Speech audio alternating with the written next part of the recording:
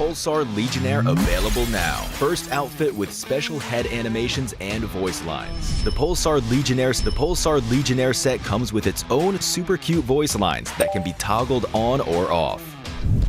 What happened? Bye, friend. Hello, Earth. I'm here. It also features the upgradable Hyperion ship DSR and Jet Reaver glider with special animations. Experience parachuting like never before. That's not all. Even more rewards await. Event period, July 25th, 2025 through August 26th, 2025. What are you waiting for? Get the new Guild set now.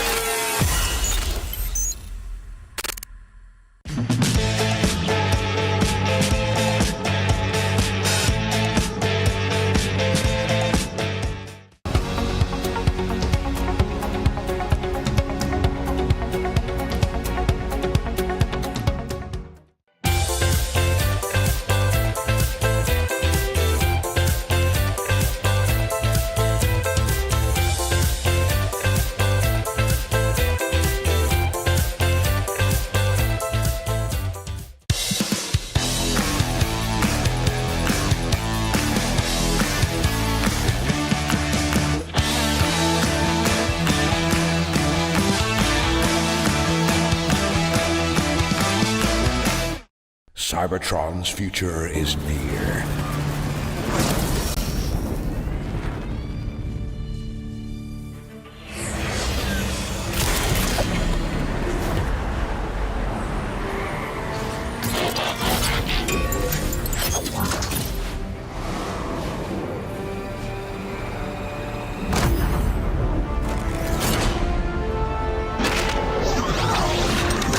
Autobots, roll out!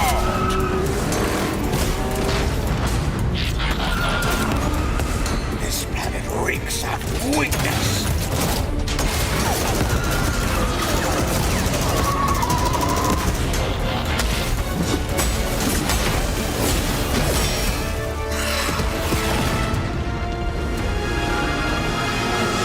Your courage reignites my spark.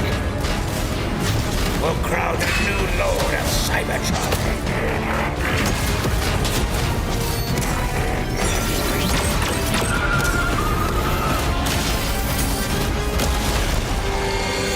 Roll for freedom. A victory for all sentient beings.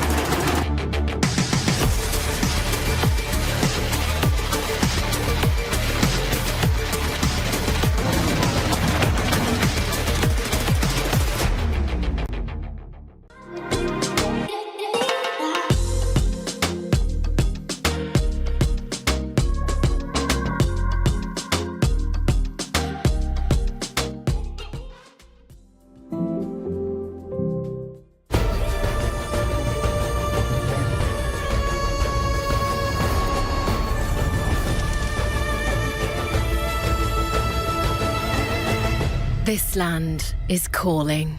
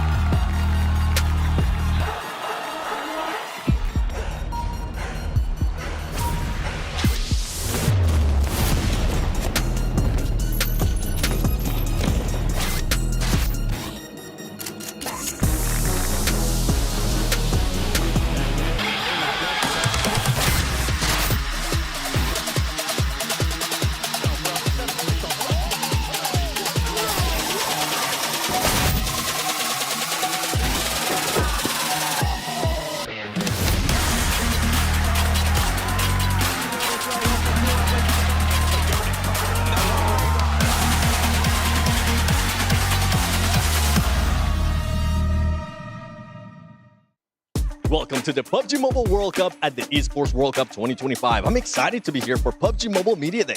One thing is for certain, Media Day is where tensions begin rising, nerves are through the roof. But I'm curious to check in with our teams and see exactly how they're feeling. Let's go. Let's do it. Ooh, look who I'm finding here. Naki from Four Tribes. How are you doing, man? How are you enjoying Riyadh? I'm good. How are you? I'm doing great. Thanks for asking. You're currently one of the dark horses for Four Tribes here at PMWC at EWC 2025. Do you guys think you might be able to surprise some of these teams? We'll surely surprise other teams, but it's not going to be a surprise for us. We know what we are bringing to the game. I know you guys can bring it. Best of luck, man. Back to your makeup. Welcome back. I'm here with Nongshim Red Force, and I got a couple of questions to ask the guys before we get into all the action. Now, guys, you had a couple of players come in at the beginning of the year. What has it been like adjusting to new players after having the same roster for so long? 일단 첫 번째 질문으로는요. 오랫동안 그래도 이제 같은 멤버로 합을 맞춰 오시다가 이렇게 또 올해 초에 새 멤버를 2명 영입하시면서 또 멤버 변경이 있으셨는데 그동안 팀 합을 또 어떻게 새로 맞추셨는지 궁금합니다. 저는 이번에 새로 들어오게 돼서 기존에 있던 팀 합이랑 제 플레이 스타일을 더 추가해서 더 좋은 밸런스를 만든 것 같아요. Yeah, I mean, I've been added to the roster this year, so what I did was actually playing and adding my own play style into the original play style of the team. So I think that's going pretty well. Awesome, fantastic. And one more question for you guys before I let you go.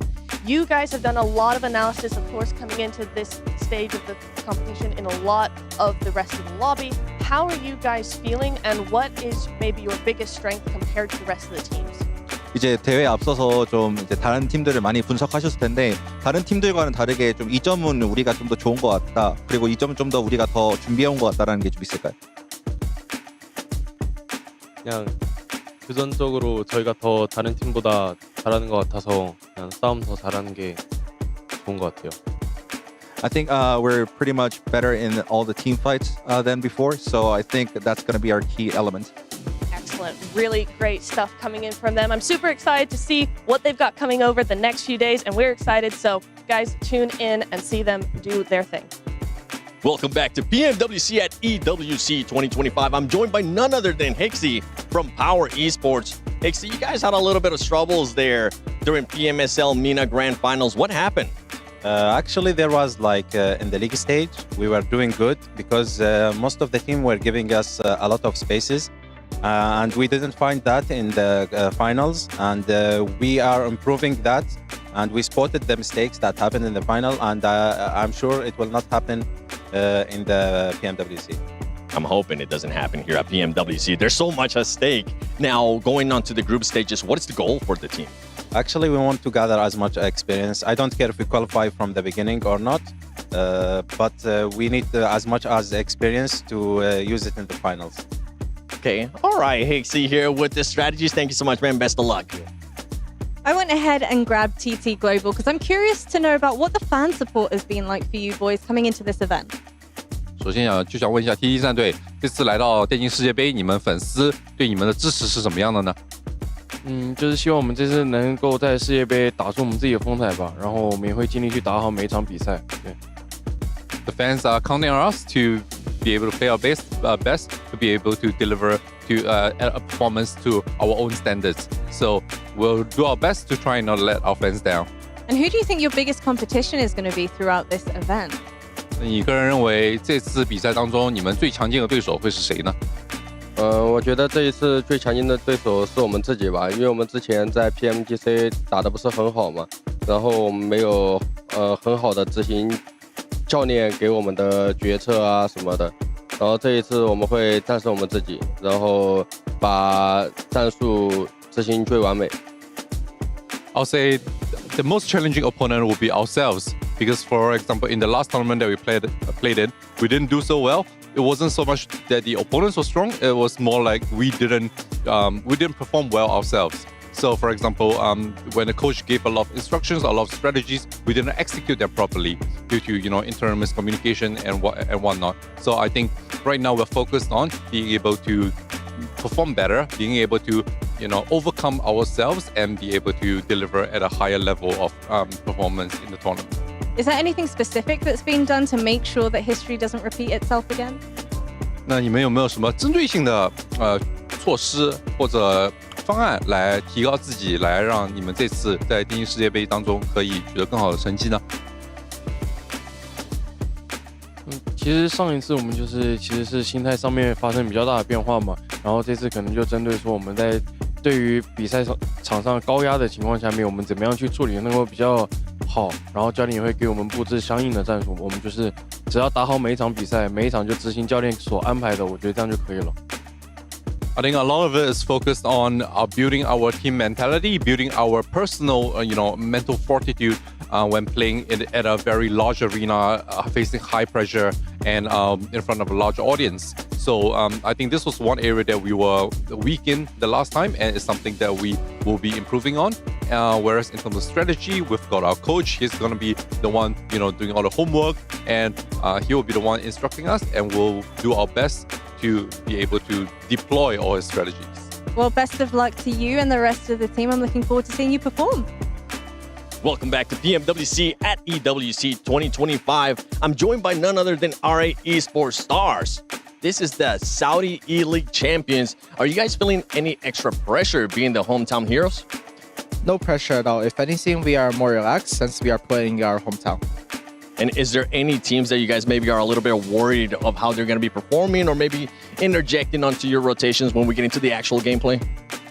There is no specific team in our mind, except that I want to give a good message to Vision. We are here to claim our title back. Ooh, okay, I can't wait for it. Best of luck to you, Stars in the team. I'm here with Yangon Galacticos, and I have to ask you boys, finishing back-to-back first place in your Challengers League, what is the secret behind your success? I think the biggest part for us is a mentality, because we have to prepare the mentality first to be able to achieve and having consistency in the game throughout the tournament, of course, yes. And how are you going to maintain that consistency going up against other regions here at EWC? Because we try to play, even though the training time and screen time, we try to play with more final. Because we put that kind of mindset in our mind on every games, and we try to be the champion on every screen. We try to be the, even though we couldn't be the champion, we try to be the number one or number two, try to get as chicken money as possible. So I think that made us preparing for throughout the tournament time. Yeah. Now, what do you think the biggest struggle is going to be for you and your team heading into EWC? I think we have our player is they don't really have that much experience. That's the only struggle there for us, I think. And how are you guys going to combat that? How are you going to fix that coming into the event? And we do our best. We'll try our best. That's all. I think that's all anybody can ask of you as a team. I'm looking forward to seeing you perform, so good luck and have fun. Well, that concludes our media day here for PUBG Mobile. Neptura, what an exciting and informative day it was. It really was. We got some crazy answers and some crazy questions. I'm excited for what we've got next. Well, let's find out, because PMWC at EWC 2025, it's about to get started. Oh, 2025 PMWC champions. That is a bit of a tough one, but if I had to predict one team, I think it would be... No, we can't let them do this. Yeah, cut. Right, now that we got all of that under control, we have some epic days ahead for the 2014s. We definitely do. We have group stage, survival stage, and ultimately grand finals. $3 million prize pool. I think it's time, Nap. We start PMWC. Welcome to Riyadh, Saudi Arabia. A city where ancient tradition meets the future. And the battleground is set. This is the PUBG Mobile World Cup, one of the most thrilling global tournaments on the PUBG Mobile calendar. It's a stage where skill meets heart, and every match could be the one to change everything. 24 teams. One global battleground. These squads have fought their way from all corners of the world, earning their shot at glory on this massive stage. It's not just about who lands the first shot. It's about teamwork, clutch plays, and keeping your cool when the pressure is on. Only one team will rise to the top, claiming the trophy and the title of PUBG Mobile World Cup at the ESPORTS WORLD CUP champions, and all the glory that comes with it. This is where legends are made. This is the PUBG Mobile World Cup, and the battle starts now.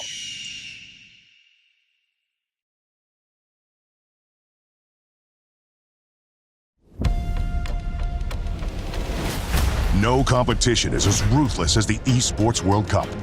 Its trophy system is no exception. The Club Championship Trophy, awarded to the one club that rose above the rest and reigned supreme across all EWC games. The Game Trophy, when a competitor closes their eyes, it's all they see, and it's not complete until it's sealed with a champion's key.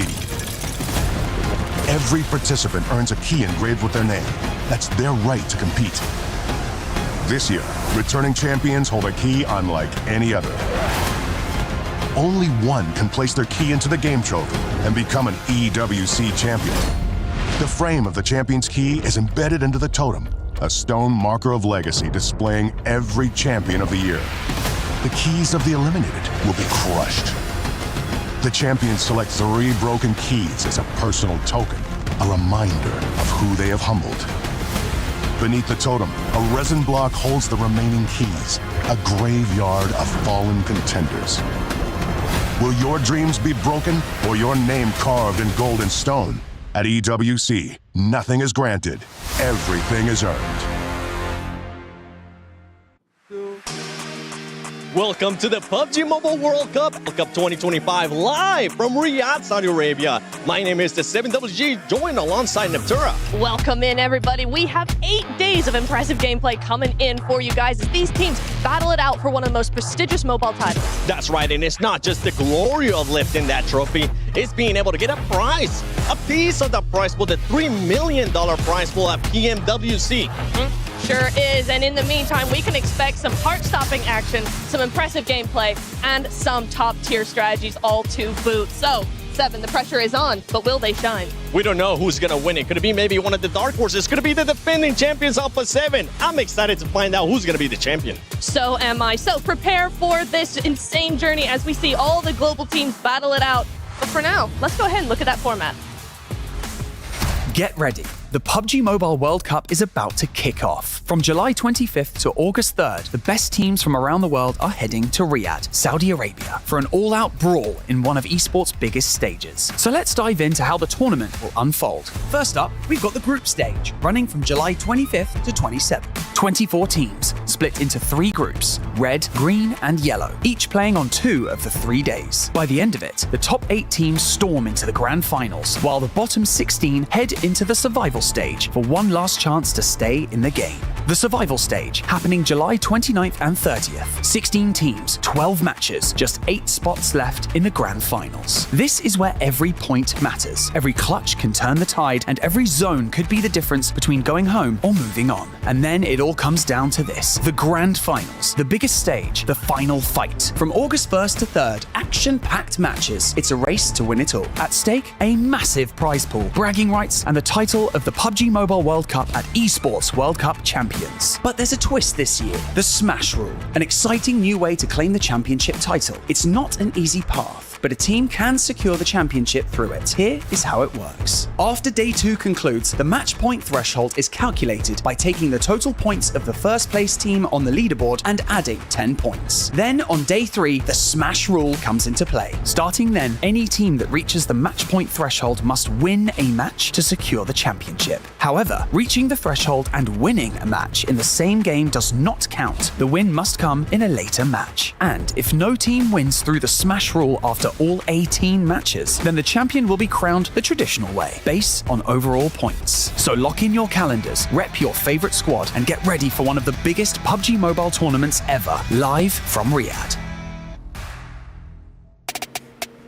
Welcome to the Qiddiya Arena, the hub of all of the action here for the PUBG Mobile World Cup at the ESPORTS World Cup. This magnificent setting will welcome supporters from around the world to cheer on their favourite teams and, of course, watch history being made, Blank. But the drama is not done there. This mechanical contraption is the Key Crusher, the Key Devastator, the EWC Sandworm. And teams will be looking to throw the keys in here. Barney, will you be my lab assistant and show the people how this thing works? Of course I will be. This crusher is honestly spectacular. I can't wait for you guys to see how it works fully when we're live. First of all, we'll turn that key. Engines on. We'll flick that switch, Mission Impossible style. Yes, we will. I won't flick it right now, but it will open the iris and it will just devastate all these keys and reveal the teeth. And we won't be pressing that final button until we finish the survival stage, till we finish the finals. I know, I can't wait for that to happen as well. But just remember, 24 teams will enter into this arena, and the fate of 23 of those keys will end in the Crusher. But the final leg will not be done there quite yet. After the winning team has the privilege of crushing 15 other keys in that finals, they will have the duty of lifting the PMWC trophy, which is stunning. It really is stunning, and we cannot wait for all of you to see it. And we also can't wait for all of our teams to enter the arena. Only one rules out rise above it all. Let's take a look at the club championships. This is the ESPORTS WORLD CUP Club Championship, the ultimate cross-game competition that will crown the best esports club in the world. Let's break down how it works. Clubs will be able to compete at the ESPORTS WORLD CUP and as many titles as they can qualify for. The clubs will then earn points based on their placement in each title. To qualify for the club championship, a club will need a top 8 placement in at least 2 competitions. But to win the championship, a club must place first in at least 1 competition. At the end of the ESPORTS WORLD CUP, the 24 clubs with the highest number of points will earn a share of the $27 million, with the winner taking home a staggering $7 million. And of course, the title of the best esports club in the world. Who will rise above and write their place in history? Watch it all here at the ESPORTS WORLD CUP. Welcome, everybody, to the STC Club Championship update. I am Veracity, joined alongside the wonderful Reflection. The wonderful already gassing me up. It's great to see you, Veracity. And look, Esports World Cup is incredible, and history is being made each and every week throughout the Esports World Cup in 2025. And the reason why is because we got the Club Championship trophy on the line. And look, the teams are competing not only for that coveted trophy, but also for the tremendous bragging rights. You're darn right. You know what? We also have a $27 million prize pool throughout the entirety of our club championship, which is alone amazing. But first place walks away with a hefty $7 million to their name. That's insane. And orgs, by the way, from around the world are competing for that very prize pool. And one of those teams is in first place. We're talking Vitality. 2,200 points is where they currently stand. They did so in last week's tournaments by getting a first and third place respective finish. You know what, though? Let's not forget about Gen G Esports, who also walked away with a victory of their own. But the big target is on the backs of none other than our reigning champions. That is Team Falcons, with national pride on the line and the pressure of, putting up a performance worthy of being reigned as champions once more. Team Falcons, they're the home team, returning champions. They really do have that pressure. But so does Alpha 7 competing during PMWC. They're also returning champions in that title. And by the way, they're currently at 200 points. So they need a top 8 finish in order to get those valuable points so they can start earning money towards the club championship trophy. And of course, if they walk away with that victory, they manage to secure themselves 1,000 of those club championship points. You know what? Without further ado, let's go ahead and throw it to 7, who is joined alongside the reigning champions themselves. We're here with Team Falcons, ready for PMWC at EWC, and I'm going to be talking with Riyadh instead of Rauf because I'm always bugging him. How are you guys feeling? You guys have had some good performances at global events, especially starting from PMGC last year, 3rd place, now PMGO, 2nd place. What is the prediction coming into PMWC? I mean, as always, our predictions that we're getting top 16. We feel prepared, we feel motivated, we're ready, and we got to show the world. That's it. You guys were able to win PMSL EU, and you guys said that there was a new tradition that you guys started, which you were able to touch the trophy. Have you guys been able to touch the PMWC trophy yet? No, Tencent didn't want to. Oh, okay. Well, we'll see if they are actually going to be lifting that trophy towards the end. Thank you so much, guys. Best of luck. Back to you guys. The energy in the building is electric, Max. But before we start to recap last year, let's have a look at how things are going to unfold this year. I mean, yeah, right here, Jackie, for 2025, it is going to be 8 days worth of action spread over the course of 2 weeks. So you better be there because the teams are here ready to make history. Back to back, same time, same place, day in, day out. Yeah, and this time around, for day one, it is going to be Group Yellow versus Group Red to kick off the festivities here at PMWC. And Group Red, known as the Group of Death, is ready to bring the heat. Oh, they really will be. And for those of you out there that enjoy a classic staple map pool, you're in for a treat, Max. I mean, come on, Erangel, the bread and butter here in PUBG Mobile Esports, it is going to be the best to have it 3 times per day. Though, looking back at 2024, Alpha 7, your reigning champions here to defend the throne once again, but we know that here, Jackie, a lot of teams are ready to take that trophy away. Uneasy is the head that wears the crown, and with Japan coming so close to getting their hands on the title last year, no reject. Who's the new challenger, Max? There's too many teams to count here to just going to be able to compete for it. But with that said, we should get right into the show. And actually, I'm a little bit late, so I'll see you guys in a bit. Get a move on. What's he doing? We'll see how long it's going to take Max to get back to us because it is going to be quite a bit of a run. But welcome to the PUBG Mobile World Cup at EWC 2025. My name is the PMWC. I'm going to be your host, and I wouldn't be able to do this by myself. You know that Maximin's going to be getting here at some point. I'm joined by none other than Neptura. Neptura, how are you feeling? I am feeling fantastic. I'm super excited to be here. We're back on the desk once again. You see what I'm seeing right now, Nep? Is that Max running? Oh my god. Here he is. Are you okay? Are you overheating? Did I miss something? Oh, start. Hello. We're ready.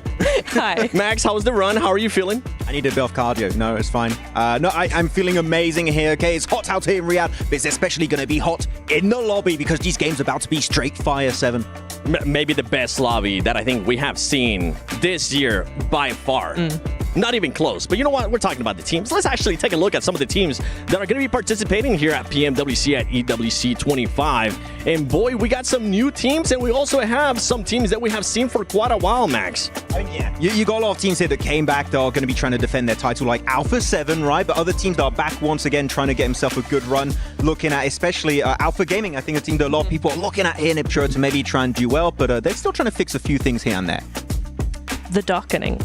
I'm just going to say it right out. We'll get to that. But you did mention it during that clip, Max. You were saying Red Group today, day one, we're going to be having Group Red versus Group Yellow. Red Group being the Group of Death. And then tomorrow, that's a group that would actually get a chance to sit out, and we won't see them again until day 3 of Group Stage. I mean, having that one break day is very important, Niptra, right? Going into it, if you have a bad start, it's a really good time to have that 24 hours to fully reset, know, okay, what happened, what went wrong, try and fix it going into your final day of the group stage, because a lot of teams, I would say, are trying to avoid that survival stage. They want to qualify from the get-go to make sure they got that final spot secured. That's usually what we expect. Would they hear one player, though, saying, hey, we actually want to get a chance to go to survival stage, which that was a bit surprising to me. Right? I mean, I always see that, though, and I'm kind of like, actually, you do want to do that because it is the way to go forward. I think you get more practice. You have more chance to analyze the teams against your team specifically. So, yeah, I do think that it's actually a really, really good idea in a strategic sense to actually play for that survival stage as well. Well, it might play out. It might put some extra pressure on the players. We don't know. Sometimes crazy things happen. One thing I do know is that I want to take a look at the Aramco Power Rankings because we got a chance to select some teams. I'm not going to talk about mine. I want you guys to talk about yours. Neptura, go first. Go first? All right. Well, Falcons, I kind of think that's kind of a given for me, at least. I think they're really cool. We've seen them do a lot of things globally. Good global experience, good to go. Weibo Gaming, huge hype coming in from them. I want to see more from them. We all want to see stuff from them. And I think they've got a really, really good chance of doing very well globally, which historically, since Nova, we've not really seen from their region. So I'm good to see that. Regnum Karya as well. I kind of feel like there's no real discussion there. We all know why they're there. PMGO champions, right? They made themselves their home region get an extra slot, and they qualified through that extra slot. They got themselves in PMGO over here in PMSL EU. So really good stuff from Regnum Karya. Silas, We have to say, he won PMGC. He's won now PMGO. If he wins PMWC here at 2025, he could be the only player in the world to have won all 3 big global events, which would be historical for him to make that happen today. And the crazy part is that for the year, I mean, he could hit the global Grand Slam for PUBG Mobile, winning PMGO, maybe possibly winning PMWC, and we'll see. We'll have to wait and see what's going to happen with that team at PMGC. By the way, my picks, pretty much underdogs, okay? Teams that I think are going to end up going to survival stage, but teams, some of them not, but some of the other teams that I think they're actually going to be going to grand finals. But one team that I think a lot of people are expecting to be in grand finals is Erangel. So let's take a look at this video.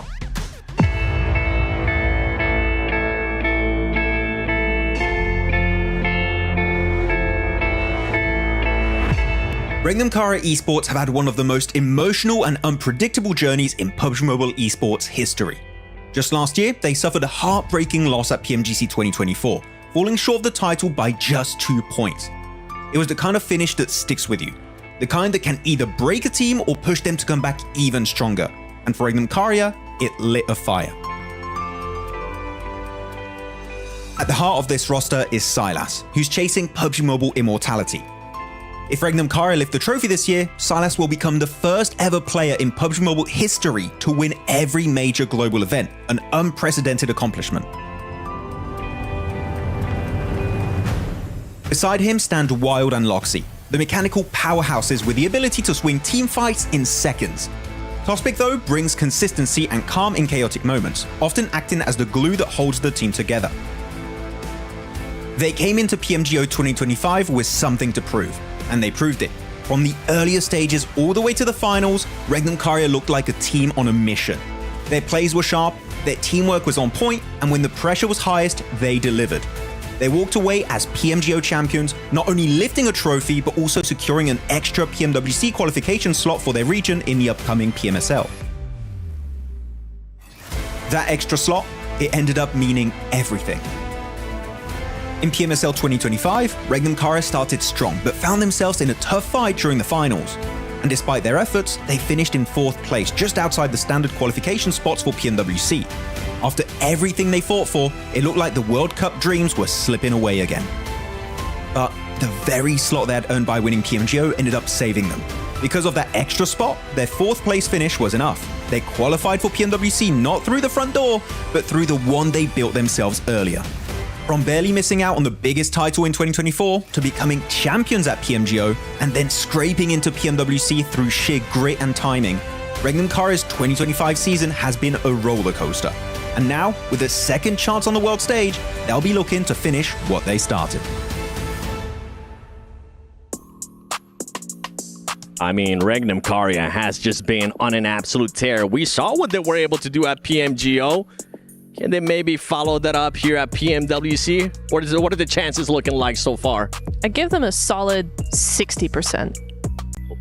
Oh. So they need to share 40% between the other teams. That's quite low. Yeah. Yeah. I think they're looking really good. I think they're just looking very strong. They're feeling it. They're feeling that success, right? And so I feel like at this point in time, feeling as good as they do, that momentum that they've got, this team that they have, the synergy they've been able to build, it's looking very good for them. You want to jump in? No, I was going to say, because looking at this team, right, these 4 players have stuck together now for the entirety of 2025 so far. Yeah.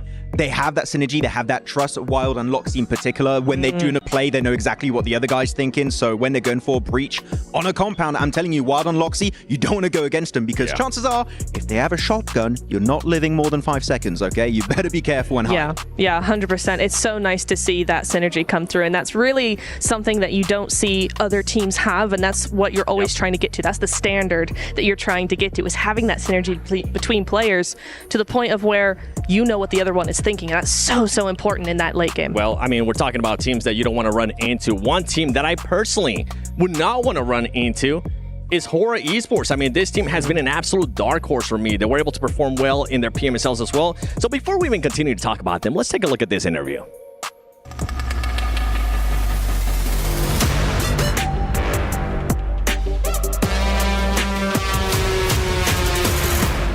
We're lacking so many things in past, like communication, synergy, team game. That's why we got 1v3, 1v4 so many times, but in this gap, we really did like practice all the things. I think it won't happen again in this PMWC. Last night is our main drop, so we will surely go there.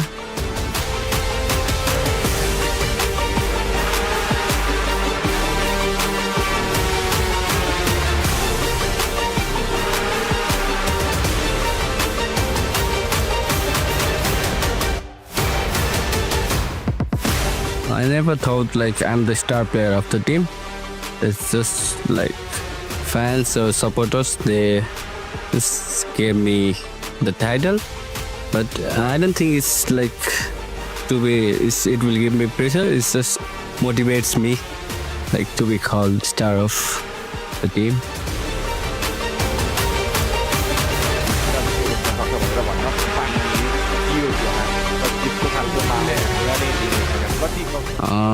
I don't like to say anything those who underestimate us, but I'll just show them in game.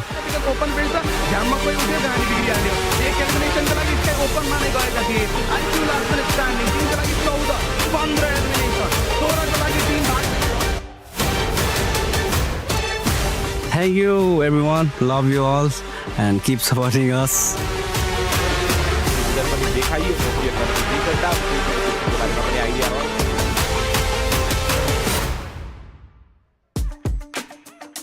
As I mentioned, a team that you definitely don't want to end up running into. They have turned it up this year, Max, and I feel like they could be either one of the favorites for some people or maybe a dark horse team for some other people. Yeah, I think you could see them in the two different options here going into this tournament. If you're Nepalese team, you're going to see them, of course, as a big squad going here for the entire tournament. Though, this is a team that's very rotationally smart, right? They are so good at getting good entry points here, and I think that could be something that sets them apart in this lobby. I mean, we just got a chance to see them there with the Jamil Motorsport player arrivals. They're looking confident, and I think they might end up shocking the world as well, especially in group stages, Neptura. I think they could, exactly. I mean, this team gets a lot of pushback from actually being able to be very passive. They get labeled as very passive, but they're not. They're a very aggressive team. They're just not as aggressive at the get-go as you would see from a lot of other teams. So they get called passive a lot, but they really aren't. Yeah, they take fights that make sense. They're not a team that, I see you, I'm going to push you and fight. No, they think about it. If we get something out of this fight, if we win it, this fight makes sense, we'll send it. And they're a team that's very smart about it, but I see them a lot more as a defensive team. They get in positions ahead of the lobby, play defensively, hold teams at bay, especially with Sleepy. That's exceptionally strong with the DMRs, especially the Mini 14, keeps everyone at bay, and that just gives them a lot of space to work with in the mid to late game stage. One thing that I've actually enjoyed and that you were able to showcase on Instagram at MatsMainCast, make sure you check it out, by the way, because it's the macro play. They have just improved that macro play, and I think that's actually going to end up helping them out here in a global stage. Yeah, they know exactly how to leverage positions to their advantage. At any stage, early, mid, late game stage, it doesn't really matter too much. They're very smart, and it's down to the IGLing, the fragging potential, the team coordination. But one thing we need to talk about, especially too here, Nep, is going to be Mafia Ninja. The man in the shadows, right? Was part of DRS in the past, one of the most experienced players you will ever find in Nepal for PUBG Mobile Esports, and this guy has been helping fix a lot of issues for the team, and they are now coming fully prepared for PMWC. And because of Mafia Ninja and how the team have been working so far, I genuinely would not be shocked to see them up in a top 5 position. I wouldn't be shocked either. No. I that's currently a team that I have going to the grand finals. Do you feel the same way for that team? Straight from group stages, by the way. Straight from group stage is a lot, because I think we're going to have a lot of teams that will put a lot more points forward. Okay. But I think if they can survive to that late game, they're very sneaky. You never know where they're going to be in the circle. If they can get that far, then yeah, I think they could do it, but it's kind of depending on how the rest of the lobby plays, I think. We had a meme during MSL CSA saying if they get past the 5-minute mark, there's a 90% chance they win the game, because they kept hot dropping. But once they fixed the hot drop versus upgrading Yasnai Poliana, they just had no issues reaching the 20 to 25-minute mark pretty much top every 3 match. easily. Yeah, that was down to Mafia Ninja. You were mentioning other teams there. I think one team that you might have in mind that we were kind of talking about, is Kinotrope Gaming. Yes. That's a team that you really want to talk about. I am very excited about Kinotrope. I really, really am. I think they're such an interesting team. They're not one that I've seen a lot of. I feel like this is kind of one of the first times we're going to see them globally. For certainly many of the players, this is their first global event. They only have Ozzy-san, who we know from many years ago. Over the last few years, we've seen him a lot in the global stage. The rest of the players know. And when I saw them recently, it was like, hang on, who are these guys? Because they're actually really good. They're very aggressive, and they seem to hold their own against very experienced teams. So I'm very excited for Kinotrope. Me too. One team that I'm really excited for, and more than likely Max is going to agree with me, and I know you definitely agree with me already. Can you take a guess who it is? Starts with the W. A B and a G.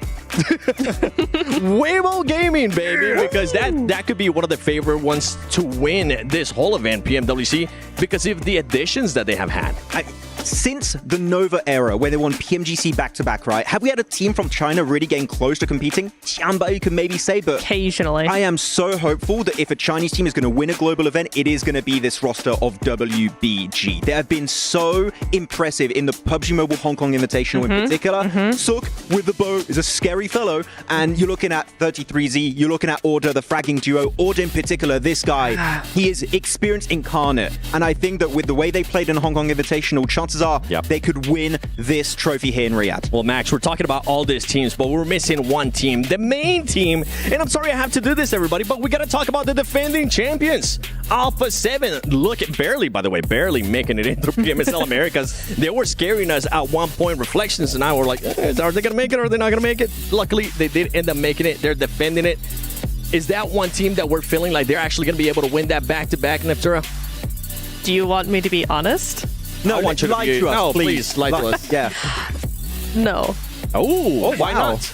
I think the lobby is the strongest it's ever been. I think we have way too many contenders that play too similarly to A7. Very aggressive, very quick. That they might just, if they don't fix the certain cracks that they have at the moment, they could fall through them.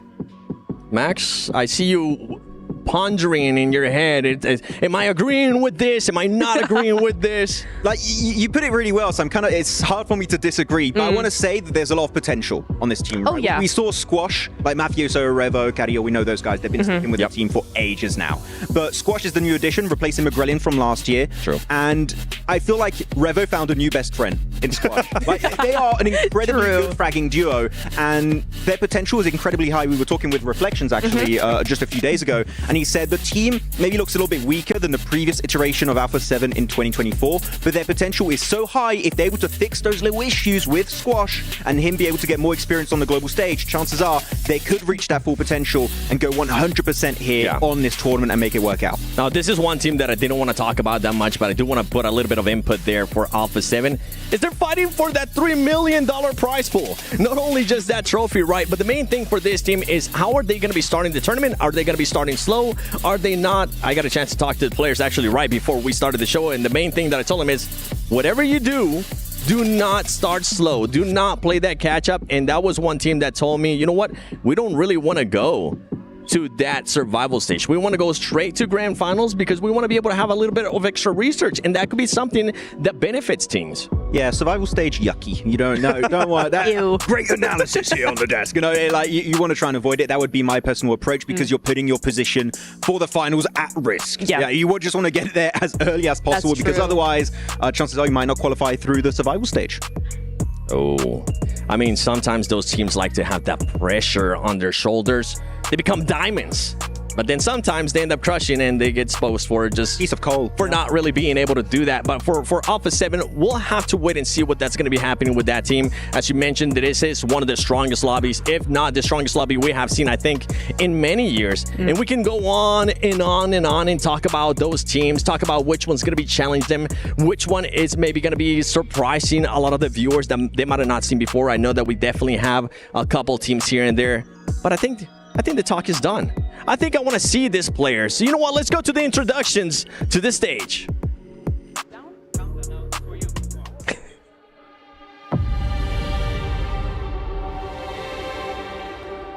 The goal isn't to simply compete. It's to bend, break, and dominate your opponents. This week is going to be absolutely phenomenal, and I cannot wait to see what unfolds. My name is Barney Banks, and I am privileged to be your host for the PMWC at the 2025 ESPORTS World Cup. 24 teams will enter the Gidea Arena and battle through the group stage, the survival stage, and of course, the grand finals. All with $3 million in sight, and of course, this stunning PMWC trophy. But let's not get ahead of ourselves. I think it is time to kick off today by introducing your teams for day one of the group stage, starting with AXTMG.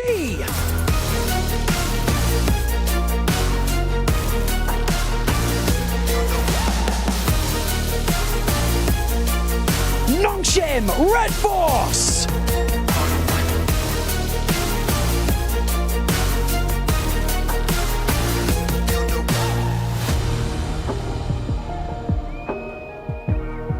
Weibo Gaming.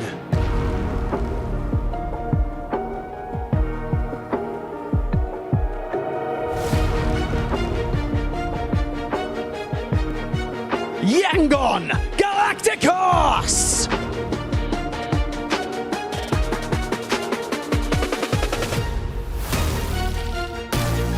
Hora Esports.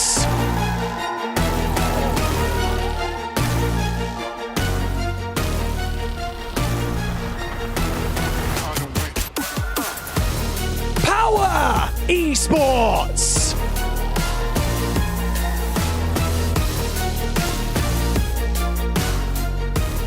Regnum Carrier Esports.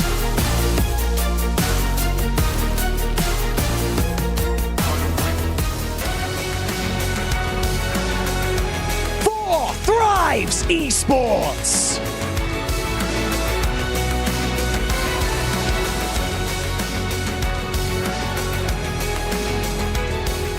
Fireflux Esports.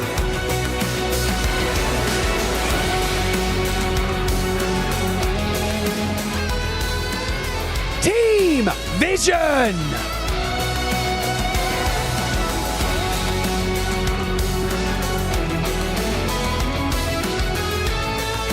Influence Rage.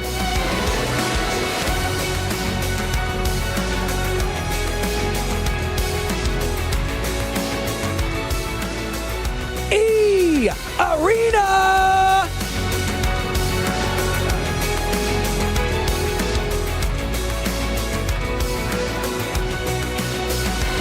Team Secret.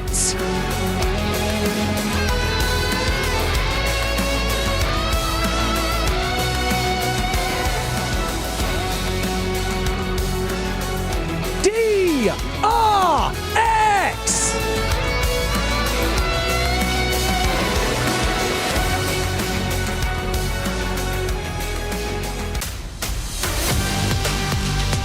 And now, your reigning club champions, Team Falcons!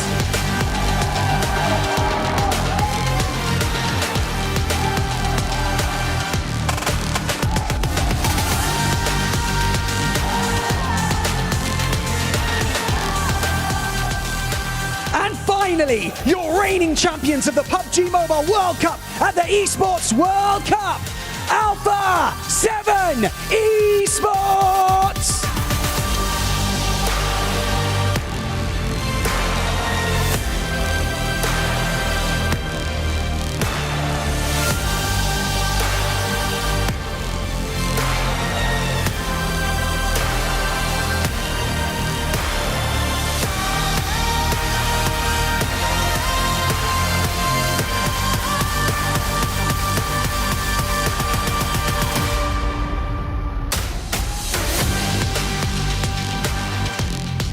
The journey to this point, it has been tough, but the real work begins now. It is going to absolutely pop off here on the main stage, so get comfortable. Who has what it takes to perform under the bright lights? Could the reigning champions do it once again? We spoke with Alpha 7 Esports earlier this week to find out.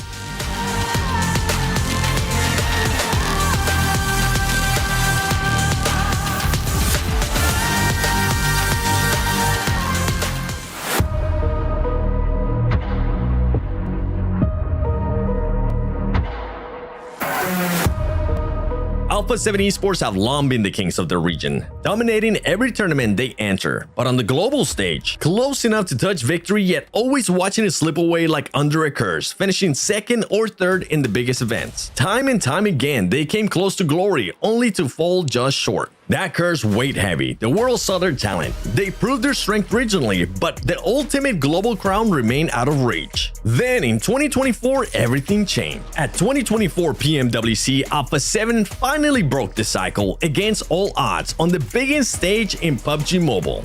They delivered the performance of a lifetime, champions, the first team from Americas to ever lift the World Cup. It was more than a victory, it was a statement. But since then, the roster has slightly shifted with McGrellin out. At the heart of Alpha 7 is Revo, a PUBG Mobile legend and basically an MVP magnet. The guy's consistent, clutch, and always in the spotlight. Revo jumps out the 364, and that's the second as well. Revo. Then there's Carrillo, the team's IGL and mastermind who calls the shots like a chess grandmaster, always 3 moves ahead. Mafioso and the newcomer Squash bring the heat with insane mechanics and nerves of steel, ready to turn any fight on its head. And honestly, Carrillo's not just the brains, he's got the highlight plays to back it up and he's hungry for more. But being a champion means the target on your back never goes away. Alpha 7 entered 2025 with a different kind of pressure, the pressure to defend, to prove that last year wasn't a fluke, that the crown belongs to them. In PMSL America Spring, Alpha 7, who have long dominated the regional PMSL, didn't just bounce back. They crushed it once again with relentless consistency and their trademark aggression. They maintained their undefeated reign at home while proving their strength internationally. A third-place finish secured their ticket back to PMWC. Not as underdogs, not as challengers, as defending champions. From South America to the global stage set in Riyadh, Alpha 7 isn't just back, they never left. PUBG Mobile fans, prepare yourselves, for we're about to kick off 2025 in style. Things are going to be explosive, exciting, and downright disgusting out there today, Blank. I cannot wait to see how this lobby's looking and how the first day of competition goes here live in Riyadh. Criminal roster of players across all teams here in the EWC, the PMWC. We've got Team Falcons coming in through here, coming off the big win over in PMSL EU, and Koa with his signature sunglasses on deck. Man, it's going to be a treat. So many teams that are absolutely stacked this year. I think that's the rhetoric we're all kind of looking at. Damn, all right, little bit of a flourish as well. Yeah, it works. I'm digging it, Blank. I'm digging the stage too. I think that's one of the fun elements that we're bringing to you this time around. Such a different style, the dynamic nature of it, it really embodies what the scene's looking like today. You know, even earlier on, I got the chance to, take a little step into the stage during scrims. We have players shouting at one another from across the room. It was good stuff.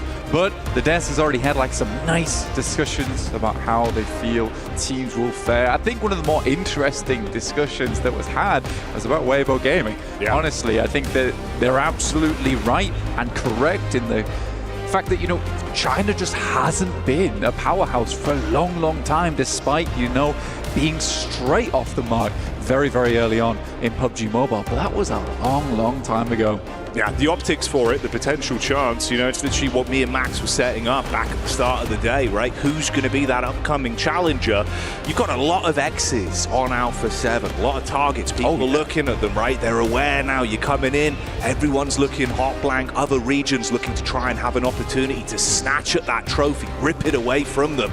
And we saw how motivated and close Reject came last year. Not in the building this time around. Someone else has to come up and show us what they're made of. And I think there really is a definitive chance that we get a different champion this year. I'm not actually even expecting the 2-time possibility, Blank. With how stacked this event is, I feel like it would be so much work for Alpha 7. They're going to need to give us their A game through and through. Well, like Yagami in the building. We do have a bit of an issue, right? In terms of the fact that Alpha 7 barely made it in. Regnum Kalia barely made it in. Yeah. Team Falcons, they didn't look super smooth making over towards that top spot. They still took it. But Regnum Karya, Alpha 7, those are your two teams that a lot of eyes are on them. And Max put it perfectly in the sense that Regnum Karya earned their own spot coming through from PMGO, but if they'd come second in that PMGO, damn dude, they wouldn't be here sitting on this stage today.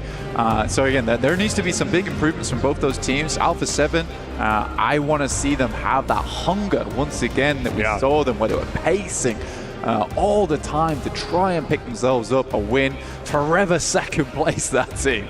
Yeah, the Cinderella story, right? Forever the bridesmaid, never the bride. They were finally able to have that success story, and what a time for it. I do like as well, it's the way it kind of plays in, right, with the stage, them in the middle, risen up. But is that the true lay of the land? Like you're saying, the differential of how this year is going to be looking once we really start to kick things off. A lot of excitement, a lot of talent. That's really what we're looking at here. I mean, to be honest with you, I think everyone at home this year is going to be in for a treat. Day in, day out, back-to-back blank. So much PUBG Mobile, and you need to make sure you clear your schedule to fit it all in, because it's going to be world-class. All right, this is a feast. It's going to be calorific on the stage, and it will be treats back-to-back. Some sweeties for the PUBG Mobile fans. Oh, yeah. A couple of bonbons been thrown in there. Sugar Rush gameplay. But yeah, I think the interesting thing here right now is you can see it's quite pensive in the room, quite pensive. Yeah. Where we're all on 0 points right now. You know, no one's got that head jump start where they're feeling a little bit more confident at the position in this tournament. We're just waiting to get into our first game here. I believe we're very, very close to go, so don't worry. Headsets it is coming. Yeah. Man, it's exciting as well, because I think, you know, you raise a good point there, Blank, where kind of the bookends of the entire event, right, having that nature of opening game, where everyone's on same points, nil point, nothing to play with, right?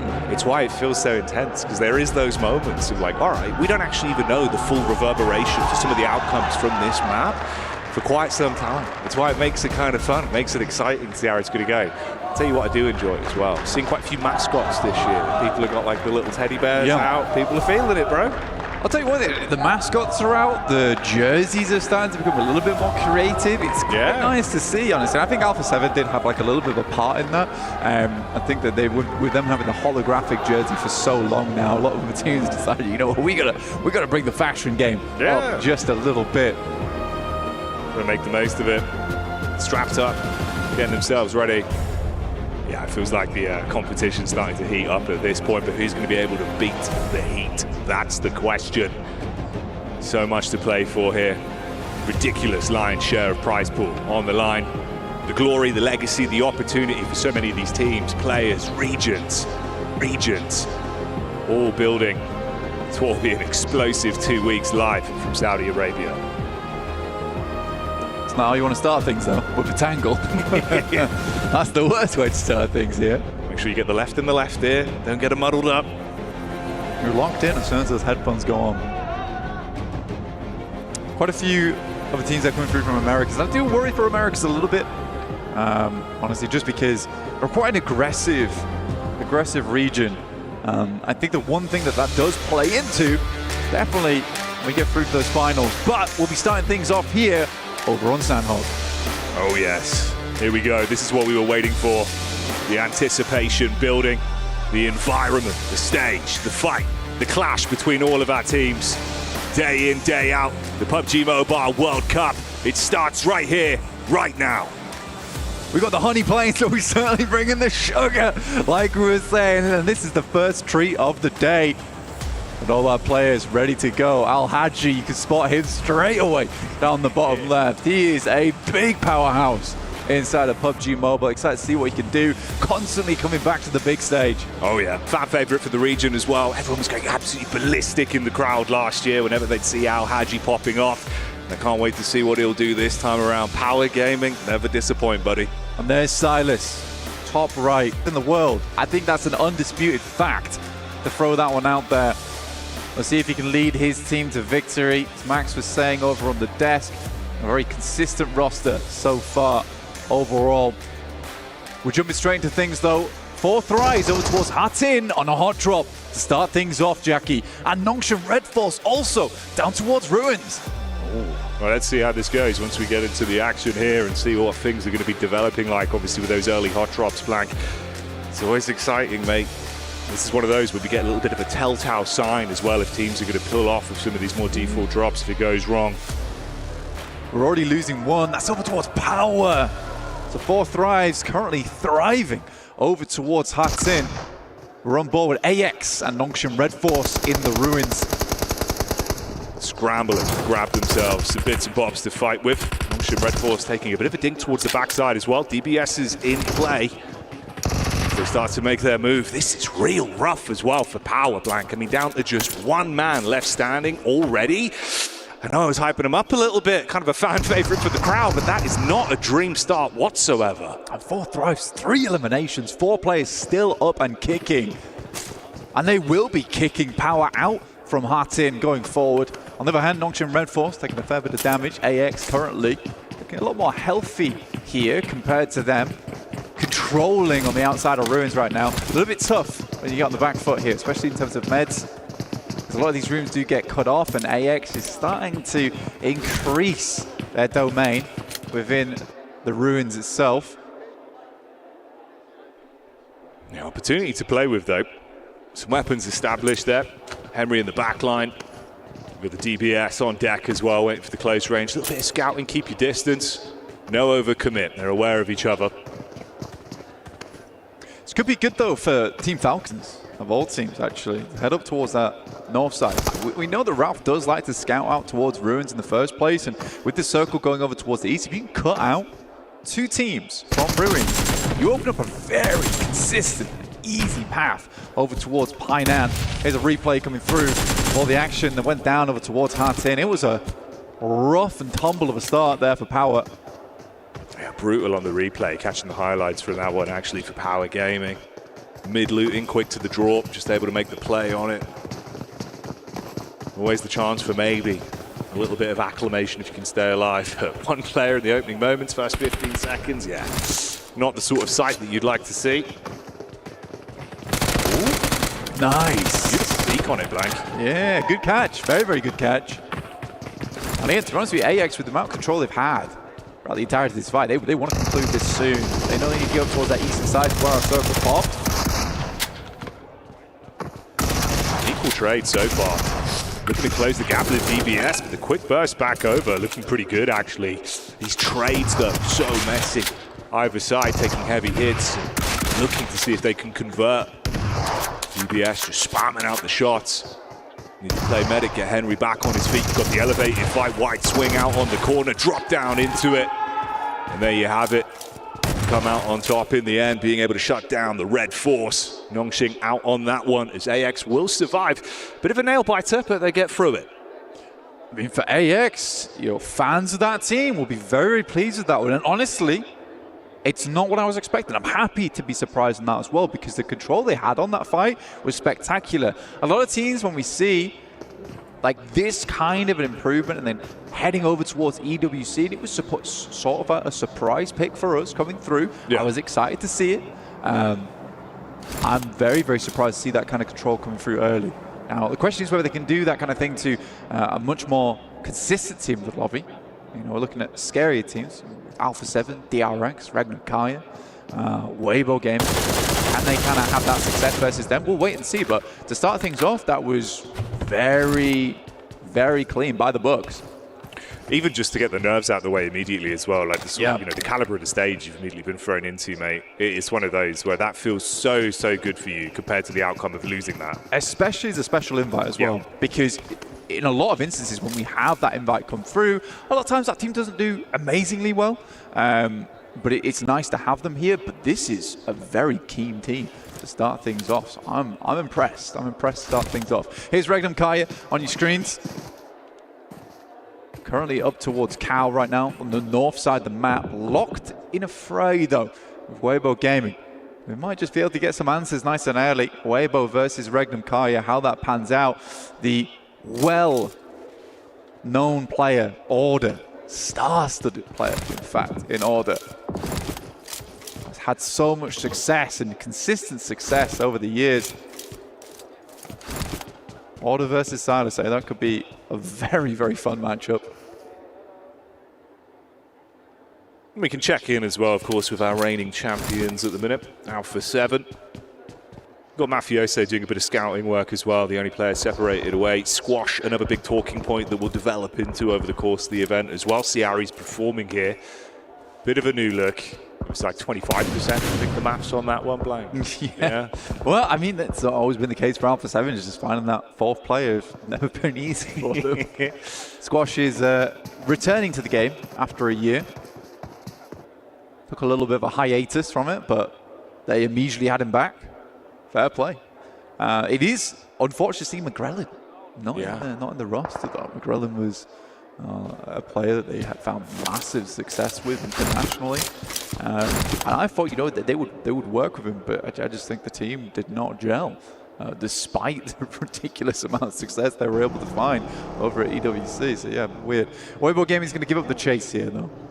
They're going to head down towards that south side. I reckon Kaya don't take any casualties off the back of that one, which is good to see.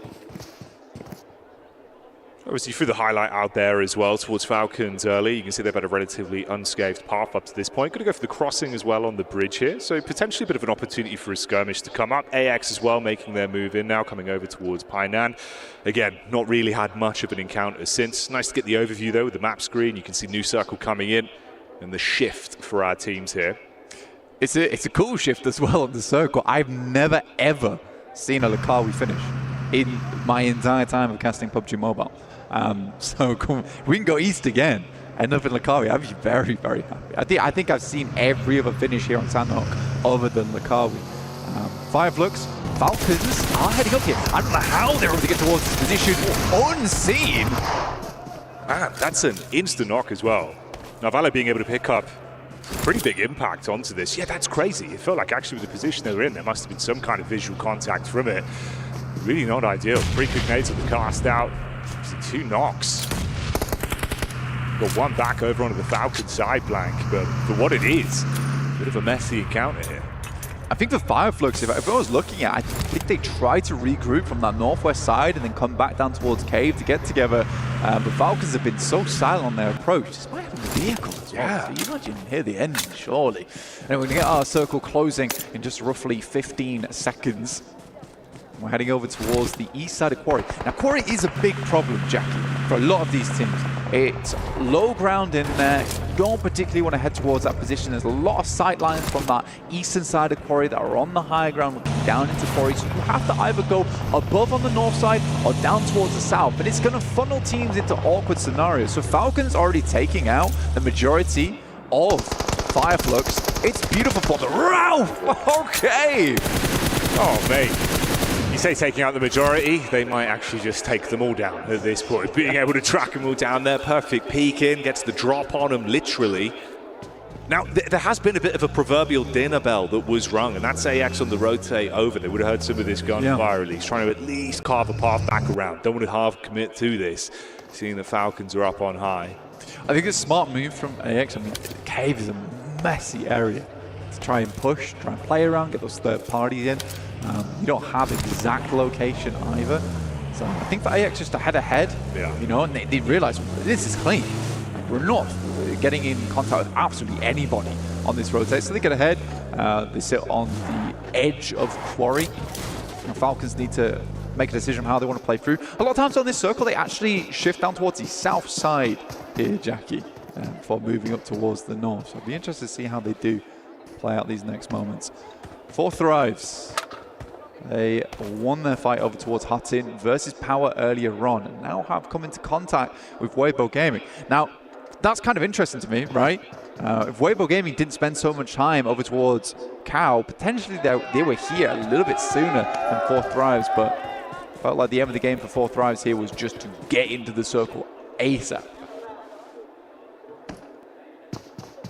So it is a bit of a split as well with the scout.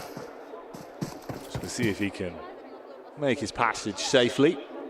the solo head count. Obviously, Scarface, the only man left from the squad after the cave shenanigans that we saw, tucks himself in, and then you have Easy on the long old quest. He tanked himself up, late loot, just trying to make his way down. Obviously, that was Power Gaming losing absolutely everyone bar Easy in the opening few seconds. Come on, let's head north. Let's head north on this circle. Just show me one Lukawi, please. Fun area of the map right now. You got like a lot of high ground that slopes down over towards Kampang, over towards the Kari itself. It's a little bit open on those high grounds as well. There is more buildings down towards that eastern side, but that means you are picking up the low ground early on. If you have to move out that area, it is a death sentence. Playzone takes down Toshbek. Now that is interesting. I don't know how that's happened for Breaking Kaya. They have really dallied on their escape outwards. And you cannot afford to dilly-dally. It's time to lock in. And they're going to have two teams ahead of them as well. So the pathway forward is going to be a bit rough. Toshbek on the knock. You've got Wavo as well with the damage coming over the top. Before I get into close combat here, I mean, potentially with DPS, you've got the crossfire set up just on the doorway, but it's the nade usage that could make the world of difference. A few of them are back pocket, already a bit of splash damage over. Slight peek on the angle. Oh, hang on a minute. This really is a dinner bell. You got the third party just on the top of the ridge as well. The thing was this though, Jackie, this is exactly what I was talking about. That high ground looking down to Lukawi is horrible to play against. Before Thrice though, they just need to worry about getting backstabbed. I think Team Vision has made their way on over, and there's Volt already finding T24. There's Angdon Galacticus finding Regnum Kaya, the entirety of them as well. Goodness me, just waiting for them on the wings there. Yeah, fragmented, one knock into Toshbek, everyone else just being shot at from two separate sides, and it really does start to crumble. This was 4 Thrives who were setting themselves up to get the third party down from the top of the ridge. Like you said, they've been ran up on, and it's not looking good whatsoever. Quickly, they are dispatched. Mopped up like a spilt drink, Blank. It was a great push through from Vision. Honestly, Volt does a huge amount of work in that instance. I'm surprised that 4 Thrives fell for that so suddenly, and I think that's because they got a little bit too aggressive down towards the position early. And that is always the difficulty with taking that high ground, that your back is not protected. Horror though, no fear. Certainly feeling it now, it's a little bit. Soaz from DRX, of all teams, down towards the south side of this, actually getting slightly involved. And it's nice to see, Horror getting aggressive, because it's exactly what Neptera talked about on the dares count. Teams maybe see them as a bit of a passive team, but no, they've got a little bit of a bite to them. Oh yeah. Don't want to get those hands too close, they'll bite back. It's rough for Order as well, how he was setting himself up. Actually quite nice with the cook on the nades. You can see he was trying to just go in for the knock, didn't expect the shot from the side, instantly downed, and then fully committed because of it. Yeah, DRX might actually have a little bit more to say about this one, the longer it develops as well. You've got a good read on it. Oh, hang on a minute. Alpha 7 count, dropping over. Mafioso trying to bail out. Damage comes through. Quick damage on the Carrillo. There's the pre-nade as well. Oh, nearly, mate. Couldn't get it through the window. Yeah, I mean, that's a nade you should not be missing here in EWC, right? I don't think you should be missing those kind of nades. For Alpha 7, now they're surrounded. Revo, Mafioso, keep things under wraps. Team Secret, they're coming over towards that building, over towards Revo is. He's got a big task ahead of him. It was a cook on the nade, cast it out, doesn't look like it's going to be on target. Vision as well, scrapping. Meanwhile, on the left-hand side of the feed, it's all kicking off. Damage back down onto 4 Thrives. That was the replay that we had there with the real action here. Let's see how it goes. There's 4 teams in this compound, dude. This is unbelievable. You've got Yangon Galacticos, Alpha 7, Team Secret, E-Arena, all battling for control here. I think Team Secret picked their moment very nicely. I think Team Vision maybe missed their moment there. But they could have come down slightly earlier, as opposed to looking over towards this fight happening between Weibo as well as Horror Esports in Lukawi. I think DRX does have a nice spot, over on this eastern side. They can stalk the opponents on the west. Yeah, it feels like they've been picking their fights nicely as well. The one pick they were able to find was good timing on it. They're not overcommitted if they're playing the long game on this one. With everyone being so closely grouped, there's a lot of potential for a big point earner the longer it goes on. A lot of chip damage being thrown out between these teams as well. Weibo going down in the meantime. Another squad eliminated as they are thrown to the wayside. It's been been so rough as well. Mafioso consistently just taking so much damage, having to tuck in, really doesn't have an angle to fight from at all. Smile, be happy with that one on the peek back over. Good tag straight up, say goodbye. It's a good unleash over towards E Arena. Very nice angle to play in. Mormon goes down after all. Maybe Team Vision didn't miss a trick after all, by the way. If you can clean out Horror Esports, they have a very nice ability to kind of sweep on this eastern side. But I'm very, very excited to see who wins out on this compound eventually. Here's Marcelo. Again, this is what they wanted to do in the first place. Get rid of Horror Esports, then they can start to move down over towards DRX. They will cut themselves out a huge amount of space on the northeast side. And even if it goes over towards the west, they do have a scout in Never Alone, currently playing in a compound on that northwest, keeping tabs on that huge fight ongoing inside that compound that you see on your screen right now with Team Sleeper Alpha 7. Yangon Galacticos, nice nade, comes through again. 6 elims on the match. Yo, honestly, you've got to give him props. Vision looking really crisp right now. That was a beautiful nade. Great timing on it. Ooh, hang on. Going to be able to get the full commit onto this, though. Looking for a window. Obviously wanted to get the pick back up. Couldn't do it. Zahora out on the adjustment there. Great work from Vision. Topping right now on the elim points. That's 8 that they're rocking with. It's a really, really nice start. And Sanhok is particularly good for this, Jackie, where you're able to get a big lead at the start of the day just because it encourages one team to take control of the match. That was a nice step out from Borizin, honestly. But Devotee, the reaction speeds on that were insane. It's a good start for this teammate as well, the way they've read it. You play off the back of the nade into the peaks. You've got to force them into the fight. It's a good engagement, actually. Like, impressive stuff. They've been playing a relatively passive game rather than the hot drop that we saw to start off with, but rotations have been all right. The teamwork looked pretty good. Rough on the move here, though. Limited cover to work with and influence Rage. They take the peak up and do get the shot back over. If it's quite honest, like it has been hard for them. There hasn't been too many areas to jump in. I mean, Arian will get ahead here. Well, it's Cyrax. It's the easy cam. Oh, hey, that's take out influence. He's literally had the backline this whole time, by the way. He's been slowly making his move in, right? He's rocked up, found influence Rage, and made the play. Oh, easy. Fair play. Fair play. 2 elim points. Can't actually turn your nose up at that blank. No, you can't. Let's see if he does any more. I'm rooting for him. Oh, footsteps heard. Yeah. Nah, he's not joking around. Hey, I mean, he outlived 4 Thrives, though, so... It's really not that bad, considering that could have been literally like a 0-point game. Like, yeah. You'll take it. No, absolutely you will. They got, I think, a 2 off the back of that. Yeah. Nice. Yangon Galacticos will finish off Alpha 7, who get 1 pity point in terms of placements. Any other elims that came their way. Team Secret now struggling. And this has been a great setup from Vision.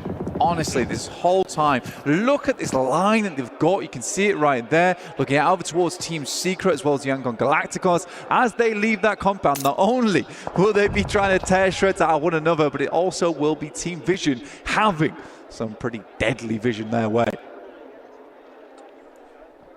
Potential stab in the back as well still. From Joker onto AX as they start to make their rotation over the top. Like you say, it's a good setup from Vision, but I'm also liking what DRX are working with. Oh, hang on though. Volt still keeping the electricity going. More so than anything, right? You're going to have that relatively equal tie right now in the elimination points between both of them. Great game of how they've been keeping themselves involved. It's a nice sprint to at least have an understanding of the rotations in for DRX.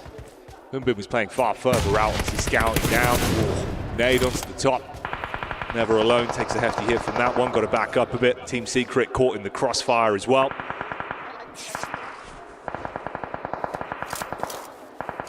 Smile finding a lot of Team Secret there. So stolen away, a lot away from Vision, honestly, on their exit.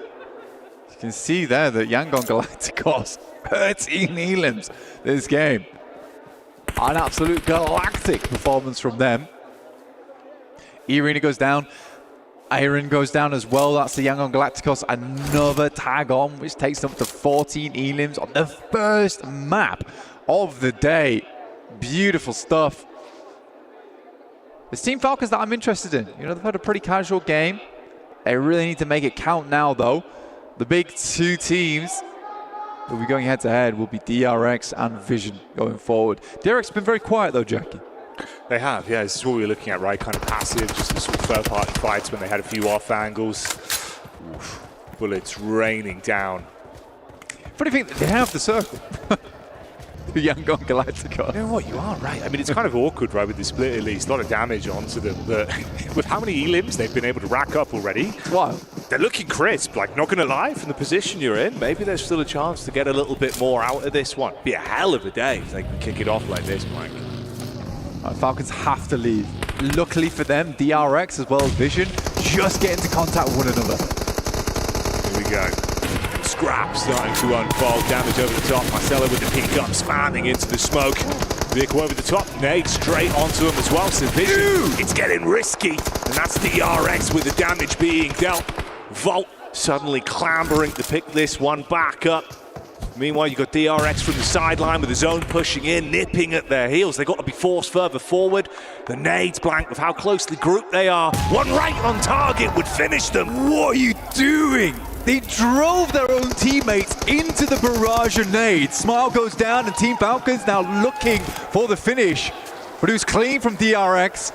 Now looking to get all their players back up on their feet. We'll see if Team Falcons can finish with North. It's Ralph, Koa, as well as Redux. Either side of the circle. Preliminary grenades going out over towards the hard cover, so you know they're working with no information. Nades in, stepping forward. The feet are on the ground right now. DRX, they saved themselves. Could have been misery in the previous fight. The smorgasbord of mistakes have kept them in it to win it, and Hyunbin tries to unleash. That's one clean connection back on a round. Koa, low on HP. DRX dealing damage right now as the E-limbs are racking up in a position to close it and grab themselves a chicken dinner on the first game with the shots raining true. It's all on Redux. We need to be a clutch from the back line, and that's not going to happen. DRX will take it. Yeah, coming to play here. It's not quite T plus K, but DRX are looking good on the main stage.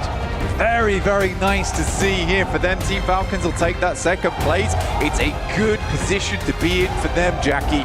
It really is. Beautiful stuff. I mean, hell of a start to the day for Yangon Galacticos, right? Like the E-limbs, absolutely beautiful. You're taking really heads-up fights. You've been able to build up that momentum. For a first game, that's the performance I'd want every time. Yeah, we didn't get the chicken dinner blank, but the blood's pumping, the comms look clean. That matters a lot. No, Ralph doesn't seem to lose that game. I think that they should be happy. They were working with little to no information there, and they really had to cut it down to the wire moving out from that blue. They were banking on Vision and DRX actually fighting one another, and it took so long to get involved. But what was that car play, dude? Mate, it just felt so confusing in the moment as well, right? Because you're like, why are okay, you backing your teammate? You've got the intense fight here. What is this playing? Like, where's this going from? The comedy of error that then just unfolded into everyone, obviously, having to be closely grouped. You eat a nade, no spacing, nothing you can do. The difference of one nade is just completely removing them from what was otherwise a really great sort of mid-flow of the game. The game was unreal from Vision, and to end in an embarrassing moment like that does feel rough. They still get themselves a lot of points on the back of it, though, Jackie. They really do, they really do. And a lot more action to come, so join us after the break.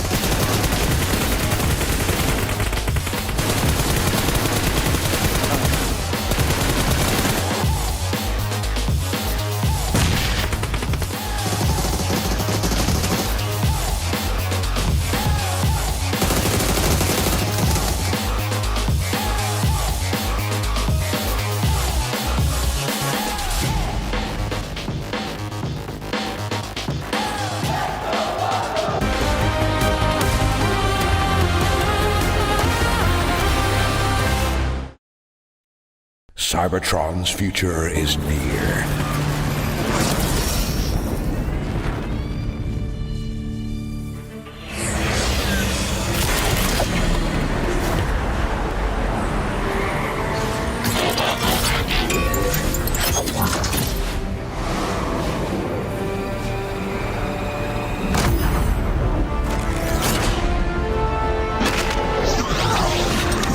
Autobots, roll out!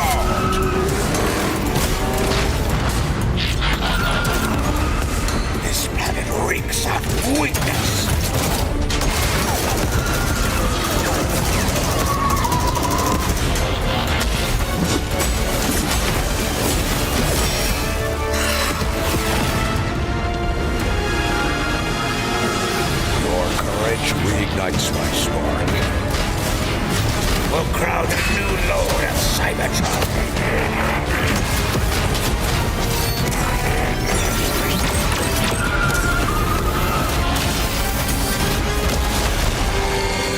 Roll for freedom. A victory for all sentient beings.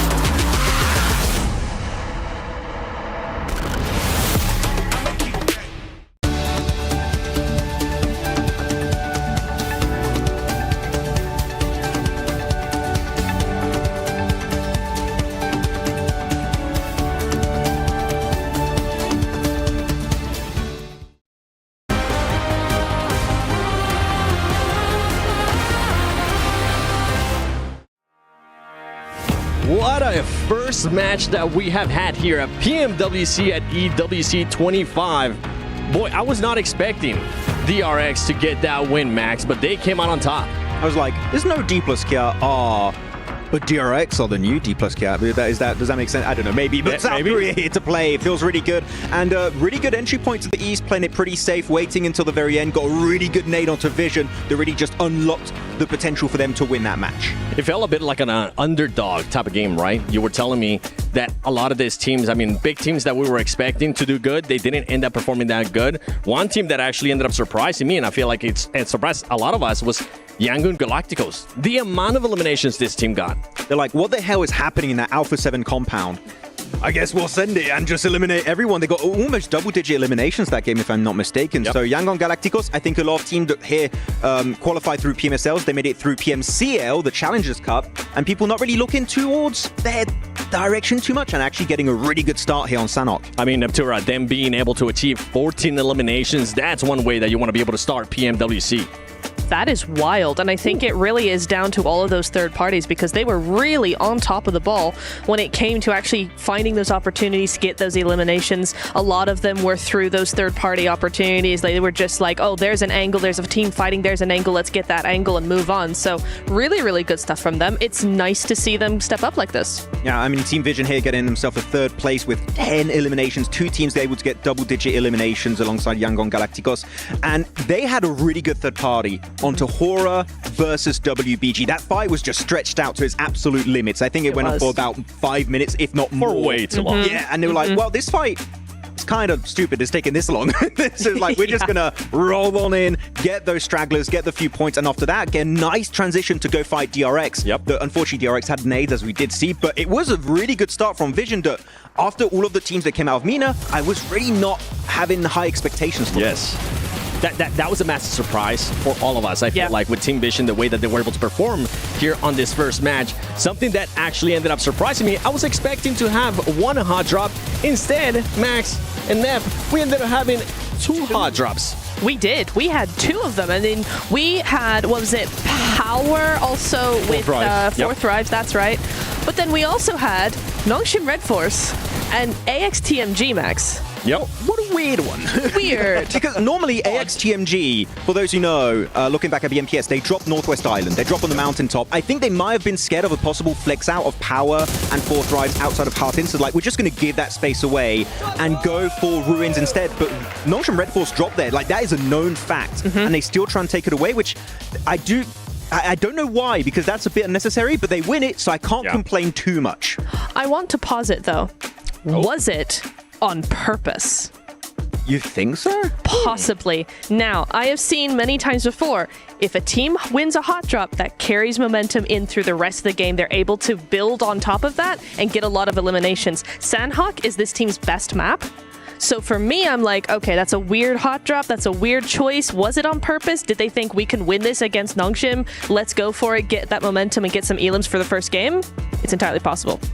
I feel like the reason why we're saying this could be their best map is because they do end up playing it twice at BMPS. So they have a little bit extra experience when it came to that one. Very confident. Now, you got a chance to talk to the Falcons coach. I did. And I know you were happy to mention something about this team. I was. Pico. Shout out to him. He was talking to me about the team, and I was like, are you going to play any different? Because, you're not playing tomorrow, all of this. And he said, no, we're just going to play normally. We're chill. And I was like, okay. Normal in these sorts of lobbies, especially the first day, is everybody kind of tiptoes around each other a little bit. Certainly in the early stages of the game, you're kind of trying to get a feel for how the lobby's going to play. Not with this team. They went all out very, very early on. And so I'm like, hey, that's not normal. Pico, you lied to me. How dare you? That's not normal. They came in with real aggression, and actually, it was really impressive. I liked it. And it worked out, clearly, right? They gave themselves second place. If they had 4 players, maybe it would work out, but DRX were very smart about the way playing that ridge. They get control of the rocks, and then Falcons couldn't do much. But until that point, it was a very, very solid match here coming out from Team Falcons. Yeah. But again, let's keep in mind, PMGC, 3rd place, right, with Enigma Galaxy. PMGO, 2nd place. The 3rd place curse has been broken.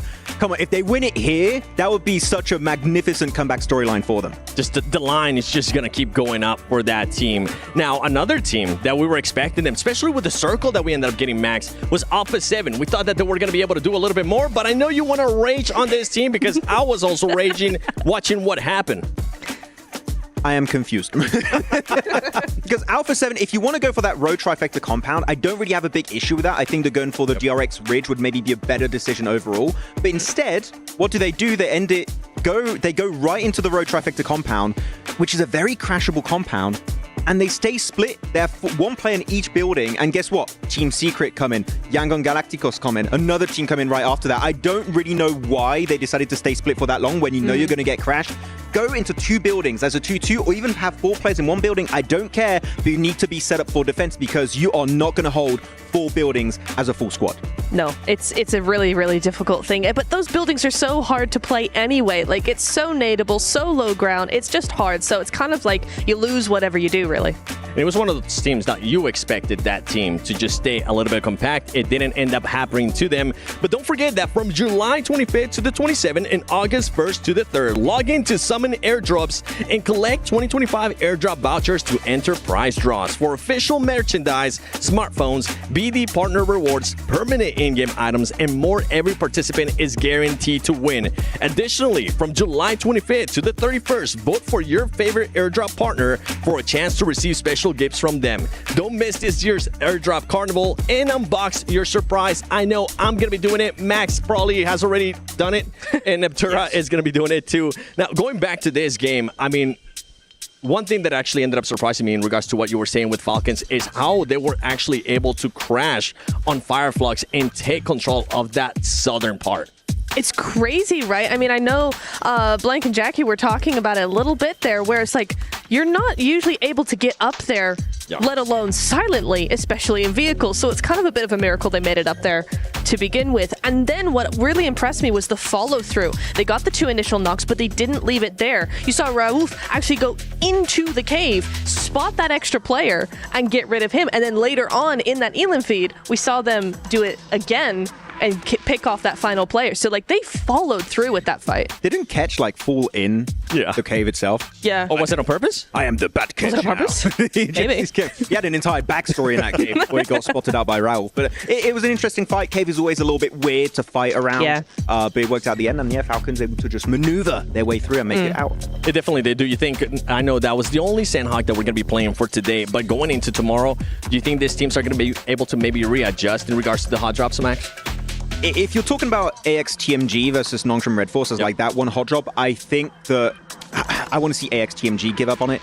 I do too. Frank, because even though they won? Yeah, because it's a 50-50, right? Yep. If they lost 1 player, guess what? Your chances of making it that far in the game is going to go down drastically. I think you go back to Northwest.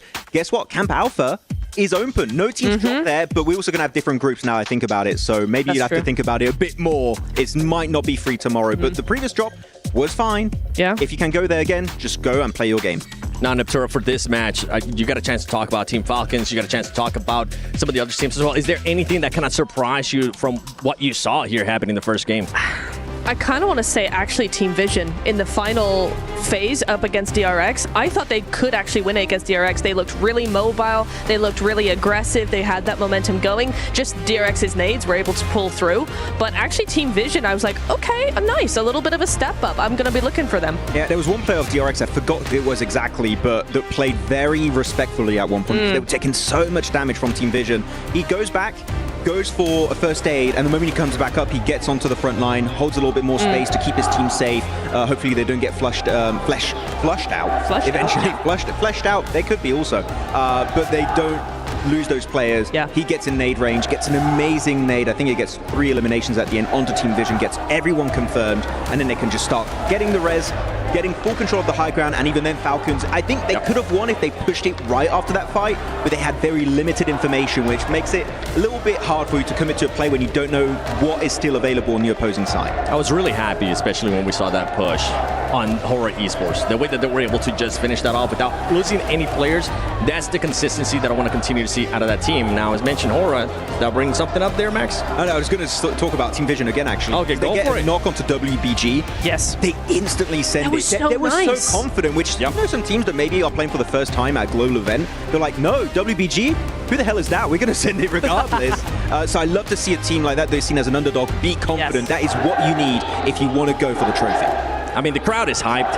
I'm hyped. I'm glad that we got a chance to see Falcons and kind of like, in a way, some of the top teams as well being able to at least put up some eliminations under here. Now, I want you to give me just a quick name. Going into Erangel, which team are you going to be looking at, Natura? WBG.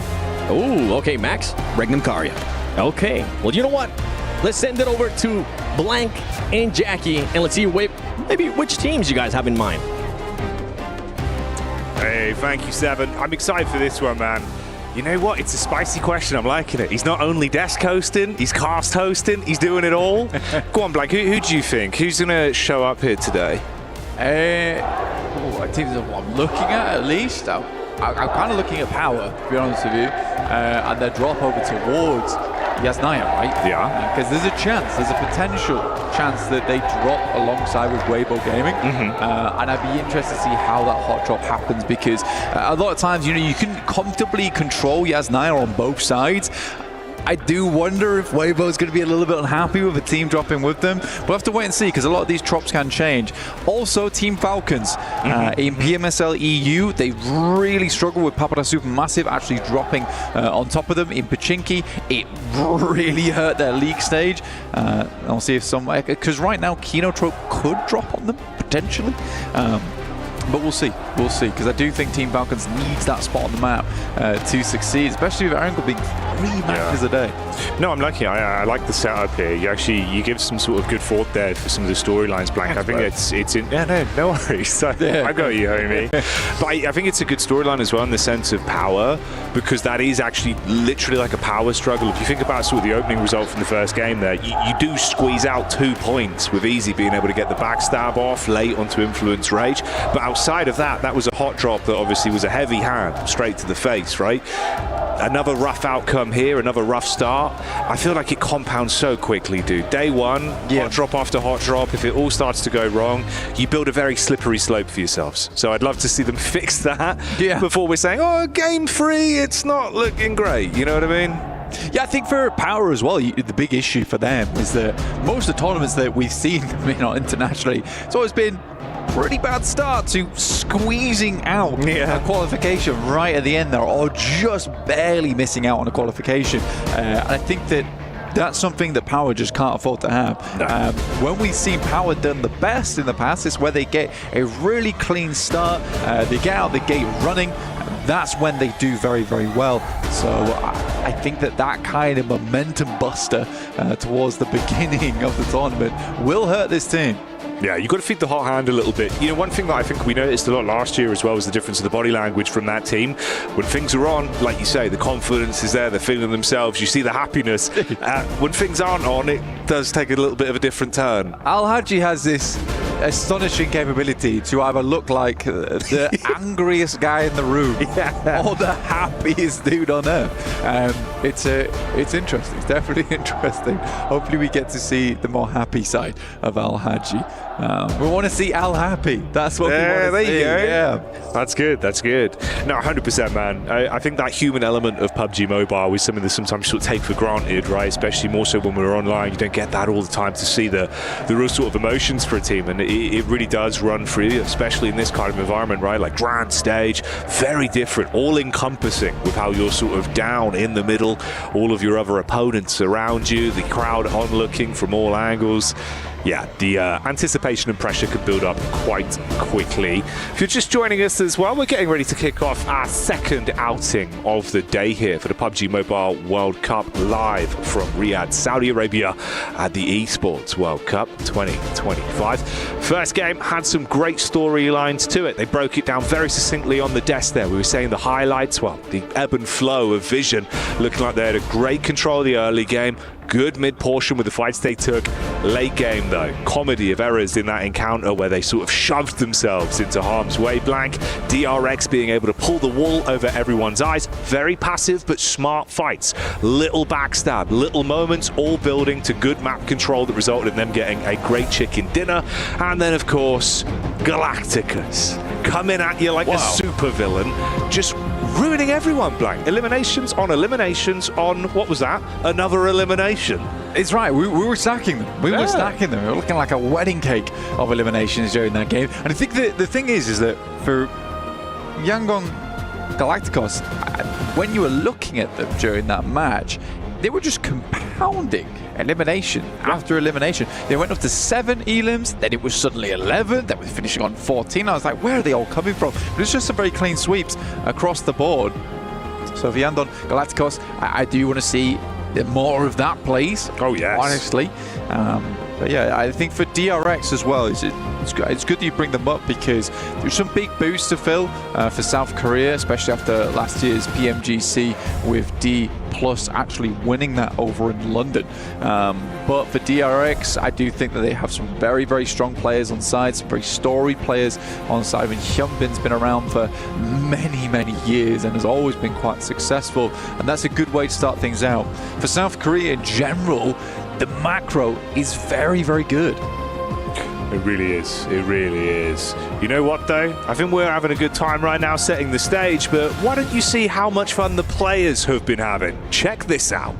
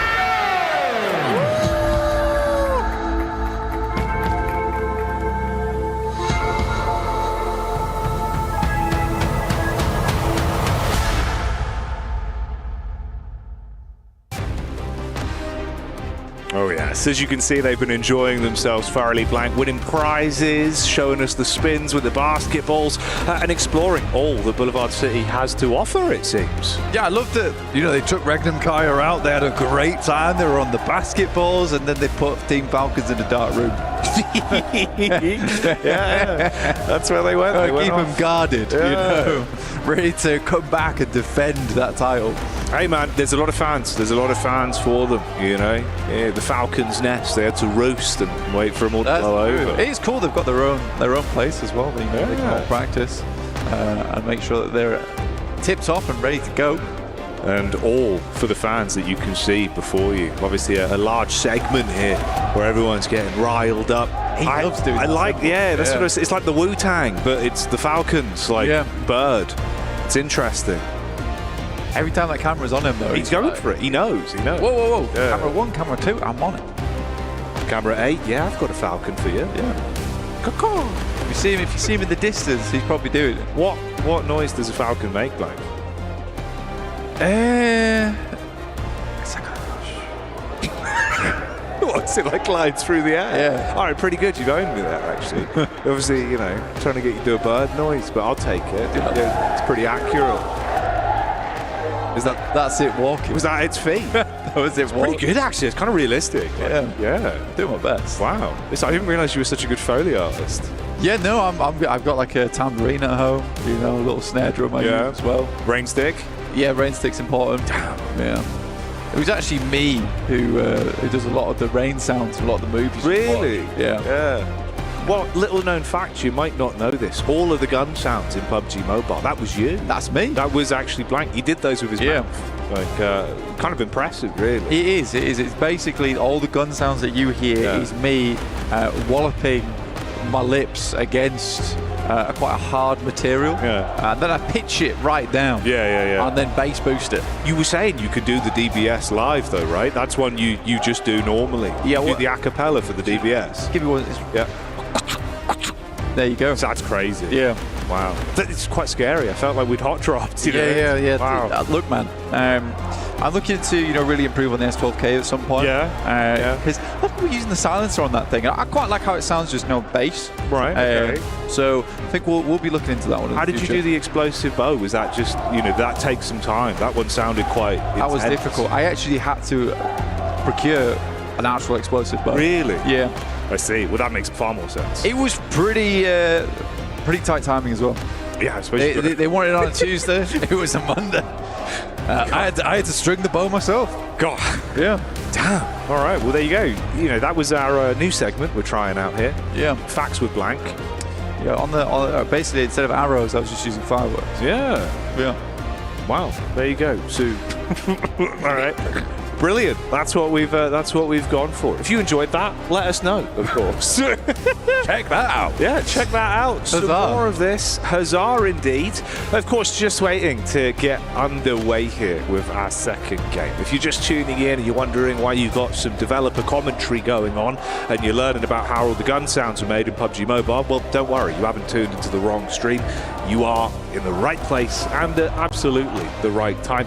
And I think definitely, Blank, one of the ways I've described this, mate, is it is the right time for everyone but Alpha 7 in that first game. That just felt like it was so uncomfortable. The fights that they were thrown into, trapped in the compound, looking a bit lost, and they do look a bit deflated, I'm going to be honest. I'll put it, for the rest of the team, maybe I look a little bit deflated, but I don't think I've ever seen Brevo like not looking like that in an international. Fair enough. Yeah. Unfortunately, I suppose the bar, like you got to think about the bar. Even when he won, it was a severe look. It was a pretty we've done it. Yeah, and then hats off to the guy.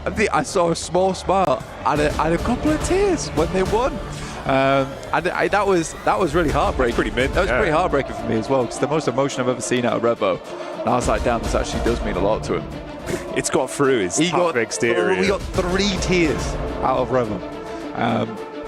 Which is a big deal. Yeah, it's mad. You don't really think of tears as individually, but no, you don't. Free but forever, economy. As soon as that third one formed, I was like, damn, this news. This is big news. He loves it. He's really happy.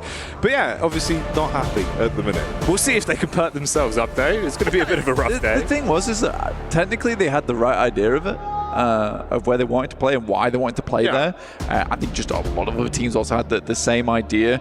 And then Team Secret coming in later to backstab them is just tough. I think it was more just the... it's one of those where for a team like that, we know how they can be when they're at their absolute best. So obviously you kind of look at it with a bit of a different microscope, right? You're painting it with a different brush. So it's when you're looking at it with the fire where they set up, you had the compounder playoff, but some of the missed nades, some of the missed timings on the peaks, it just felt a little bit like it's not hitting instantly. You know, they've not woken up. It's all clicked. They're like, right, boys, we're back. Let's do it again. We could be the 2-time. We could run it back. Hyped up off it. It felt more like, okay, we've got to get into this. Like, wake up today. Let's take it bit by bit. And that's kind of what I was wondering, is how they'd look here specifically. Because I feel like it's a different caliber, right? It is. You've got so much emotion tied to this event. There is a huge amount of emotion tied to this event. And funnily enough, we actually got a little bit of a surprise interview for you with Team Falcons. I'm going to check in with them, see how they're doing coming to this tournament.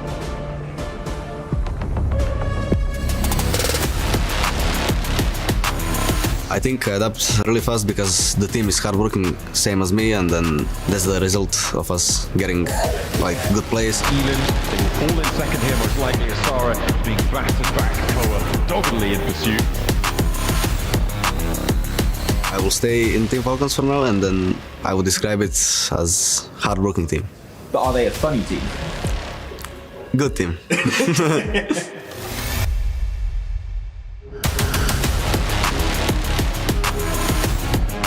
To be honest, I can deal with that easily. I don't have any pressure, even like between the fans or anyone. So I want to be remembered as PMWC champion and MVP. There is a sense of circle there for them.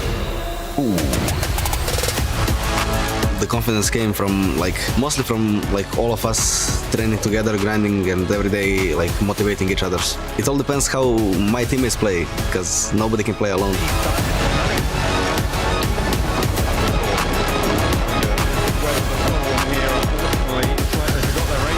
I think the biggest challenge is going to be Alpha 7 on PMWC. Thank you all for following us and for supporting us, and see you on the next tournament.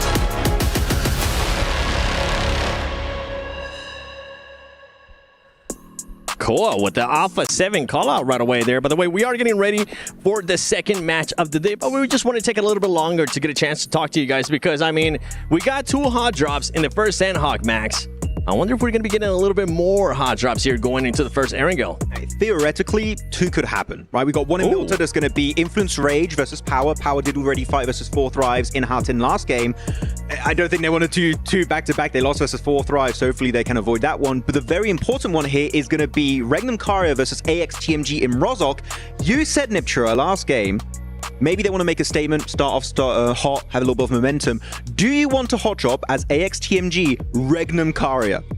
Absolutely not. I thought you were going to say just absolutely. I was like, no. Are you crazy? As much as I love Nongshim and Regnum Karia, 2 different breeds of cat there, especially on an Erangel, right? Sanhok, it's all up for debate really anyway. You can drop somewhere, but it doesn't really matter. Erangel, these drops have been decided, have been practiced time and time and time again. It's just the map that is the bread and butter. So you better be really confident that you're going to win if you're going to hot drop Regnum Karia on an Erangel.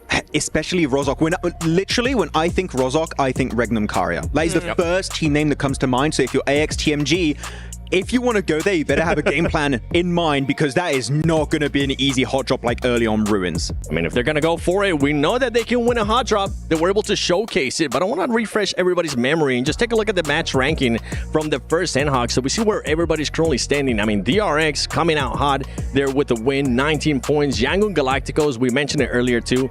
Just what a massive surprise for me and Niptura, being able to just collect those 14 eliminations and then you just keep going down that list. You do indeed. And actually, I think there's a lot of teams on the top of that list, 1 game in, but that we didn't really expect to see. As you said, Sanhok was kind of the underdog game coming into this. I mean, Yangon Galacticos, you've got Team Vision, you've got E-Arena, I think, has got a lot of hype, but not necessarily a lot of sort of backup with that. necessarily. There's a lot of people who don't know who they are, and so I feel like they have actually come into their own. Something to keep in mind too is look how top heavy that first match was. Oh, yeah. Like 6 plays, you go from 10 all the way down to 4, and then you just keep going down 2 and 2. So this is something that a lot of these other teams got to watch out, because if they do have pop-up performances, I mean, we're talking about how insane this lobby is. It showcases. If teams pop off, they definitely pop off in a massive way. Oh, we got so many 0 points. Yo. Don't look at those. Those are 4 teams not don't playing look at the today? donuts. No, they are playing today. Please, sir, can you spare some points? We would love some at the bottom of the ranking. But it was, as you said, Seven, very top heavy. Actually, we saw some decent points coming in for Team Secret and E-Arena. I had a very funny chat with all of the SEA talent lineup. And the Indonesian talent, I asked them, do you guys think there's any team from SEA that could win here at PMWC? And they instantly, I'm talking not even a second to think, all said no. They think no. They said E-Arena, maybe they could win, but they said Team Secret no, and the side of Alter Ego no. So that's quite surprising, because they have been favorites in the past, but even the local talent said it ain't happening, bro. I mean, it does seem like it's going to be just one of those things of we got to be able to get to see more from them before we start putting our faith in them. Well, we've been talking about Sanhok. We wanted just to do a quick little recap there on what happened and just show everybody what's happening in regards to the match ranking. But I think it's time. I think it's time we send it back to Blank and Jackie for the first Erangel. Oh, yeah. We'll run it right back, Seven. No one will even know. They'll think it's the first throw. They'll think they're tuning in, ready for this, because they damn better be. The game's going to be intense, Blank. First map, first outing. It was beautiful to see. A few mistakes made for teams, and like Max alluded to, a rough start for the many. But it is the few that have been showing up here at the Esports World Cup for the PUBG Mobile World Cup in force.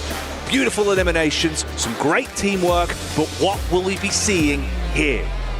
It's exactly what we want to have happen on our stage right now. Over on Erangel, we're going to send it back over to the old classic. That was good, I like that. You did? Yeah. That was decent. I told you, decent Foley artist. Yeah, man, I got it. Sounds down. But match number 2 out of 18 here right now. This is Group Red versus Yellow. So we'll have the groups shifted up a little bit tomorrow. Look at this, down towards the south side of the map, coming from Primorsk all the way over towards Milta Power. Weibo Gaming down towards Primorsk, a really nice spot to start off in as well, to be honest with you. I think anyone that can start off in Primorsk on this kind of playing path does have a big advantage, especially because you can line this western coast as well, pick up a lot of vehicles, have control over towards Quarry, a massive amount of loot to have over down towards Primorsk. So yeah, very, very good beginning there for Weibo Gaming that have suck over towards Sosnovka. Yeah, quite a wide split for the scout, mate. That's a groin splitting split. I don't think like what was his name? Jean-Claude Van Damme? No. Yeah. Was it Van Damme? Yeah, with the jeans, It was Van Damme, wasn't it? Yeah. That would be the guy. That's what we're watching here. So, the Van Damme split. Van Damme split, you're not wrong. Oh, okay. So obviously we were alluding to this a little bit. We were setting up the fact that Power could have had a bit of a drop on the Weibo, but it's not what we've seen. Instead, it's Influence, Rage that are here, actually getting a bit of their own back for Easy, who had the flank in the first map. Obviously being able to instantly get the damage out. Al-Haji, not ideal. A big man for the team, but not able to deliver on that first encounter. For Dan as well, you have eaten that nade. Ooh. But hey, Dan, just down. And it's unfortunate to see, honestly. I think what typically happens with Aiden is that when Al-Haji goes down, he really struggles. When he's up, he plays kind of the centerpiece to that role where you do need him on the off angle to support Al-Haji when he goes to those pretty insane rollouts. But yeah, now just Ragnar and Easy try and make it happen. Got the doolies. Trying to bait on a peak. Wild spray of bullets, but teamwork's there for the close quarters engagement. It's not ideal. And again, literally the same story, bro. This is the worst outcome, right? Just Easy left alone as the solo, if he even makes it out. But everyone's gunning for him. Want to confirm the full wipe on the squad. And that'd be Power Gaming going down as effectively the first full knock. in both of the maps. Elevated angle over the top. They're going to dive onto him. Will eventually clean up. Took a bit of time to find it, but Easy's gone. You can get the save back onto him there. So power out. Spat out his chewing gum. I'm so happy about it. Success. That's a successful push. Honestly, they chew down over towards power. I'll tell you that right now for Influence Rage. It was fresh, mate. Yeah, I think honestly on Milter, there was no way that Easy was getting out from there. You're backing it up to where he was. It was just complete open ground. There's a couple of buildings, and they would just isolate his position, located him, targeted him fairly quickly. But it's a quick cleanup over towards Milter as well. It was. Obviously, we were kind of setting this one up with a bit of a breakdown on the split situation there. It's 4 Thrives that would be in the middle of the group reconnecting from that side if you're making the late rotate in from Sanhok. I am curious to see how we will actually end up playing over the course of this one, because they're setting up the idea like, oh, a bit of a chance there. We'll see if Power Gaming can start things off better. Didn't go that way. It wasn't the storyline we got. Again, results them going down first. You've got potential as well. I think the longer these games go on, Blank, the longer the day goes on, potentially even for them, I think this is where we're going to see more and more of that team being able to deliver. There's so much talent on there, the tip of everyone's tongue saying that this could be the chance for that side of the region. They start showing up again. So I'm curious if they're showing us a bit of innovation for some of these plays. Yeah, I sort of understand it, where you send Sukat down towards Sosnovka on the eventuality it is the south circle. But even then, like, you could make an efficient rotation across, and maybe it's a case where Suk in that situation just takes some pot shots over towards 4 Thrives as they make their way across the bridge, and then they can group up. But I think that the risk doesn't outweigh the reward here, honestly. It's going to be difficult to get back together. There's potential that Suk can take some vehicles, take a boat back around towards them, but by then you have delayed your rotation by a ton. For Falcons, on the other hand, no hot drop over towards there. Though my main takeaway from this game is because it's such a southern playing path, it doesn't really tell us too much about the drop spots, because these were a lot of backups being used. Yeah, it's fair enough. It's fair enough. It's a good point to keep in mind, obviously, in terms of how it's going to affect things here. Give us some different results over the course of the day. I was stressing going into the next match. They're like, do we want to drop Yas now? That's what I'm saying, bro. That's the awkward part, because obviously once it kind of is forgivable and it feels a bit rough and you can fix it, the second time it happens, that's when it is instantly like, we're at the halfway point of the day, boys. Like, yeah. It's already creeped up on us, you know? How do you fix this? You have to get the screwdriver and kit out, figure out where the loose screw is. I suppose at least the only blessing, like Max was saying, there is a decent gap. If you look towards, obviously, what, 6th upwards, it's not that much of a difference with points, right? So, like, obviously, if you just actually start to build your way back in, everyone else doesn't have a crazy spread, then maybe it's not the end of the world. But the likelihood of that obviously has a lot of bells and whistles attached to it. Yeah, and as we know, Jackie, for the group stage we're starting off with, it really isn't that unforgivable to go down too early.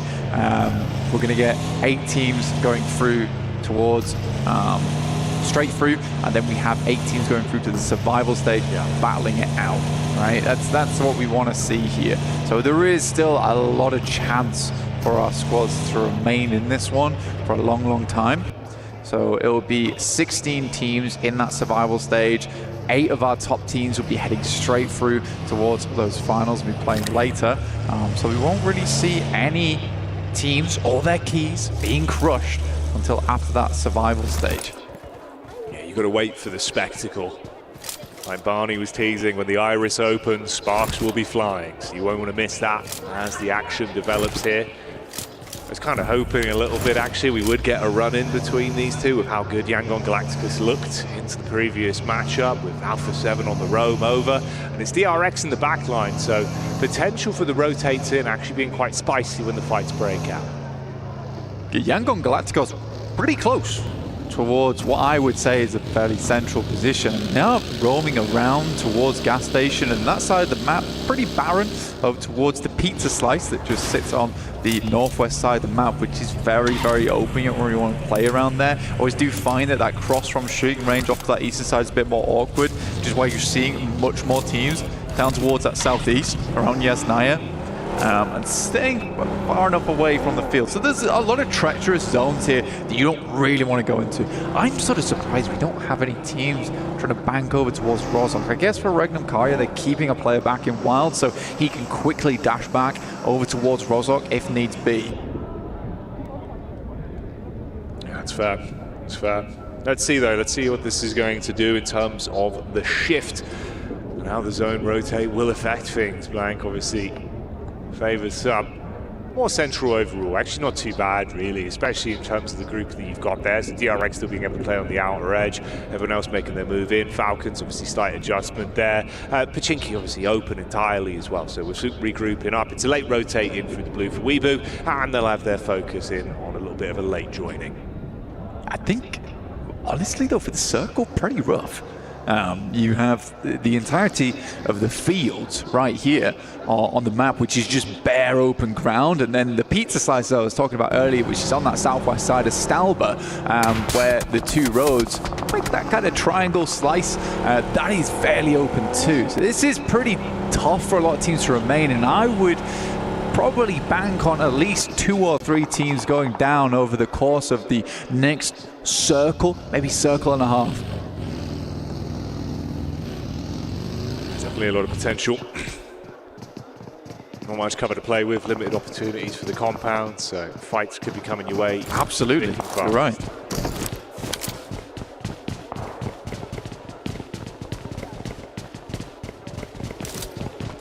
Team Falcons down towards the southwest edge. Like you said, Chinky was free as they'd left it quite early, but they're going to have to get past school right now. They're over towards apartments. A little bit more difficult to see because we are cramming 15 teams into a small space because they're all avoiding that fielded area. They're trying to take up space around some of this remaining compounds. You have the river that cuts through into the lake. It's a weird circle. It's a very weird circle. I do like this position DRX has, though Alpha 7 is waiting in the wings. Mafioso underneath. This typically is a really good spot to catch teams playing on those outer shacks and outposts just over towards the western side of Yasnaya on the lake. And you can control a lot of area from this top side. Now, how will DRX handle Alpha 7 though? Because the rest of the team is making their way on over with Creo, Squash and Revo just off towards the west. It's Mafioso just playing on the lip here of the rock face. He's had the vehicles approaching, the engine giving that away. Just tucks in, has to play on the off angle realistically. If they peek into him, he seems like he's got a good read on the situation at least, but spacing from the teammates relatively far. DRX trying to get a lay of the land, assess if anyone else is coming in from the other side. Didn't actually find him. He pushed up towards the rock face as well on the peak. He leaned in for it, but neither one gave away the info fully. So obviously it's just the audio he's playing off for now, staying tucked in. If they push ahead of him, could backstab them really nicely. They have no idea. They're properly confused on what's occurring. We're going to get our next circle. And it wasn't as treacherous as I thought it was going to be. This one is going to push a lot of teams away from the fields, at least from Yasnaya, so teams could be happy about that, but it's across the river. Jackie, over towards AX, E-Arena. Weibo's made a good wrap, actually, as well, over towards this north side. They are coming through that open ground, and Alpha 7 could chime in over towards that western side. We'll see how it happens, but Alpha 7 is so focused on taking over towards DRX, but DRX is left. Join now with Alpha 7's POV straight back in, and this is what you were saying, the rotate over there, taking shots from the back line. Squash, we know that he can be talented, and unloading at the minute, snapshots over the top just as they tuck into the compound. A lot of chip damage onto them, yeah, massively so, and you can follow up from it as well. I mean, Warder in a horrific position, they just keep finding these knocks.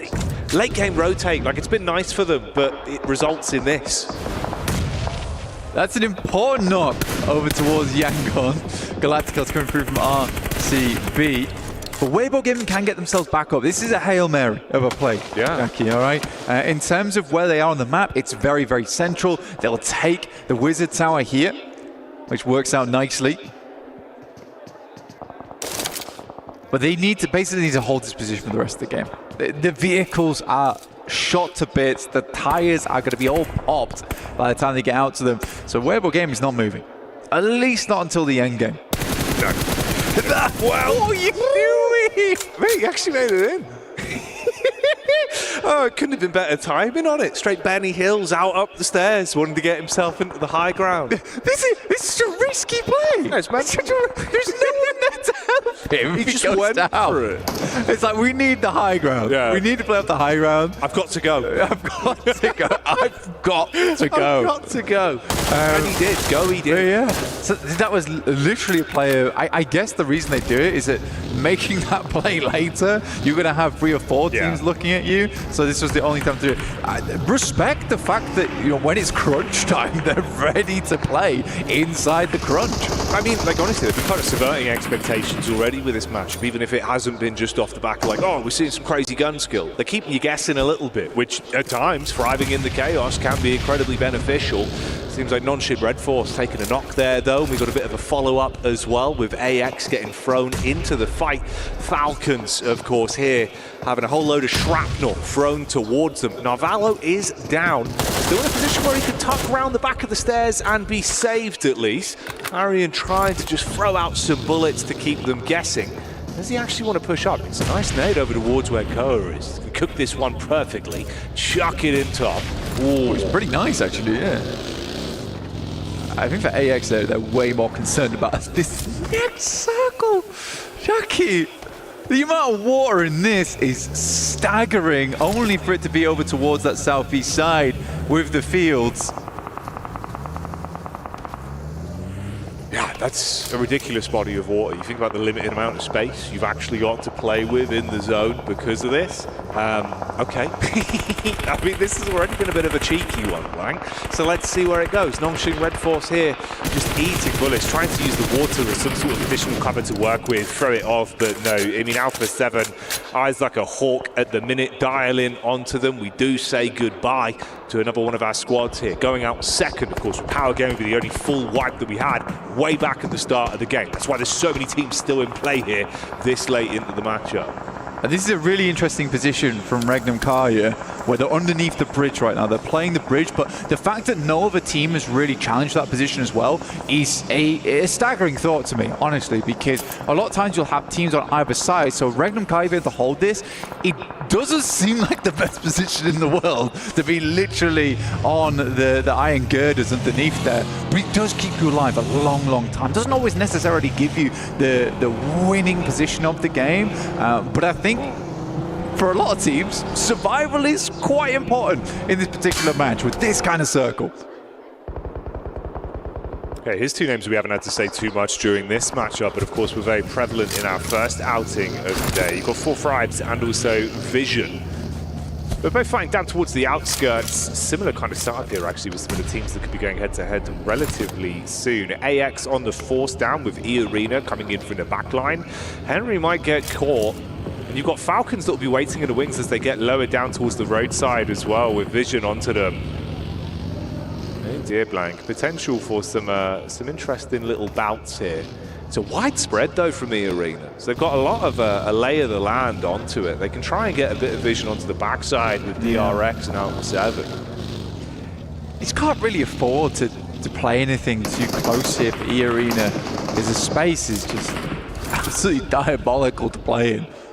IQ, very, very good player. Been playing for a long, long time. Smart guy, hence the name. Looking to lead for Thrives. Towards a victorious push here versus Vision. They already find some good damage over their way. He's slowing it down. He's running circles around them. Vision realistically just have not had an opportunity to move too much over the course of the past few minutes. We'll come back to that for as it's DRX. They've got the opening chicken dinner of the day. Now they're just being given an explosive breakfast with Nitro being thrown their way. Nade after nade on top. Weebu as well, still being able to get stuck into the fight from the side as the bullets hit. Hyunbin on the nade back, good for 1, but he's got a full army coming his way. I mean, this is E-Arena, the wall of smokes in front of him, effectively just him left. Everyone else has been taken out. So DRX, if they want to get the back-to-back wins, it would need to be an unbelievable effort just from Hyunbin with an awful lot to get done. Yeah, he's in a bit of a struggle position. Luckily for him, E-Arena is getting walloped from the sidelines. Oh, what a problematic smoke there. Dissipates. And his eyebrows raise and are visible to E-Arena. Falcons somehow make their way in front of AX here, which is nice, and obviously take out the opposition. But what a disgusting circle this is. All lake, all field. Fireflux currently holding down towards Vision and 4th Drive, so even if one of those teams gets away with their life, they're still going to have to deal with shots coming through. But Vision actually able to sneak on past using that ridgeline on the west towards the roadside to make that happen. Nade after nade. It's good damage. AX being able to find opportunities to fight on their terms in both matchups we've seen today. Going for the full crash as well. The Rhino maneuver with the vehicles over the top side, hitting heavy onto the Falcons. Now Valo at least with the reply back, good for one. No. The nade on top of the team. Oh, Henry goes down and so do the Falcons. Oh mate, feels like no one really wins there. To be honest, I think that should have been an AX just wiping out Valo. Plays a risky game, drops a nade at his feet, finds 2 on the knocks. Somehow it happens. Team Secret, Lil Boy will go down. That's Jaiki in the back there. This is Team Secret all the way on the northeast side, coming out from Yasnaya. Alpha 7 made a big swim down towards the center of the circle. As we said before, Weibo have just not been able to move all that much. Their vehicles are shot. It is Yangon Galacticos still making this one happen, though they lose Say Cloud. It's nice seeing the energy as well from Team Secret actually into this one. A lot of yelling already from them on the player cams. You can see they're trying to keep themselves fired up. Opportunity to steal away a couple of elims so far. And it's put them in a pretty good spot. I mean, you know, Influence Rage, top spot with 6 points, but you're at a close second, still able to build more as well. We've got 4 players alive. Now, off the back of what was a crazy dive in, Order still from a position to find more impact. Team Secret still popping up there and again and again. Regnum Karya, they've got a lockdown on this western side of the circle. It's such a nice place to be in where you really don't have much competition. They can get involved when they want, playing off from this bridge position. And again, a lot of teams didn't put stock in this, and I don't know why Regnum Karya was the only team to make that choice earlier on to pick this one up. And to be honest, it's a bit of a change, honestly, from their usual play. I think that they took their time moving from Rozhok a little bit further across towards apartments. A fair few times on these kind of circles, they've been caught out where they move too far and too fast. The circle ends up coming back their way, and then they struggle in the future because of it. And it should have been an easy pickup. Order attempts to make the cross, and that will be one. More in the pocket of Regnum Karya. Yeah, the man himself, Silas, on screens, looking to find some impact on this one and build up the elims for him from the position they've got with the cover to play off. Now, Weeboo, been taking their time. Feels like they've been, you know, given a bit of plot armor with some of the fights they've survived throughout this map. And maybe that's about to change. It's a good peek in. Loxy lops them up, shuts down one. There's the reposition close into the ridge as well. The rest of the squad not really in a position to attempt to trade, and the angles just don't favour you. You've got covered either on that side with the rock face, you've got vehicles to play off of. My God, with a quick peek, good headshot there. Yeah, that was nuts from Toshbek. So low though, but need to get that headshot coming through from the Mini 14. Sec 3Z going down, just Sook remaining, our slightly more unorthodox player coming through from Weibo. On that big split they had earlier on. Alpha 7 do make it across, by the way. They did a heavy amount of damage, but managed to make it happen. Toshbek looking now, but you can see from staying in this spot for a long, long time, resources aren't looking all that great. Yeah, running low. That's the factor that could come back to bite them the longer this one goes on.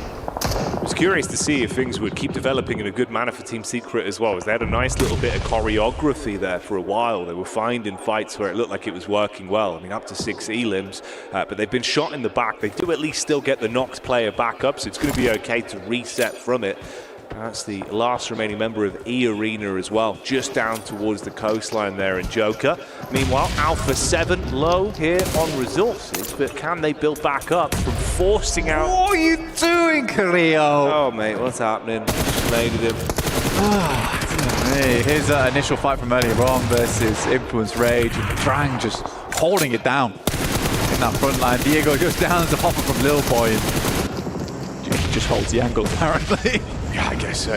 Kind of setting this one up where it's like, oh, this could be big for them, force them out, take the position off them, get some gear. Nade to the back of the face. Love that, but let's see if they can save Revo, get him back in the fight. Meanwhile, they're being collapsed upon though, so this is Hora coming in from the top as well, looking to really put the pressure on here. No fear, living up to his name. Nade over the top, burst in air. Hora with the first knock back over, seems like Silas as well, taking that one straight to the dome. It's a 3-pointer. Oh, mate, beautiful work done. We move out in the meantime. Sleep, he has his legs blown out on the nade back over from Alpha 7. If he hits this. It's so close, bro. That second nade was unbelievable, but Forever was able to make his way down and hit the shot. Regnum Kaya will go out there. 6 elims. I think that was a good game from Regnum Kaya, all things said. They just got themselves into a position where couldn't quite figure out a way to remove themselves from it. Again, I don't think the circle favors them at all here. So I do think it was decent. For Carrillo, yeah, head down focused. Definitely should feel a little bit guilty about what he just did over towards Revo, who was revving up to get a good nade over towards Regnum Kaya earlier. Yeah, I mean, that's the thing. Like you say, if you can at least recover it individually, then it'll be all right. We can forget about the bad times and the possibility of it maybe being better than it should have been. But we'll go from here. You forced out the team underneath, so no one blocking your path. It allows at least a bit of a reset from Hora. A lot invested into that, though. Unfortunately for them, they were hoping it would be way cleaner, right, on the dive in with a third party. You get left with just 2 players. So it is going to slow you down. So many nades used as well from them. So back pockets relatively empty, and there's not much to pilfer from what was underneath the bridge. Yeah, this is such a weird circle as well. You do not see this kind of circle for many, many months at a time. It's a very, very odd one. I don't think I've seen the circle end up around here for a long, long, long time. Pretty much for Thrivesource, Fireflux do have a big position here purely because they have the ridgeline to play around between one another. It's going to be Hora, No Fear, Alpha 7, Team Secret, and potentially E Arena who's going to be getting themselves involved with one another. Obviously, the big difficulty though for Thrives and Fireflux is that eventually that ridgeline is going to be useless to them because they're going to have to move over towards that north side. Well, Hora might have just outlived potential expiry date they've had on this one. No Fear, the last to fall, as Revo will get revenge for the damage back over into the previous encounter towards the bridge.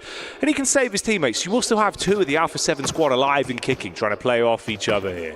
Let's see, maybe they can build themselves back in, have a great start into the second game of the day, and show us the reigning champs have a lot of fight left in them. Team Secret though, Blanket, I'm curious to see actually if they could show up on this one. It's been nice from some of the mid-game fights that we saw them taking, and I love how fired up they look. Like instantly into this matchup, they're yelling, they're going for all of the good comms. That's not what you want though. Sideline shot back over, quick trade, headshot onto Revo with a mini 14. It's a nice knock again. They're feeling the pressure from this position. It's bad though. This is the worst time for Revo to be able to find a shot like that. For Alpha 7, they're far into the circle already, but this next one's going to start to push them. And to be honest, in that moment, Team Secret likely wanted to start finding a bit of a foothold in the future. You can see Fireflux here locked into the tiniest ditch available, and the circle is going to continue to push them further inwards. I like the way 4 Thrives is playing this. They've got that lineup, so even if Fireflux are able to send a nade across, they've got way more space to play in, and they are taking advantage of that space as well. So these nades have got to be absolutely sublime from Fireflux. Had a decent amount of them to work with as well, and you can see how they're setting this up. Good comms on it, slightly staggered with the nades going over. Looking to make sure they can commit onto the knock player just a little bit shallow. It's such a substantial distance though. Definitely trying to see if they could force out the 4 Thrives members and punish them. Oh, this could be good. Perfect timing. Waits for the peek up. Slap back over though, Blank. It's not for free. They're actually able to at least get a quick trade onto him. So good heads up play.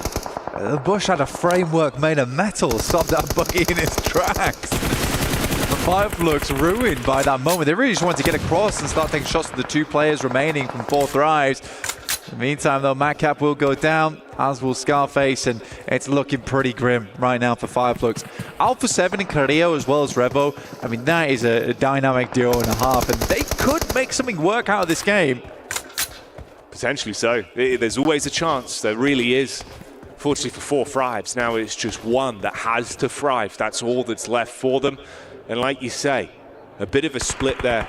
2 teams in terms of the battle of attrition that do have 3 players alive, but limited resources to play with, and the cover really isn't there for most of these squads. So closing the gap between one another, it's risky. It's all or nothing. You've got to peek in, off your teammates' contact, and commit to those elims. You can't mess around on this one. And Secret looking very agitated, obviously aware of the Alpha 7 position, knowing it's do or die on the peak. For Team Secret, the lucky thing for them is that they have a lot of hard cover in front of them, and those rocks as well as the tree line. This is wild from 4 Thrives, but they knew where Ketch was, and they're just looking for 3rd place. It's a smart maneuver. They're going to confirm points. I actually like a team that does that, that takes it into their own. What? Okay, goodbye Team Secret. That's how that goes, mate. The damage over the top with an aid and the absolute aggression from Alpha 7 that throws us back into a head-to-head 1 versus 2. Revo looking to let it rip on the shots over the top, and there you go. Alpha 7, your reigning champions. They might have struggled on the first game, but they're back. They mean business, and they take that one home. I mean, that's an apology and a half from Carrillo. I'm going to win the game for you. I'm going to win the game for you. Trust me, trust me. Yeah, I don't know what happened there. I mean, I was praising 4 Thrives for the fact that they knew where Ketch was. And they were like, we're going to just secure a 3rd place. We'll leave Noki behind, and then he could try and go for a 2nd or a 1st if he's lucky. And in that moment, I think Team Secret gets so flustered. Yeah. These just get torn to pieces. But there was so much opportunity, in my opinion. It's 2 guys from Alpha 7. They're more putting presence and everything behind those rocks. You just send out over towards that hard cover, towards that tree line, instead of sitting behind that vehicle. You have a much better chance towards that late game. And I think it was just that menacing characteristic from Alpha 7 that kept Team Secret in an odd spot. Yeah, it felt like Secret into that matchup, you know, they had some good knocks from the sidelines where they were able to play off a bit more of a passive position. But by the end... Talk about the grenade! Yeah, I know. He's just giving it. He's just giving it. Yeah. I mean, it is ironic, right? That was the only outcome. Like, you've got to just win it. If you just win it, doesn't matter. We'll be fine. And that's what he does. That's what Alpha 7 do. And you are going to wait until we're back in a few moments' time. We'll see you in a sec.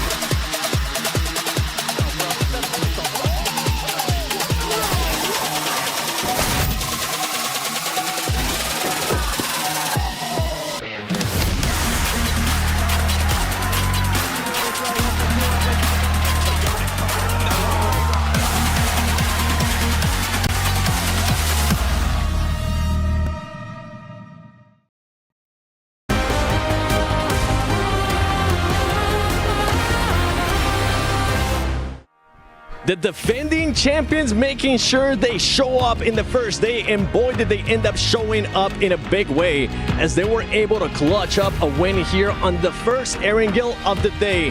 Max, I'm going to be sending it to you right away, and I'm going to be calling you out because you kind of did a bit of a reverse curse on them. You were saying this team is just going to get absolutely eliminated with the rotation that they were doing with that swim play.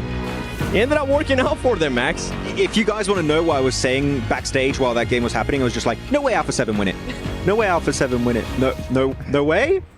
Right? Like, I really thought there's no way in hell that swim across Yasnaya Lake was going to work out because you had Influence Rage still behind them. You still had Arena, and they lost 2 players because of the rotation. But then the best romance in PUBG Mobile Esports happened in Revo and Carrillo constantly healing each other and just creating space and winning as a duo against full squads. What was that? I got a little bit more. If you didn't think that swim was the right play, right? I felt completely different to that. What do you want to see from that team in regards to different in regards to just that play? You don't want to see them swim, then what do you want to see? So I do like the idea to swim across and get access to that ridge. I think that's a good idea. The timing was a bit off. I would like to see them defend the northern side against E-Arena and Influence, because if they eliminate those 2 teams, maybe they survive as a 4-man team and actually make it to the ridge and have an easier time to get that chicken dinner, maybe even get more eliminations. So I think that clearing the backside was lacking here and could have made that play even easier to execute. Yeah, I think so as well, but we did have WBG as well in the back there, which added problems to any of the rotations. I mean, it was kind of the lesser of 2 evils, really, because WBG, A7 had a really good position in the beginning of that kind of late phase. That compound was phenomenal for them, controlled a lot of that northern ground. WBG coming in, they were like, not on our watch, you're not. But actually, with A7 swimming across, WBG were actually able to turn the tide and go, actually, not on our watch. Yeah. We're going to take you out. So it was a little bit of a back and forth there. One thing that ended up helping out Alpha 7 was that Regnum Karia was there in a way to stop any WBG push. And I feel like that was the turning point. And then on top of that, Max, or Neptura, we did end up seeing a bit of a third party by Hora Esports, which we weren't too happy about. It was a little overextending, wasn't it? They went, oh, we have an opportunity, go for it. Wait, no, nades, help. I do like the idea of third partying, but you got such an open, flat terrain between their position of Regnum and their own little gas station that you can just play it very passive, wait for them to push out and just nade it, Molotov the position. I don't really care how you want to do it. I think you want to hold that spot to then go fight into 4th rise. But looking at the match rankings here, 20-point bomb here, dropped by Alpha 7 here on their second match on Erangel. Really, really good game, and again, as a duo here, so doing a statement at the very start of the tournament. Another team, too. 4 Thrives Esports, one of the dark horses, at least for me. 15 points, and 9 of those coming in from eliminations. It's really nice to see. I think we've seen Actually, a really good game for them. I liked the position because typically we see them do a lot of third party. Certainly in Sanhok, the name of the game for them was that third party initiative. But here they actually played it as a four-man squad in a field, playing for position, playing the position in zone as well. And I think it was actually really nice difference to see from them. We've seen a lot of Pakistani teams making globals like I8, now we've got 4 Thrives. Do we all agree that this is the best chance we have of a Pakistani team winning a global? Because this team is looking amazing. 100%. I fully agree. I think we're also seeing one of the best players ever from Pakistan in Falak. Oh, yeah. The 1 second nade specialist, you know. He's been having some great times at PMSL CSA. They're going on to the second page. DRX not quite able to follow through with their initial chicken dinner over on Sanhok and getting 0 point the bubble here on Erangel. That's not good. There towards the second page, one team that didn't get any placement points, but did end up getting some elimination points. AXTMG, Natura. Yes, they did. I actually really liked how they played that against Falcons. The initial fight over onto Falcons in the guard tower, they tried it, saw that it wasn't going to go through, and they went, okay, cool, we're going to back off. Awesome, love that. Then Falcons actually took a position that was down on under a ridge a little bit, and I think it was really interesting that AXTMG actually took that and went, we're going to approach this as a third party. They did not full send, they didn't do anything, they used the ridge to scout around, to kind of run around the ridge, throw some nades. Once they got like a double knock, then they just full sent in. That is more like a third party play than an actual 4v4 confrontation. So I thought that was actually really interesting because that is AXTMG's strength. And then no survivors. And then no survivors remain in that like wasteland of that fight. But I think actually there was another option available for AXTMG. I wish they would have opened up their third eye for a second and just like saw that option, which is maybe third partying Vision versus 4 Thrives, and the southern side could have been a decent play. You go onto that bridge east of Rozhok, play it passive, you don't have to fight Falcons, because guess what? Even if they do win versus Falcons, later on you're going to have to cross Regnum Karya and WBG and Hora. So I think it would have been a good fight to claim a position at that point. Before the chicken dinner, no way was going to happen after a big fight versus Falcons in that specific spot. Well, with what I'm seeing so far from AXTMG, I feel like we got to go into Dr. Suleiman Al-Habib hot takes, because my hot takes is, with what I'm seeing from AXTMG, I feel like they might end up going to the grand finals, and I'm hoping it continues on. Max, do you have any hot takes? I'm not sure if it's a hot take. I think it is, personally. I think hot drops have no place in a global tournament like this. Agreed, especially after day one. Nep? I think A7 are going to win the next match, back-to-back, day one. Let's go. Is that a hot take? Excuse me? That's a hot take. All right. Well, you know what? I'll let it slide. It's for me. I wonder if Reflections is going to be maybe changing his hot take. I want to end up finding out. So you know what? Let's send it over to John Allen and Reflections. Okay.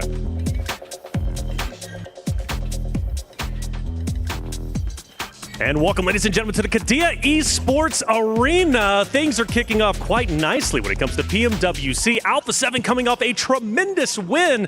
We got to be watching out for them, the returning champions. But since we're 2 maps deep, I think it's now a perfect time to do our Dr. Suleiman Al-Habib's hot take, because things are starting to get spicy. I'm Taylor Reflections Noble, joined by John. And what are we seeing so far, man? Because Alpha 7, that win was huge. That was absolutely brilliant. 2 players against so many full force squads. They held their nerve when it mattered most, and they came out on top. Let's get into these hot takes, though, all right? And I'm going to kick things off nice and strong. Maxman is going to say Team Spirit instead of Team Secret at least 10 times today. Guaranteed. That TS abbreviation, that's tricky. It is tricky. That's why we're casters. He's not. I do question, though, why is Maxman getting so much hate? He was tied up, thrown on the couch before the pre-show, and then now you are also bullying him yourself. What's going on, man? Hey, look, the man needs to stay humble, otherwise he'll predict teams more and more, and we all know that we do not want that to happen. Humility. I think we all could use a little bit of humility. Alpha 7, though, I was actually coming out the gate before that win. I was going to say my hot take was they're not making it, or they're going to the survival stage. They're not just going all the way through to the finals. I got to change that. So now I'm going with Revo. I think he's going to get 50 eliminations, but can he surpass it? We'll find out. Let's head back over to the casters. Hello guys, we're back. You know what my hot take is that we're all really uncreative, and I agree with Reflections. We've got to stop bullying Max. Here's my hot take. I love Maxman so much. That's such a cold take. Everyone knows you love Maxman. Yeah, but you know, What else am I going to say? You're freezing right now. You're freezing cold. Look, I just want Max to know. You're -5. Max, you're amazing. All right, Stop this it. is specifically for you, Max. I'm talking Stop to you right now. fanboying right now. He's so cool, though. The style, the grace, the way that he fills up the place when he walks in the building, Max Man. King of the nades, Max Man. But you know what? Let's talk about another team that delivers almost at the same caliber of Max Man. Alpha 7, that was a hell of a comeback from them. It was a good show up. Yeah. Right? I was worried. I was saying, like, game one, right, looked kind of sluggish. Everyone looked sad. Sad on camera 8. Least now, kind of happy on camera 8. Reminiscing about the misplay with the nade, but in a positive light. All blown over, all still mates. I just threw a bit too short, you know? Oh, it's fine. Yeah. We won. My finger was a little bit sweaty. I'm sorry. Yeah, it's all right. Yeah. But he did clutch it, came home big with it, hit the straight slick 3-pointer. Everyone's living. Although, how's it going to go from here? Obviously for us, third game of the day, last game of the day for us, only the halfway point. You recap some of the things we're seeing, right? Again, global trends on this one. Point differential, not that crazy. Mid-portion cap, right? We still got a good half of the lobby that can get a bit of a shift on in this matchup. Power gaming, though, not looking great, Blank. I'll be real, and that's a shame. They're unshimmied right now. Yeah. It's bad. It's bad. And again, there are some teams here that are looking just as clean as the Mr. 7WG himself, but others, they're just not doing so hot. And I think that's going to be the base of this whole cast. We're going to be really nice to everyone and everyone. Yeah, it's super friendly. Yeah, we're just super chill cast. It's nice. As we head in towards our third match of the day, there was a big point that we wanted to bring up, which was on that first Erangel that we saw there. It was a very southern playing path. Forced a lot of teams to head over towards some of the backup drops that they had. Now, I do want to see something that's a little bit more central, you know, even a vertical playing path would be pretty happy with. I want to see a clear-cut decider of where the team's going to be playing, because it is not unlikely that you have a day where all of these playing paths are really awkward towards the side of the map, or not allowing you to swing far off towards the west or the eastern side because of where they're situated over 3 matches today. And not only is that difficult for us to get a read on the players and the teams and where they're dropping, but it is really tough for the teams who are going to go home tonight and put a lot of that analytical prep that you see the caliber from Neptura, for instance. No, it's true, dude. It's true. You know, I think it's one of those, Blank, where already at this point today, we're seeing some squads that are being able to thrive with more passive gameplay, some of the heads-up reads where, again, actually a good callback, like Naturo was saying, right? Like the idea of kind of getting over the hump early, where you go in, maybe force yourself into some aggressive hot drops just to see if it gets the blood pumping. You know, obviously, that I think the term is from Moneyball, Blank, it's feed the hot hand. It's one of those that makes a lot of sense in this kind of environment, because obviously, other side of the coin, you see what's happening with Power. It ain't working right now. It feels like they're cooling off. Colder than those takes about Max Man. Other side of the coin, you had DRX there that bided their time into an explosive finish. That's nice. It's going to amp you up. Sure, game 2 wasn't as great, but then what happens? Alpha 7 starts saying, let's play a bit more aggressive. Let's actually take fights. One of them was very aggressive.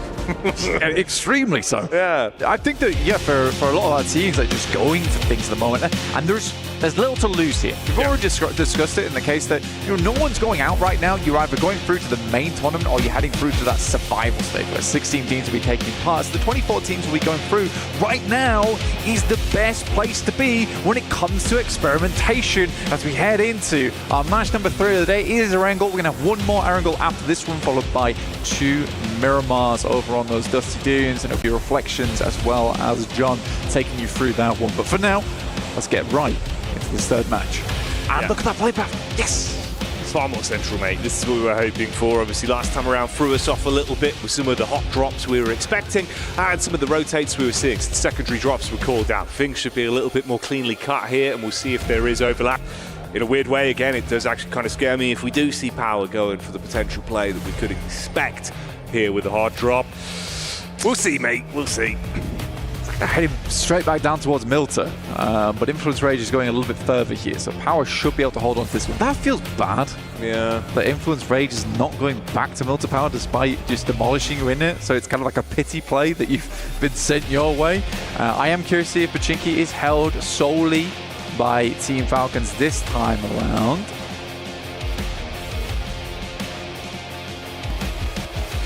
I like the fact again, actually, we do get sort of the distance there from Team Secret. We do seem to be playing this far slower wick of a game. Let it burn late into the night, you know, don't want that one to burn quickly. Yeah.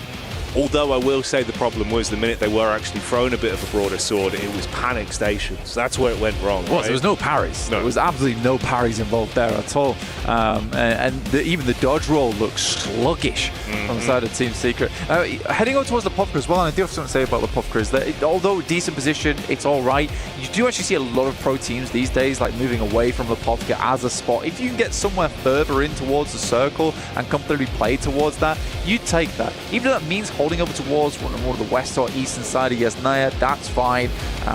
But yeah, we'll see how teams play this now. It is a pretty packed map already. But I think that Team Secret, after seeing that, playing in the Pop Cup means you have to push through a lot of teams just to get towards the initial circles, and those initial circles are over towards the southwest side. It cuts a lot of Sosnovka in, which is a bit of an awkward one, where you're not sure if you'd be heading across or not. It would be cool to see a Sosnovka this early into the tournament, though, Jackie. Yeah, it'd be fun, man. It'd be nice if we actually do get it thrown into the mix. I do love these wide splits. Sorry, just a highlight there. I know, obviously, map feed-wise, just looking at how Weibo are going to be able to rotate on this one. Nowhere near as drastic. Backline of the DRX late. But anyway, we'll focus up with what's happening here. You've initially got the POV of Alpha 7. Alpha 7, for those of you tuning in, of course, I'm sure you're aware, they are currently the crown holders, the kings themselves, who took the trophy last year in a rousing affair. Some incredible plays, back-to-back games where they were popping off. And really, it was a bit of a nail-biter towards the end of last year. Like, you know, you're thinking sort of them and Reject, like who's going to take it, which region's going to show up. Coming into this one, I was a bit worried with the result in the first game. Glad to see a massive show up, even with it just being a duo that had to get so much done. Some diligent PUBG Mobile shown from them the previous outing. How's the rest of the day going to go, though? Will Neptura's hot take become a reality? A back-to-back chicken dinner for them would instantly be the landslide of, all right, maybe it is going to happen again. Like, that's the sort of hype you want on a day one. I think for Alpha 7 in particular, they're a team that really, when that momentum starts getting rolling, it's hard to stop them. They're very much like an avalanche in that respect. It's hard to deal with that, and if you're not careful, you are going to get covered and buried underneath the snow. Alpha 7 is going to be bringing down upon you. So I think that for Alpha 7, getting that win there, especially where it mends that relationship between Clio and a Rebel very early on, that could have been difficult for them. But that makes you feel really good, you know, because instantly, instead of having what would have been a little bit of an annoyance, right? It's a bit frustrating. Now you have a bit more of that brotherly bond once again been stricken there in that map, which is cool. It's very cool to see, and I think that would help them. And I don't think Neptune is far off from the mark. I do think for Alpha 7, this game could easily be a good one. No, absolutely. Even though she was smirking while she said it, the point does really reign true and could certainly have a lot of credence. And you're right, bro, you know, not cutting the cheese with the chalk. I think absolutely it's one of those where you would have been fuming with each other had you gone down off the back of that nade with two key players as well. Right? Instead, you won it, and like you say, it's brotherly love, everyone's having a good time, the boys are back in town. DRX, they were in town for a second there, but one of them has instantly been shut down. You've got the drive in from Falcons that have spotted a weakened target. Solo and isolated. Blessing from that, you do grab another vehicle off the back and get the 1 point. Yeah, unfortunately, DRX went to town. You know, it's like a boys' night out. You're going to lose one of them eventually. Where's he gone? You find him at home later. So I actually never came out. I was at home the whole time. Sorry, guys. Stayed in the plane. The DRX down to just 3 players there. They had a good start to the day, but if you look at that, 19 points, that's all the points they earned there on Sanhok. True. They earned nothing on that last game, and I think that for Erangel, it's a very important map to be able to perform on, so I'd be very unhappy to see them go to Erangels with nothing to show for it.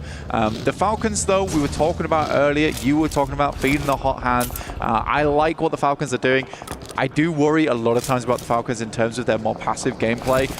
I think that there are definitely moments where I think Redox and Narvalo certainly need to take a leaf out of Koa's book and just be a bit more aggressive. And it's funny that one of those passive players on this team, historically at least, Ralph is one of the players who I think has been the most influenced by Koa's gameplay. So yeah, I think that's what I'd like to see from that team, especially here where they have the ability to experiment a lot. But it's nice to see them having just continued success. Yeah, it's hard as well because it's a double-edged sword when you have such a really infused fan base like Falcons do, especially when we're here, right? Like we're in Riyadh, we're in Saudi Arabia, and you can see the excitement that's going on there. Everyone's cheering after they get an elim, after they make a play. Yeah. That goes both ways. If suddenly everyone goes quiet, you notice it, and you know it's for you four alone. Dude, even in PMSL EU over towards Turkey side, right? When they were playing there, they looked stressed on their bad games. All eyes on you, bro. They look stressed on their good games. And I think that there is a lot riding them. There's a lot riding them here. I think personally, if they can at least get to the top 8 after this group stage, I think they'll feel so much more comfortable. Just going straight through to the finals there and not having to deal with it, that will be the ideal scenario. I mean, even if you think about just the fact, we were saying like, oh, everyone is literally forced to stare at Alpha 7 on a pedestal, on a plinth, literally in the arena. They were called out by name. They were there. Everyone else sees Falcons as well, separated from the rest of the squad. It makes you kind of have that animosity of, we should take them down. We should make sure, you know, that extra oomph on the other teams where some people thrive on that, Blake. Those little elements come into your mental game. It affects how you play PUBG Mobile. Suddenly it starts to change a little bit. You see those targeted fights. It gets spicy. This is more of a story we'll develop over the course of the event. We'll see how that starts to ebb and flow. But it's just something to have in the back of your minds for the viewers at home. Weibo, I think it's been, I'd say, nice, at least in terms of the way they have been playing to their strengths. They've had some really crazy dives, crazy rotations, but they've made it work, so I can't fault it too much. It's obviously just not been the best in terms of converting it into actual placements or eliminations.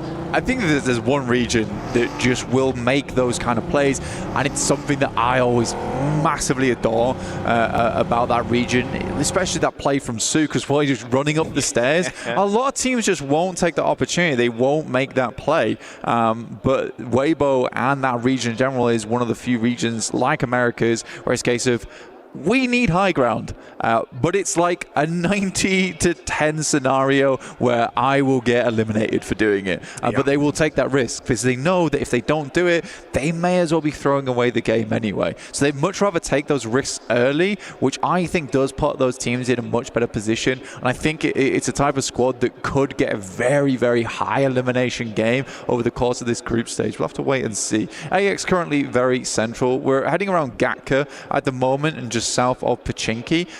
It's a bit more flat around this area. There is fielded area too. You don't really want to heading down towards Ferry Pier because you're cutting yourself off the sight lines. There's a fair amount of water in this one. We were worried that it was going to go down to Sosnovka. It didn't do that, so a lot of teams can now consider coming back up. Power, I think it's reasonable they head towards Sosnovka. It was one of the few plays they had in the back pocket on the happenstance we did go down towards that part of the map. They would have had a fantastic position. Now they've got to figure out how to get across.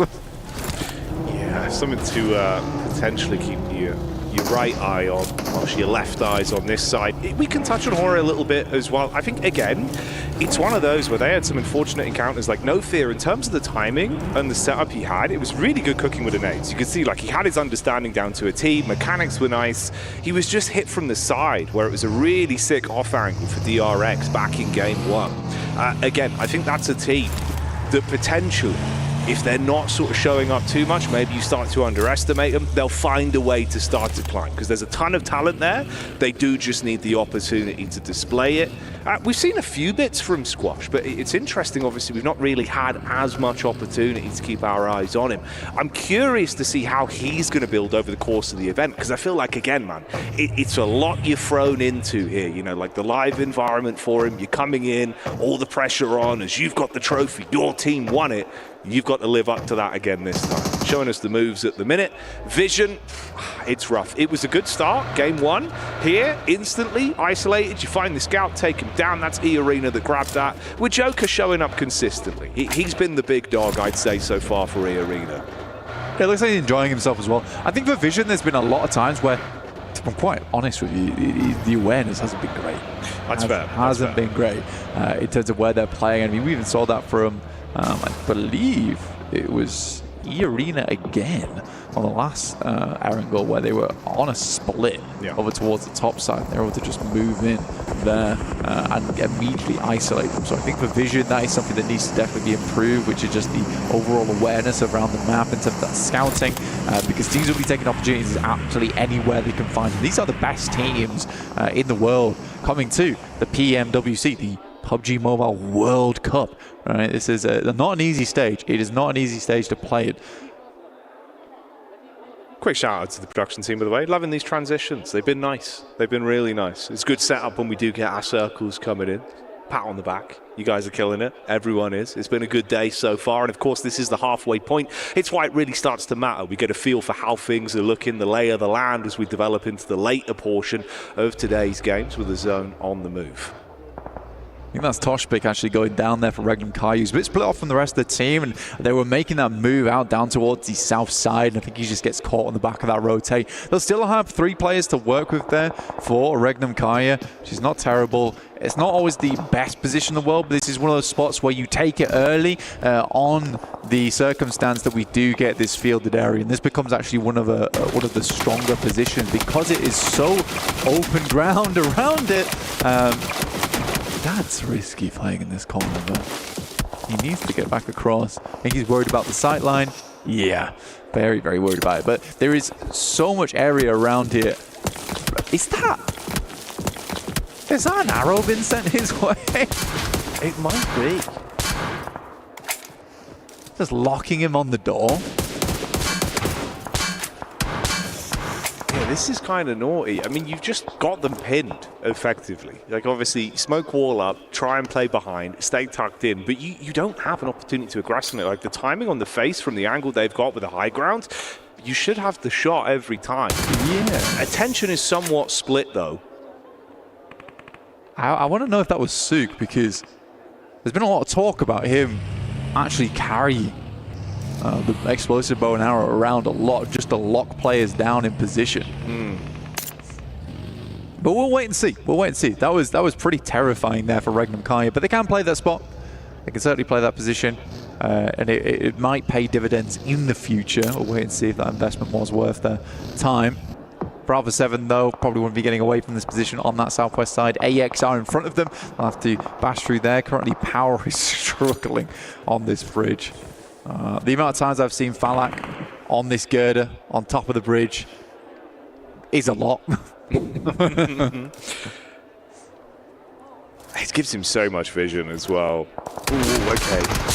Nearly. Window of opportunity, obviously very slim. You've got to chicane on the push up. Trying to keep the help from the back line. Takes a bit of time before he gets the first shot back over, but the first knock is the most important. Quick reposition, got to try and get himself out of dodge. Takes the damage from the drop and the bullet from the side, so into a knock on the bridge, off the angle.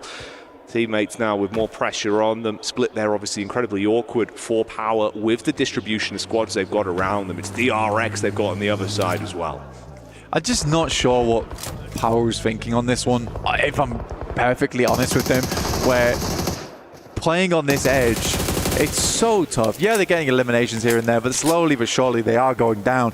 Again, they could have played in from where Team Secret's on, where the circle was, where it encompassed Very Peer. You know there's going to be teams playing over towards Primos. There's going to be teams heading over towards Yellows. This is a situation where there's going to be many, many teams looking to lock you out over towards Lighthouse coming across that bridge. It's just an unreasonable decision, in my opinion, where they could have played it slow on the eastern side of the map. The only other thing I can think of, and I mentioned it earlier, is just that they were hoping, gambling for a Sosnovka finish, and they would have been the first there, but I don't know, man. I don't know. Yeah, the odds certainly not in their favour if that was the gambit they were going for this time around. He was unlucky as well with the timing. Nearly got the pop-off on the hill to keep himself alive, but Fainan going down because of it. And then Al Haji, you know, you are a sitting duck, effectively. That's the real sort of top and bottom of it. He's just trapped in the coastline. Play Zone being the additional squad that will take him down from the back. So again, Power Gaming, I think that's free for free on first squad's fall, other than obviously actually easy. Yeah, he survived as a solo, got those 2 points in the first game, but it's been rough. You're losing at least 3 players in the opening sort of, 2 to 3 minutes of each game now, minimum. It's rough. It's really rough, and there needs to be a big change towards the end of the day. Looking at 4 Thrives, though, they're doing really well. 2nd place at the moment. I was asked recently who my top 3 players were, and in that top 3 I mentioned Valak because he is one of the more exciting off-angle specialists, and you saw him there even on the bridge. That's another thing I love about the player, is that when he's in that solo position where he's playing off the back of his teammates, trying to set up situations, he's so safe, so cautious with it. He was never going for the full-on spray. He was happy to let his teammates find those knocks, find those eliminations, and he just had to be the enabler, essentially. So he's a very, very cerebral player. And if you're watching PUBG Mobile, you never heard of him, I'd keep your eye on him during this entire tournament. 100%, man. You know, nerves of steel and really handy with the steel with how he was taking those fights. This has been Vision trying to get a bit more aggro as well with a dive over towards the hut side, isolate one player there as they get the info onto him. Quick pick up on the crate as well. Grab what he's got on him to restock themselves. Yeah, bro. He looked lost inside that shack, like he had no business being in there, and the arena was just getting evicted. Yangdong. They're getting secreted on right now. There's the dive over the back. Secret again, it feels like they do better when fights are on their terms. When it's suddenly thrown towards them, that's when a bit of a panic kicks in. It was a little bit awkward. They are being at least able to find some recovery from it. The zone is awful for them though, right? Consistently thrusted further forward. They have to just sprint through this, try and take it headstrong. They do win out on the fight, but with the double knock, it's going to still take some time to recover from it. Meanwhile, Weibo again. They always show up when you least expect it, and nades are raining. Why are they on the eastern side of the map right now? There's an insane rotate from them, which I didn't even catch. They were playing down towards that western side. Suddenly they managed to get themselves all the way up to here. Just wrapped around, and Fireflux do find them. I think they were looking for a holdout as well over towards Fireflux, but losing Suk is not ideal. MacHap's been an awesome addition over towards Fireflux as well. Been finding a lot of success for the team. Where Ketch is no longer as potent as he maybe was in the past, MacHap has been pretty phenomenal, basically bringing him back up to level. Like, both of them combined make a pretty fearsome duo. There's been some fierce picks as well that we're seeing from the sideline there from Hora, still being able to keep themselves in a good spot in terms of the eliminations they're finding, where it's not an overcommit. So nice shots, again, delivering. Fireflux, it's interesting how much we've actually seen them really being in focal points of fights that have a lot of reverberations for the outcome of the game, but it never feels like it really gives them the oomph they need. They're always on the, you know, the wrong side of the coin. Yeah, that's the 100. Bruised by the nade. That wasn't a coin, that was a grenade. Yeah, it was. That was dirty. Heading through M79, trying to lay down some smoke in the meantime. It's not going to be. Solus does hit the deck though. So does Scarface, and this is looking more and more rough. So very good shots coming through from Regnum Kaya, by the way, from that position they were talking about before. They're currently holding over towards that north side. Shame for Secret as well. If Team Secret were looking to build and compound off the points they were able to accumulate into Game 2, it's not really going to work out as well for them here. You go down relatively early, 3rd squad to exit stage left. It's a massive cool-off as well over on the side of Yangon Galacticus, considering how impactful they were with that opening game. But let's dial in here with Alpha 7. Mafioso, clean connection over the top side. Wow. AX giving as good as they get. And fair play to them. It's actually been impressive how good they've looked in terms of the amount of pressure that must be on this squad. You've got to deliver. full commit on this. Push up with the DBS. Oh, it's clean for the first, but the bite back with the moves. Ravo starting to really bring the heat towards them. You got nades running in from the side as well. Alpha 7 with a lot of targets on them. Ravo canonically touted as the best shotgun player in the entire world. Hard to deal with him when he's flying through the air, gliding on the back of those wings. The DBS only taking shots over towards you, but it's 4 thrives to backstab, and Alpha 7 was stuck between a rock and a hard place there. Noki once again playing anchor down towards that south side. I think honestly 4 thrives have a very, very good position here in the circle. And Balak with 4 elims so far during this game. I do think they have a good chance here, and now taking away first place spot. Nepturo unfortunately mistaken on that call, but this is a big push coming through from Horror. And where is Silas? Where is he indeed? Horror as well, just getting away with absolute liberties at the minute. They're going for some big commits. They're actually completely flipping it on its head of saying, oh, you're kind of playing this passive game where then you suddenly throw the heat up. The tempo control's really good for them. They're keeping the other squads guessing. It's been great fights. They're starting to find themselves opportunities for eliminations. And again, like you were saying, as much as this is great for 4 thrives, you've already been able to build up some points. Rest of the squads that in the overall rankings for the day, they're all gone. Anyone else that actually accumulated a nice amount have already been taken out. You can see it's the bottom end that is still alive with the overall points here. This could really have some chance to leapfrog you up. So this is a big game for a lot of the squads down towards the bottom side right now. Absolutely. For AX particularly, they want to jump further up the rankings here. Horror as well. Want to show a lot of these teams what they've got to offer, but 4 thrives could bump themselves massively up in this game, getting a lead of something like 20 points on the 3rd match of the day with Alpha 7 and Yangon Galacticos being down early, and Vision's only just breaking into the 20 points now. Laura's still going. I mean, that's Vision being completely removed, blinded by the power of Horror Esports again here. No Fear living up to his name as the rest of the squad's playing with that. Sleepy and Sky back-to-back. 8 eliminations combined between the 2 of them. Some impressive maneuvers. And we've been obviously sort of touting, 4 thrives. They're in a good spot. If AX were able to find an opportunity to get the drop on them here, sort of pick them to pieces from the sidelines with the scout setup they've got, it could be a bit of a change of pace. They've not looked too bad over the course of the day so far, but taking down a team like that would be huge for them. There's been a nice reset for 4 thrives to get back up to all 4 players. That's unfortunate. You're trapped on the edge, nothing you can do. That's the last man going down, so we do wave goodbye to Fire Flux. They've been stuck out on that eastern side for such a ridiculous amount of time. It was not easy for them, but Weibo, despite showing off some pretty cool moves around the map and having some decent rotates into position, they've just not had the staying power in these matches at all. Not been able to dig those boots in to the ground. Fanlak will be taken down by Sky, which is, to be honest with you, the speed at which he went down, that was an unbelievable spray coming through from Sky. Yeah, Sky's looking crisp today, dude. Like, some of the shots he's being able to find are really impressive, but it's the setup from them as well. The way they're actually sort of jiggling and playing off each other's contact, comms look really clean. Yeah. Absolutely. And Sky has got a massive amount of pressure on him. And we had a nice interview with him at the start of the day where he was saying that I don't really see it as pressure. I just see that fans being just loving us as a team, and I'm going to try and do them as proud as I can. For Sky, he's always been a phenomenal member of multiple different teams. Now, I think he's found a very nice spot here on Horror. Yeah, he is the star figure on that team, but by no means is he not backed up by some of the other players on that squad. I mean, No Fear's been around for a huge amount of time, and Sleepy and Jiggle here really feel like they have melded into the team very, very well. So yeah, Horror is definitely a team to keep your eyes on.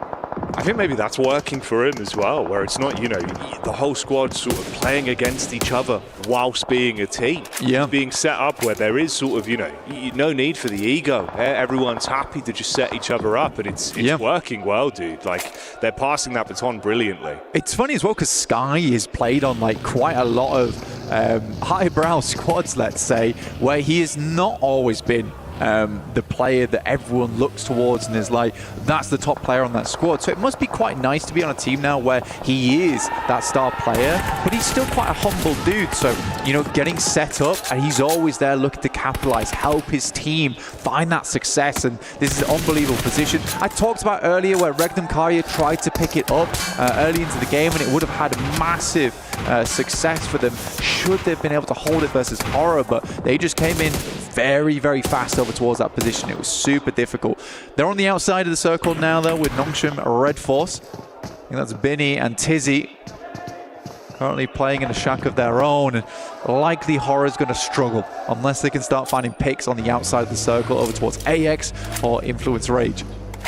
Yeah, it's been good shots, but it's the fact that they're not really being fully able to convert off the back of it, with the cycling of those knocks being really just stalemated. Henry here, you get the POV from the man, spamming over towards the side. Good split as well for the backside. Sleepy still gets the tag back in. That's an instantaneous shot onto Henry.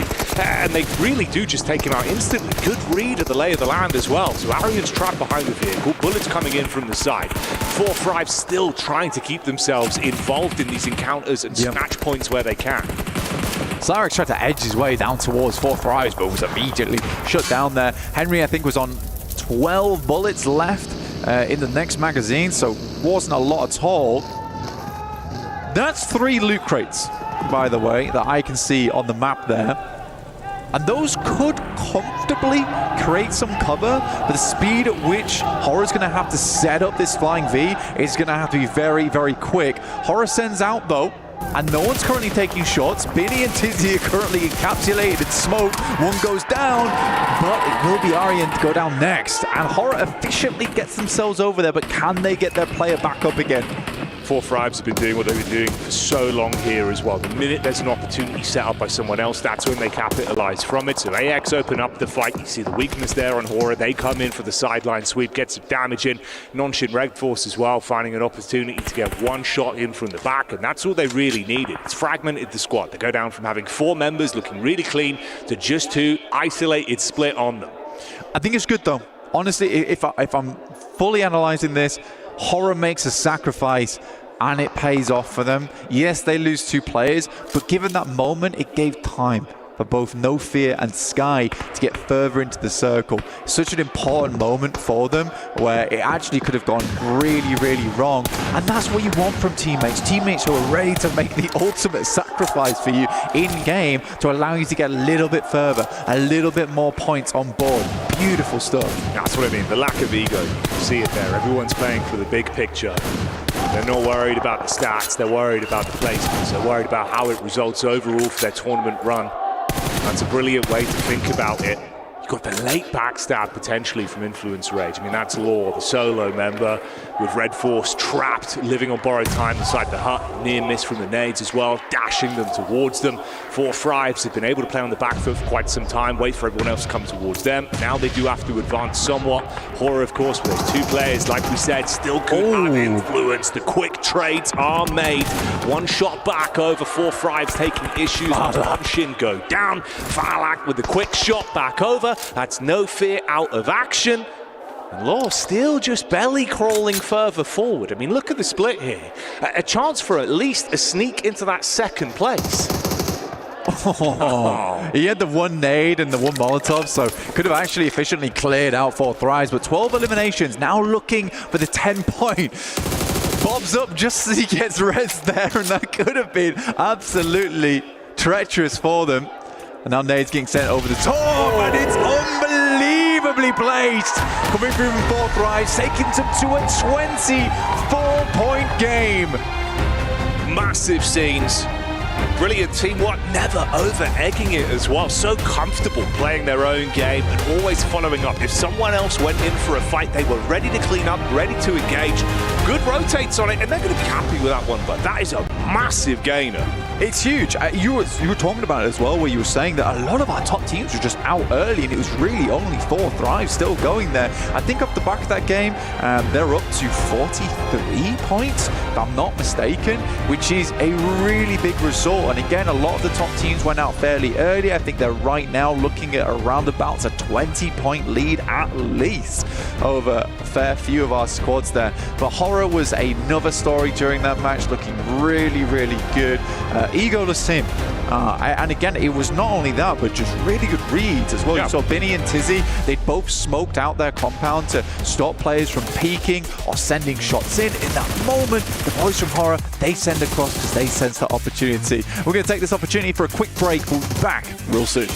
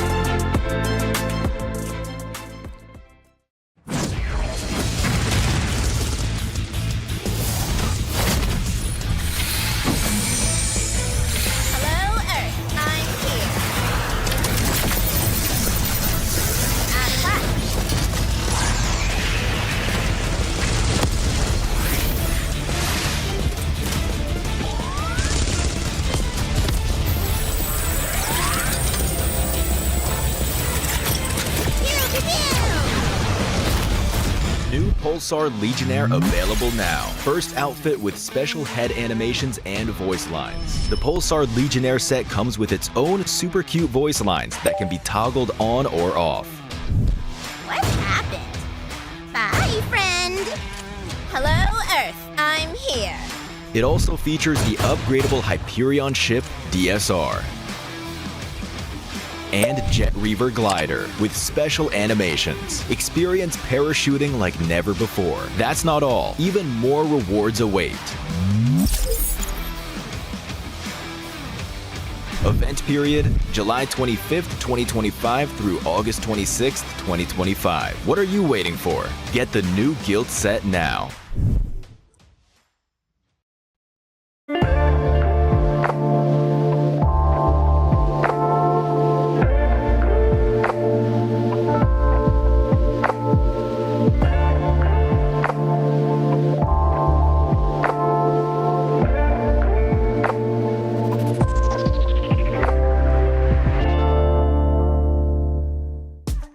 We start off our day in the Qiddiya Players Lounge, where they come for rest, relaxation, and refueling. And we have this gorgeous Qiddiya photo booth, of which we have a replica of none other than the key itself. I'm going to take this one with me.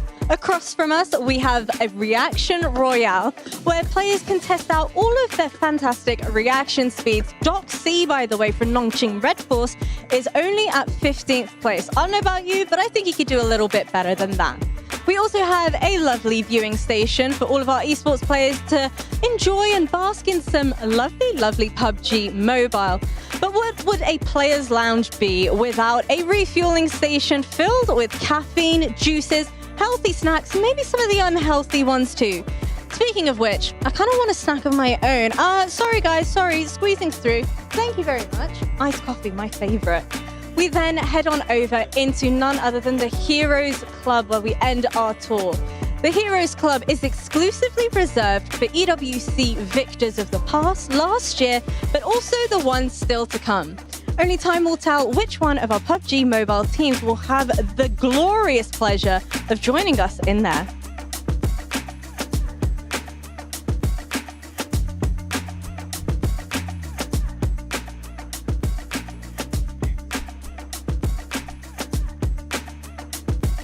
Oh, Max. Hi.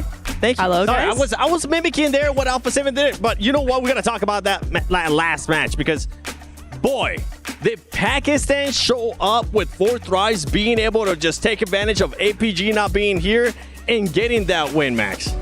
Hey man, Pakistani here for the win, really. The best Pakistan has looked in a global. Such a good win here this time around because from the very word go in this match, Alpha Gaming's not playing this match, right? So they're not going to be dropping a military base. They're not going to be contesting the western side. So 4 thrives, this game was pretty much from the start put in easy mode. Even though it was not quite that easy a game, I just like that fight in particular was normally making it a bit hard for them back in CSA. But the control they had with Falak on the beams, able to clear all of power, man, 4 thrives. I was scared them going into global after CSA. How are they going to perform? All of my doubts have been already cleared that they know what they're doing. They have a game plan here coming into PMWC. Yeah, I mean, from the interview that I was able to do with Falak, that player is just oozing confidence, saying we're not really feeling any type of pressure. Everybody has experience, and that is showcased here in that last match. 24 points, 14 eliminations, being able to back it up there with the win. On top of that, you have Hora Esports, CSA pretty much just taking over Neptuna. They really are. I mean, we love to see it, right? Yeah, and again, it's very top heavy. All for CSA, look at that, 24, Hey, 16, 10, and then 7 and 5 and down below. So, I mean, yeah, Influence Rage, kind of the silent partners there, even though they got the double elims. We didn't see too much of them. But yeah, 4 thrives and Hora coming in clutch there. Some really, really strong performances. Hey, I thought Hora were going to win the whole thing. I really did.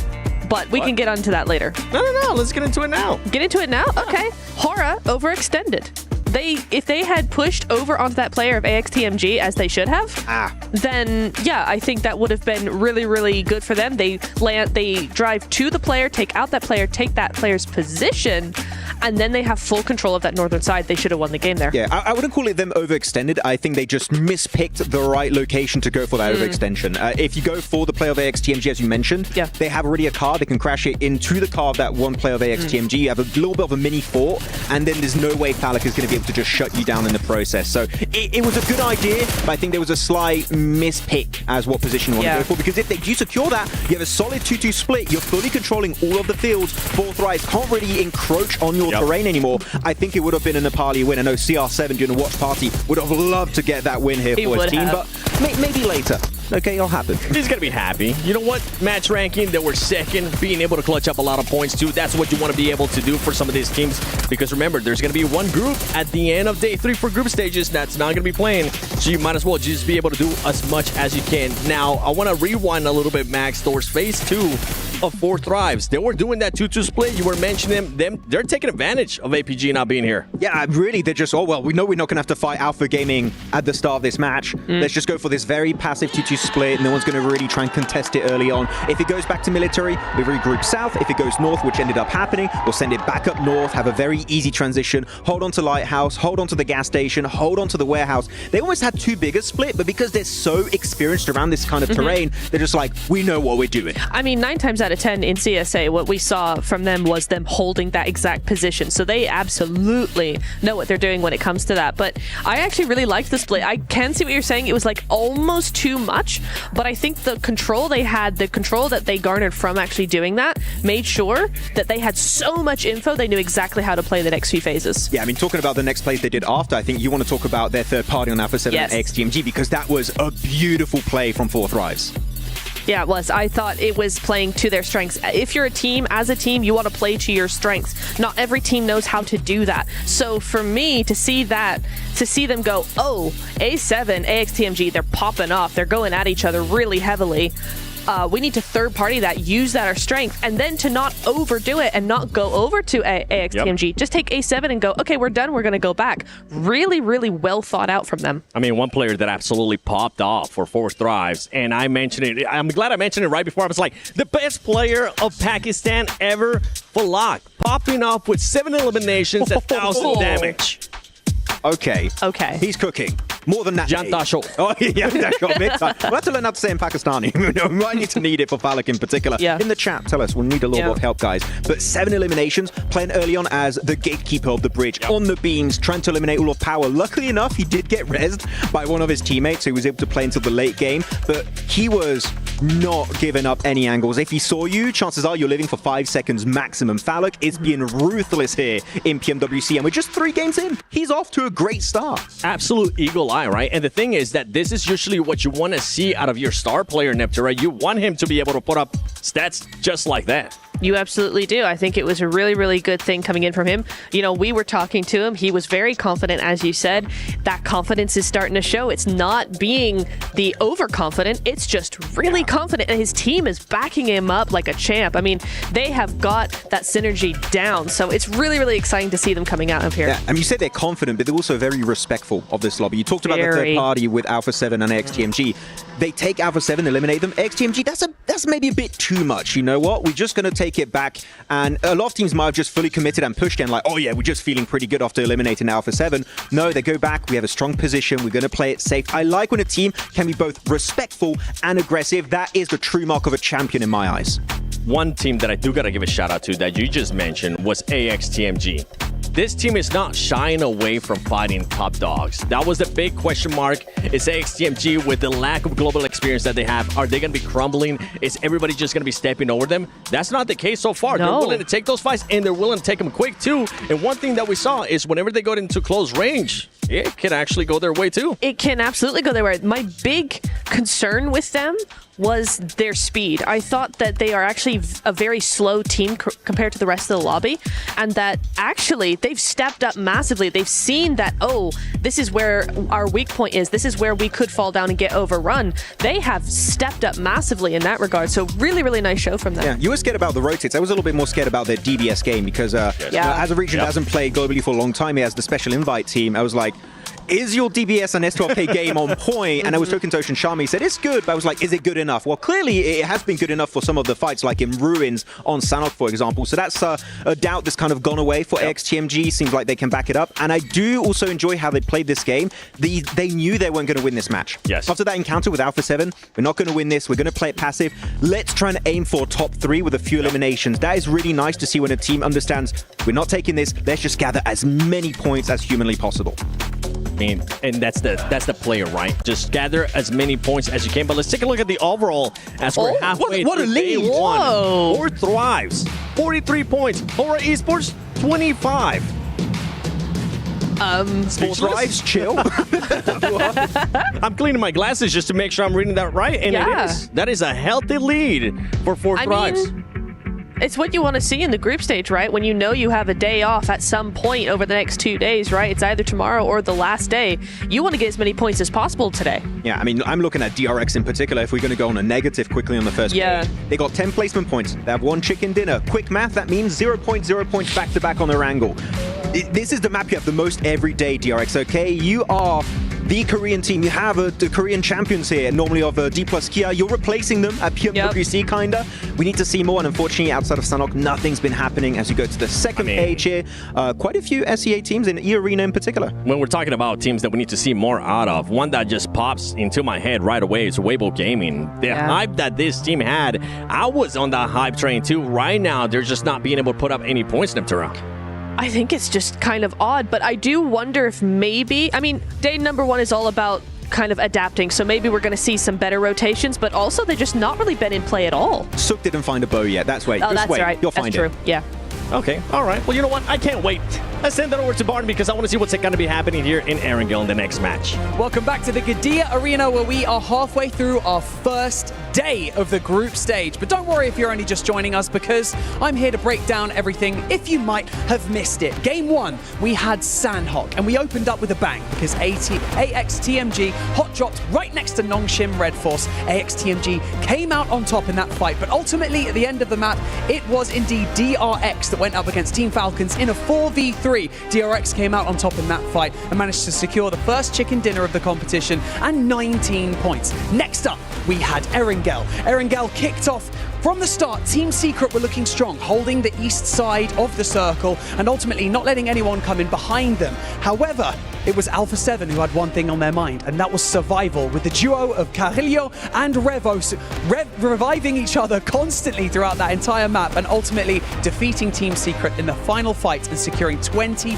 points for them. Map number 3 started off a bit slower, a bit cleaner, because it was indeed a lot of people switching up their drops as I am lowered down in the stage. And 4 Thrives have to have an honorable mention for having such an impressive day, taking out Alpha 7 as well, and managing to secure their first chicken dinner with 14 eliminations. What a first day we are through so far, but we're only halfway, 3 more maps to go. So let's hear some energy in the arena, because we're going to go into our next map very soon.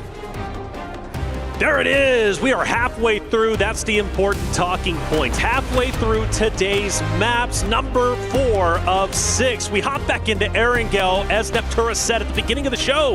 That should be the bread and butter for multiple teams. However, it hasn't been. But we do have some top dogs at the top, Alpha 7 being one of them, looking to make it straight into the finals. 4 Thrives, though.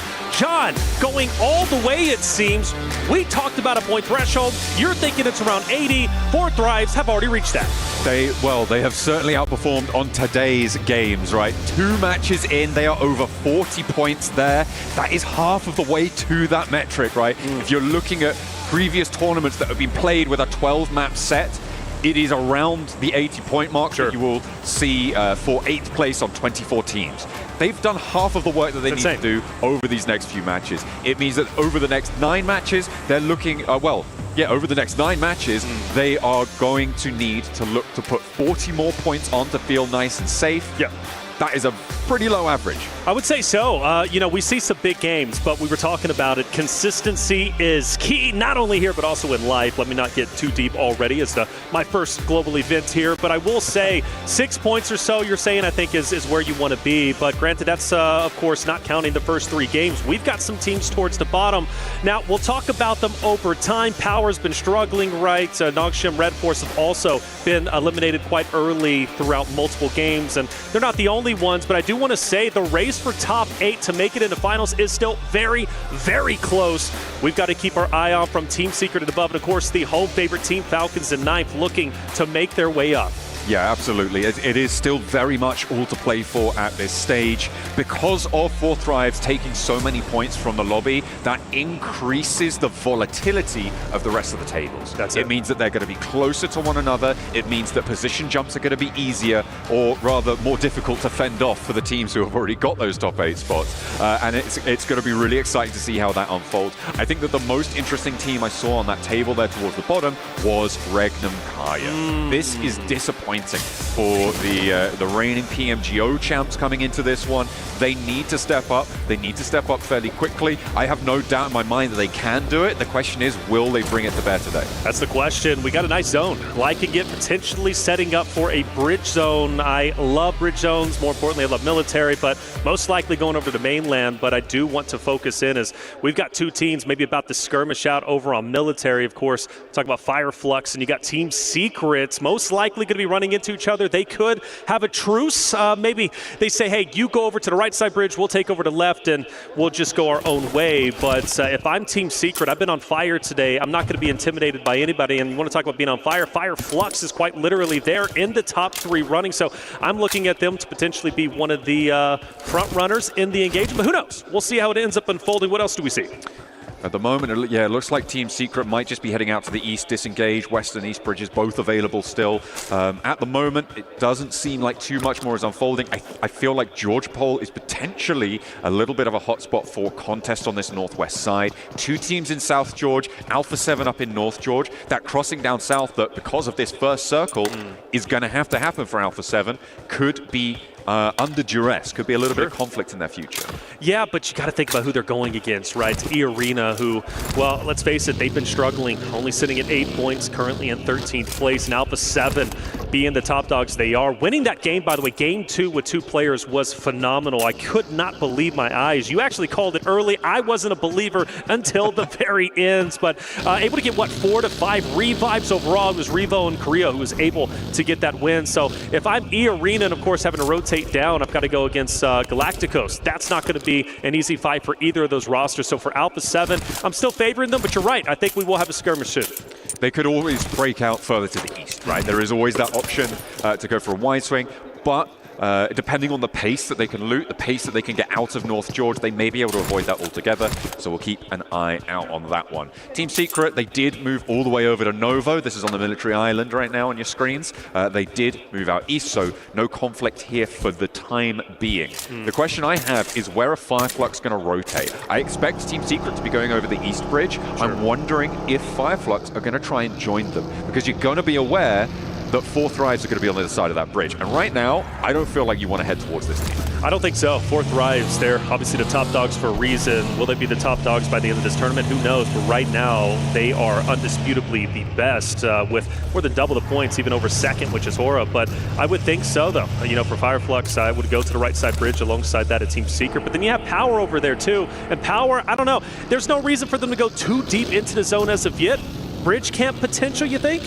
It could be. I mean, it does potentially waste a little bit of time. It looks like 4 Thrives are going to disengage from that bridge position over towards a more central location, up towards that hill ridge that sits further north. But there's always time to come back as well. We'll have to see if that yo-yo comes through. And actually, Yangon Galacticos on the move. Okay, so that opens the door for Alpha 7, which was potential for them to find that path on in. Getting very, very central, nice and quickly. Into 5 minutes of the game and already finding a central spot. Rekukaya looking to do the same. Yeah, taking a little bit of damage, but they're going to be just fine for the time being. This is a team that was much hyped up coming into PMWC, a team that needs to start gathering points. As we said, we're on our halfway point. Only 9 more games remain. Yeah, you've got 3 days of group stage, but the teams only played 2 of those days, a total of 12 games. 3 are already gone. With the point race being as close as it currently is, I know they're in 12th place, I should say, but they can easily jump right up with how close it is all the way up to top 8. And, well, DRX on your screen, a team that ended up starting off the day hot with the winner chicken dinner. They're currently in 6th place. It's going to be nice and quiet for the time being.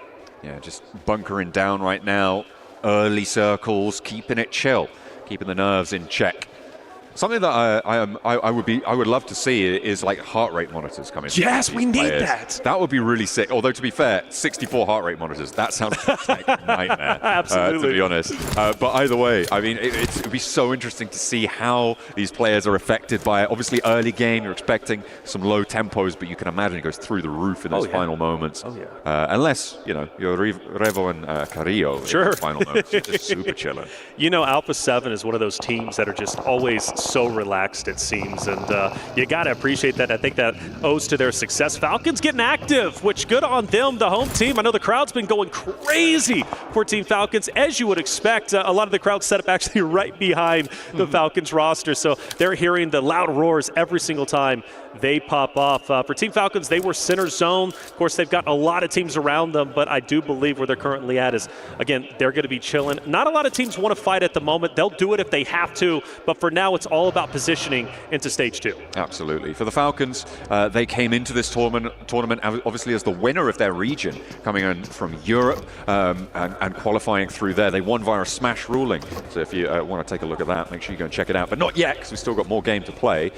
Unfortunately, it felt like some of the time, especially during the earlier stages of that tournament, they weren't quite as cohesive as they need to be to take on the global levels. They moved into the finals, and it felt like they had pieced it together, right? At the moment, they've got Redox, Koa, Narvalo, Ralph playing on the roster. It felt like sometimes there was a little bit of disarray in and amongst the roster, but right towards the end, they did show up. I was worried coming into this tournament that those early stages would come back and that performance would recur. For now, it seems like they're holding their nerve. There have been 1 or 2 missteps today in some pretty crucial moments, but I think for now, I'm pretty happy with where they're sat, up in 9th place, 18 points. They've got this first point on board as well. Yeah, it's day 1, right? Since only 3 games in. We talk about teams struggling, but you know, right now it's time to get your feet underneath you, get used to the LAN environment. There are several players out there, this is their first LAN, and it hits differently, right? When you're playing at home, you're nice and comfortable, there's no pressure virtually, you're feeling okay. When you come to the LAN experience, you got crowds yelling at you, maybe booing you, maybe cheering you. You got a mix of emotions. For Team Falcons, I think they're doing just fine, and you talked about their progression. Well, we need to see progression from so many different rosters, and honestly, for me, Alpha 7, I wasn't happy with their America's performance, I really wasn't, but I think that narrative's out the window. I'm feeling good. We shift now to mainland, and now we get to see Fourth Rise. They're going to gatekeep, of course, one of the rosters going across. Fireflux are already trying to make their way through, but this eastern side is really heating up around Potato Hill. You've got Aura trying to make their way on through. Power leading the charge from that side of the map. Influence Rage going for a wide sweep out towards the north. The question is, where are they going to cut in? Are they going to go all the way out? Maybe challenge Alpha 7. There's potential there, depending on how far they go. They know they'll be on a home ground fight, right? Influence Rage versus Alpha 7. These two rosters will be familiar with one another. Yeah. They could have a little bit of an edge in this fight potentially, or the same could be true on the other side. Influence Rage on your screen. Been happy with this roster through America's second place. They played so very, very well. In fact, even outdoing that of Alpha 7 during the PMSL Americas season. Well done for them. They've not done too bad. I know they're in 10th place, but again, that point gap, that point spread is just so incredibly close. But we're talking 4 points from going from 10th up to top 5, right? So for Influence Rage, happy they're going to be on the dead side of the zone in the north. I'm very curious how that's going to end up paying off for them. I want to see them make a deep run. I feel like Influence Rage is a roster. They've been around. We've talked about them on the global stages before, but this is the year I think they're truly going to show what they're made of. I would hope so, but it seems like they have always been the little brother of the region, right? They are there, they're powerful in their own right, but they just haven't been able to take that next step. Maybe they'll find that development here, but I feel like with Big Brother's Alpha 7 in the lobby, it's going to be hard to try and take that fight. Yeah. Well, and that's a great point, right? When it comes to Americas, it was a region that we paid attention to mainly for Brazil, North America. I know we've got our struggles. We're going to try and make it back up eventually. We're getting better, I promise you. But when you talk about the Big Brother of Alpha 7, I saw a massive improvement across the board from all the rosters because they know they've got Alpha 7 to battle against. Trust me, they wanted to win PMSL Spring Season 2025. And unfortunately, of course, some of them didn't. But for others, they did dethrone Alpha 7. Alpha 7 barely made it to this stage. Let's put that into perspective. They're doing great now. But I really do think Alpha 7's performance, them winning last year at EWC, truly made the other rosters say, I've got to step it up. You talk about little brother, they're looking to be the big brother now. Absolutely. Try and have a little bit of regnal combat going on through. Take that throne away from Alpha 7. We'll be making sure to keep up to date to find who will be able to take that top spot. But is it even going to matter, right? Because at the end of the day, it's about that global interaction. Sure, you can increase the quality of those lobbies, but then how does that playstyle move into the current stage of gameplay? And with the experience that Alpha 7 has at this level, right? I think that is going to be a massive, massive hurdle to overcome for the teams looking to catch up.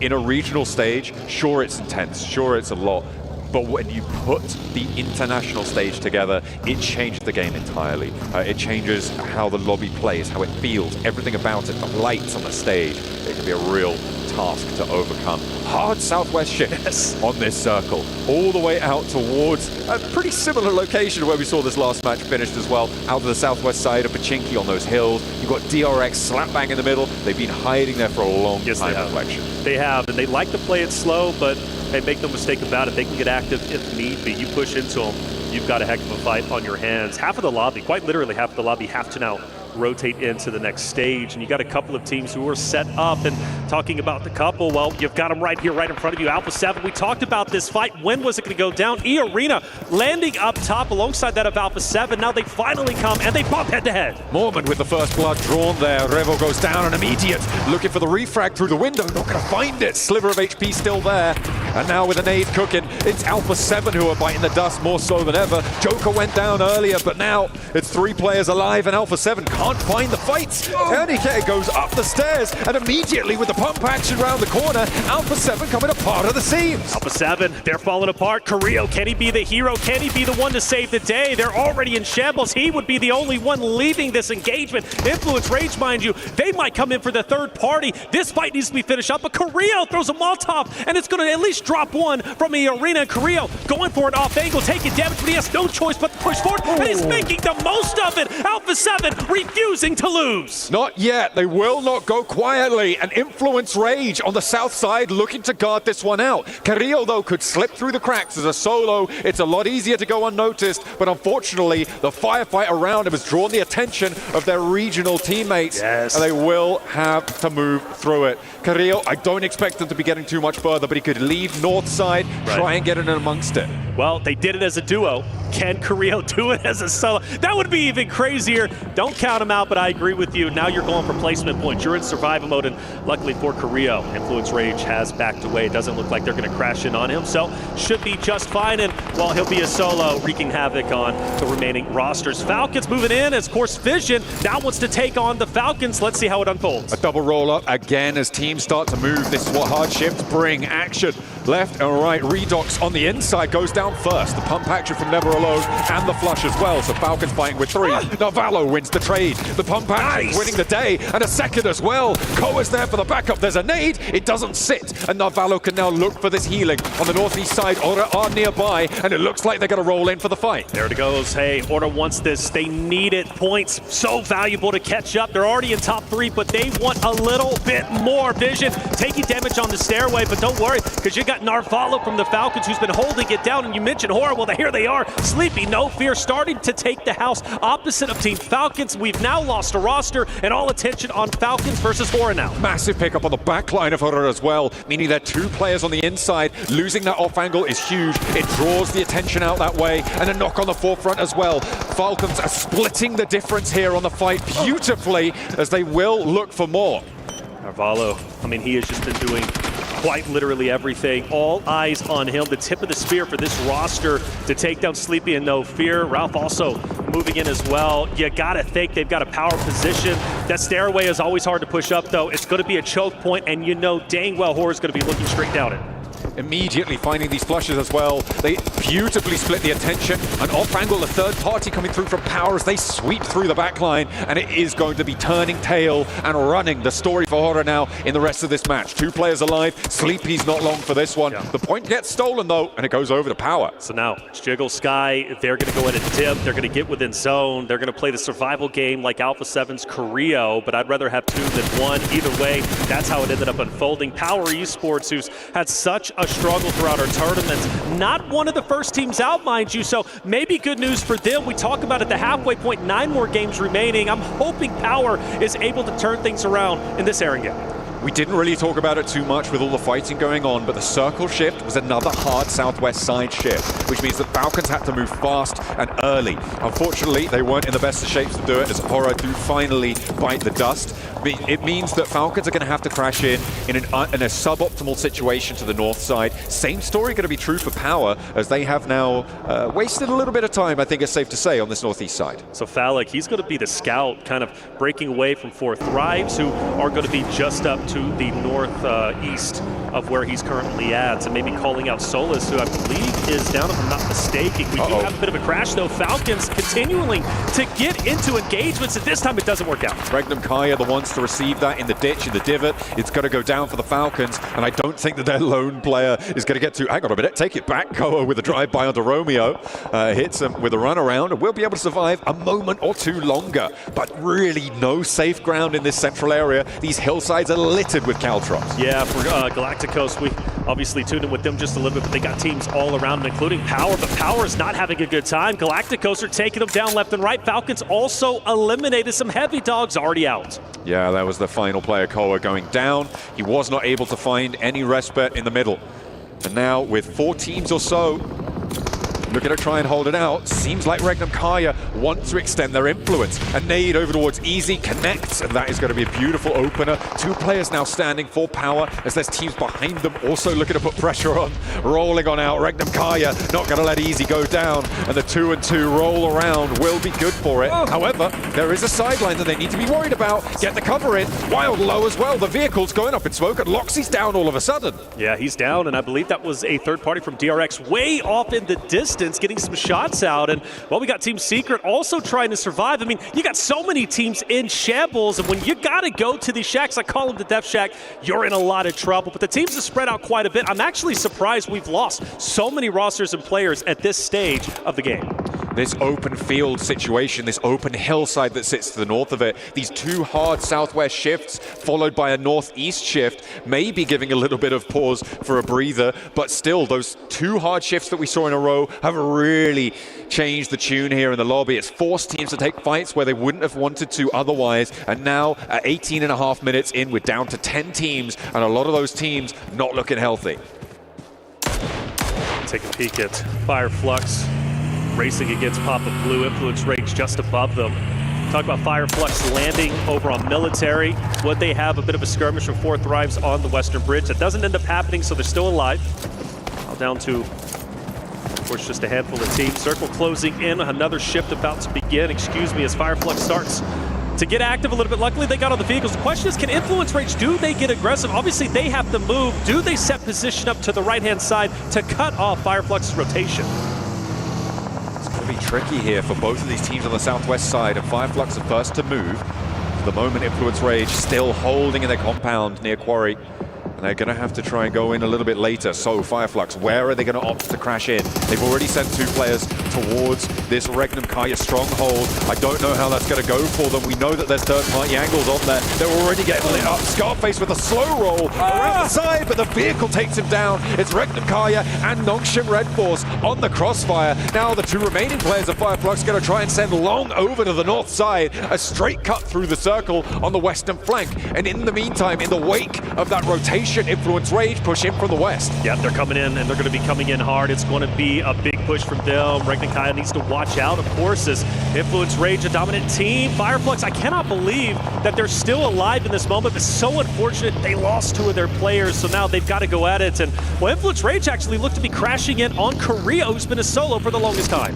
He has been alive, and he's going to keep trying as 4th Thrives go down as well. In the meantime, Korea with his full send straight towards Fireflux. 2 players alive, but he goes too slow. No hop out to be seen, and Ketch finds a duck sitting in his sightlines. That's it. And Fireflux, luckily for them, they will be dead center of the current zone. That's great, but also could potentially make you a target. You've got Galacticus, who's going to be just onto your left. Got DRX as well. Influence Rage, of course, are going to be moving in. We'll be keeping our eye out for Fireflux, and of course, at the moment. And also Team Power, man, I gotta say, for Team Power's perspective, just still struggling. I thought for a good moment they were gonna have a great game based on their positioning on the north, but just got too rough for them. They weren't quite able to convert here. Fireflux do finally go down. The last 2 of Regnum Kaya sidle on in, but Silas needs a little hand here from Wild, as they only have 2 players to go. Yangon Galacticos on the northwest edge also can put pressure onto this location, but they're being a little bit slow with it. They're more concerned about Influence Rage on the west side, who have been, again, very slow, very tepid in their rotational pace here on the west edge. As things start to slow down just a little bit, shots are ringing out, but nobody really at risk of going down except for Lil Boy. I'd say Galacticos trying to take him down. They will do so. The rest of the Influence Rage roster, I guess, a little bit separated. Lil Boy maybe being a scout, can't get away. And that's so unfortunate because they had such a strong position on this side of the map, and now they've got to recover and make a decision. Do we go for revenge, or do we just continue to play the dead zone, get in there, and maybe watch our backs? Because, of course, you know, Red Force, they're going to be moving in just behind them potentially, but I think that's an oversight, leaving Lil Boy out by his own. But they're going in, they're crashing. They may have expected Yangon Galacticos to go further forwards, in which case Lil Boy would have been in prime location to take those backstab shots when Influence Rage need to move up north. They overinvest potentially on that angle, and Yangon Galacticos have excellent wherewithal to be able to read that and take down that player at the back. Very, very cautious, but it works out well for them. And now they can be the ones to put the pressure on Influence Rage as they take a fight on 2 fronts. You could see on the minimap this vice grip that now sits around this Influence Rage position. So they got to make a decision. Push forward, push back. Staying where you're currently at could be a death trap. And they look like they were going to push in onto Nogshim Red Force, but they don't make the full commitment. And in the meantime, yeah, you see them still taking their time. The more time you take, the more of an opportunity for a third party. The nade, luckily, just a bit short. Law's going to be okay. And with them hopping in cars, are they disengaging? Well, they saw Silas rolling up, and I was watching Silas just there, and he randomly decided to send towards Yangon Galacticos. He did get a lot of info on their location, but he took a lot of damage in the process. He's slow rolling behind the vehicle, looking for a time to pop that first aid, but he didn't put the handbrake on here, and it is just going to keep rolling away from him. Oh, the nade. So close, Silas. Down, unfortunately. Tough break for him. We focus now on DRX. Reginald just up ahead. DRX has had such a great day. This fight should be no different, you would have to assume anyways. For Reginald, Kara, they got to obviously make a bit of an impact here. For Influence Rage, by the way, standing strong, taking down the team opposite of them, of course, Nogshim Red Force. That's going to be a great opportunity now to gain a couple more points, move up. Granted, only 2 players But still, with that gap being the top 8 so close to them already breaking into top 8, I think this game could be very valuable. Absolutely, they do have 2 players alive, losing Diego in that fight. They will be playing on from that southwest side. Yangon Galacticos disengaged because of this crazy play from Silas, so a little bit of a breath of life potentially into this influence race position. Oh, Weibo though, find the pick off onto Lorazin, and on the back lines, that's going to leave Influence Rage on just 1 player remaining now, and that is going to make things real tough for them. DRX, again, been fairly quiet throughout this. They're up to 3 elims, but they have all 4 players alive. They're playing on this long side of the hill. They're going to start to be able to move up. It's Yangon Galacticos, DRX, these 2 opposing positions, and Weibo on the southeast side as well. Already on 6 elims, by the way. Having a brilliant game so far, who have a more central position here. The rest is dribs and drabs, ragtag bunch of solos. Solos galore. That was from the early violence that we witnessed pretty early. I think, stage 1, stage 2, quite honestly. Law, though, I'm very interested in what he's going to be able to do, only because as a solo, he can truly devastate potentially the positioning of not only the last player from Team Secret, but also Weibo, depending if he's able to penetrate that off angle. So he could be a thorn in their side, depending, but of course, all eyes on DRX and Weibo. And Weibo needs a good game here. This would be tremendous for him. They've been towards the bottom. They were much hyped up. In fact, I believe even in the power rankings, Weibo breaking into the top 3 for our analysts. So for them, this game could be exactly what the doctor ordered in order to rise up the ranks. You would hope so. For a while now, the teams from the PL have been a little bit out of the spotlight, looking for a little bit of a resurgence here. We've got Thunder Talk to look forward to, but for now, it is just Weibo flying that PEL flag. Yangon Galacticos now moving on in towards Wild, but he spots him and immediately step up, spray down. You can't give him that broadside. Romeo feels the brunt of it, and Wild looks for another as well. 2 players rolling up. The spray down potential, but Wild will fall, and that will be Regnum Kaya out. That's unfortunate. That fight was setting up for quite some time for Yangon Galacticos. Good on them. They stay up, they stay alive. Still 3 strong, mind you. So a chance to take this game is in, but now DRX also getting active. Weibo onto Yangon Galacticos up ahead. If I'm DRX, I'm now crashing in onto Galacticos, taking them down, because really once they do that, they control the entirety of the northern portion of the next stage. The difficulty is what sort of angles do you expose to the south side here. There's this big saddle that Yangon Galacticos sit in. You can see DRX a little bit hesitant to go for the full send here. They're moving out to the west side as DRX do manage to keep that fight penned on in. Yangon Galacticos fall. They don't need to full flush. They have control of the north side entirely here. And now they can move back out to this eastern side and start to put pressure down south. All right, so Team Secret, 1 alive. Meanwhile, you got a good old-fashioned 4v4. Weibo versus DRX. The overhead view showing you what's at stake. You got a little bit of elevation. DRX is going to be on the high ground. Meanwhile, the snakes in the grass of Weibo slowly inching their way up. The question is, once they apex that hill, is Weibo going to mow them down? It's all on the smokes here in these final moments as Team Secret losing their final player. Well, hang on a minute. Take it back. Sorry, hang on a minute. Oh no, a little bit of miscomms on the spray down. Finally, orders there. The suit can't quite connect. But now it is a full 4 versus 4. DRX, who have moved back out to this north side, have it fully under control. There's still an off angle played for her on that southeast side of Weibo Gaming. You can see that movement now coming up the hill towards that shack. And DRX looking to extend their influence here for South Korea. Porter. You can't. I was going to say if you can get an off angle extend to the left, but it's a bit too tricky. A lot of utility was used from DRX a little bit earlier to take down Galacticos. I'm sure that they wish they at least saved a little bit of it so they can have this utility to apex that hill onto Weibo just up ahead. But at least the good news from DRX at the moment, nobody from Weibo really has like a tremendous off angle. Maybe suck over onto the left-hand side. But aside from that, like DRX with their wolf pack, it's going to be tough because Weibo's going to get up. They're going to shoot one. DRX is going to be able to focus fire everything onto 33Z, Order, or Zuck just onto the left-hand side. So honestly, in this position, I think I have to favor DRX. It's all going to be up to the smoke play, right? Sure. You can really change the tide of a fight like this, especially on such a weirdly rolling terrain position. If you can create a smoke separation, you have a huge advantage, and you're talking about these off angles. Those can be assuaged with good smoke play, right? So it depends how you're able to target it. It also depends how much utility you've got left in these final moments. You can see that for Weibo Gaming, they've been through the ringer. They've got 9 elims already, but certainly on 33Z, there's no smokes, only 1 nade here. He's the tip of the spear, too. With his forward position, he's most likely going to be the one to attack first. And you need the rest of the rosters out there to help him out from Weibo. Order's going to throw out a smoke. We're now repositioning. He's going to take the lower end for 33Z's. Got a little nade going past him, but he's going to be just fine. Weibo now also in a buggy. They're getting active. I don't know. DRC better be ready for it. Excuse me, DRX. Better be ready for this engagement. Weibo, they're starting to get sneaky. Playing on in the smoke, he drops that, sits in the backseat of the buggy, can get that little higher ground angle to look for the peaks, but DRX should know this is what's happening. And immediately these nades respond!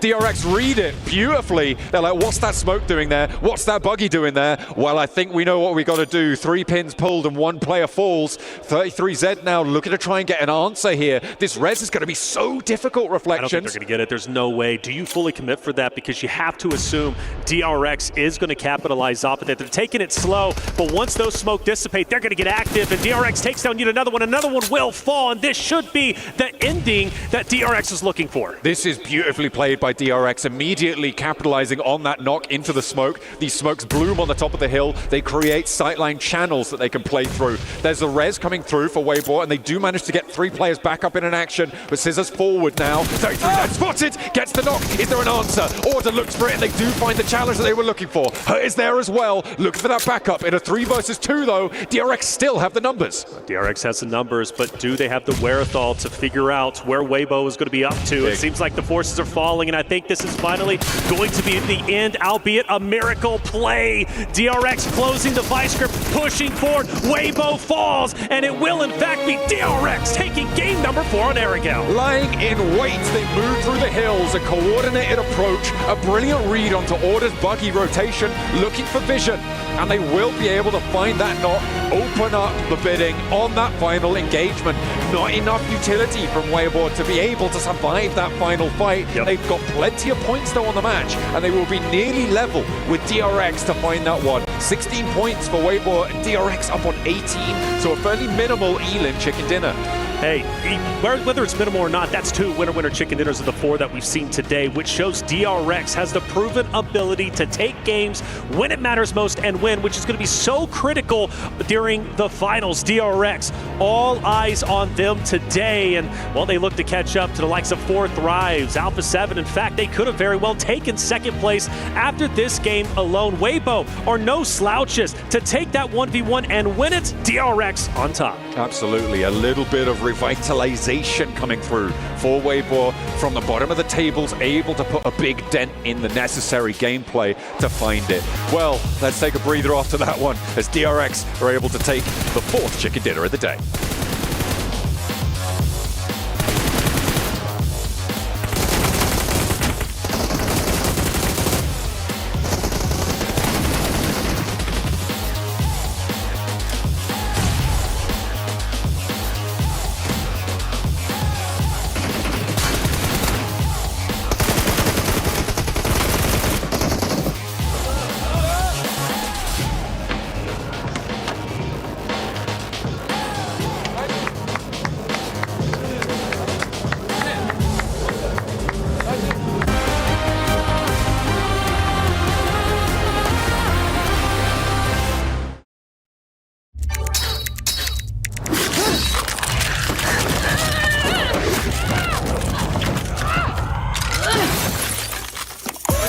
Reach your impossible.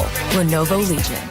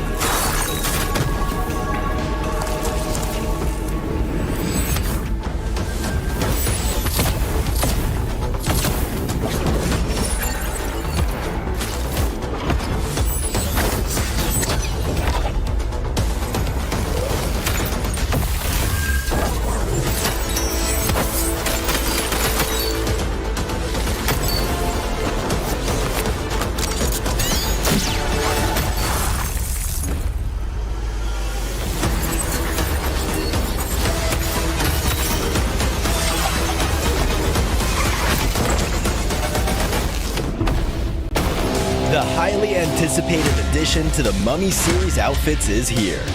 Paired with the new Ice Tube Glider, the Polar Spectrophage set is just what you need to freeze your enemies. Or send them ablaze with the Inferno Feed set's new upgradable Chain Inferno Uzi. All the Mummy outfits are back.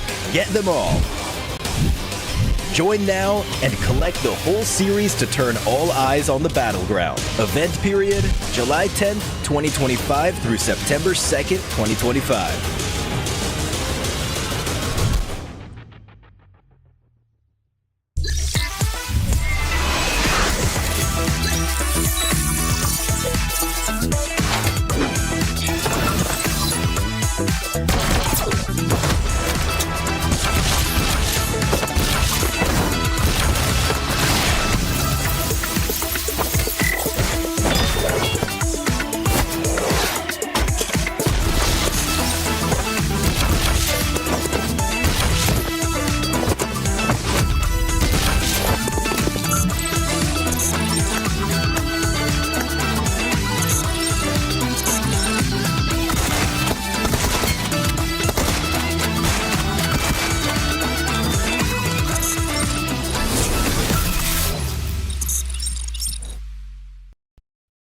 Are you ready?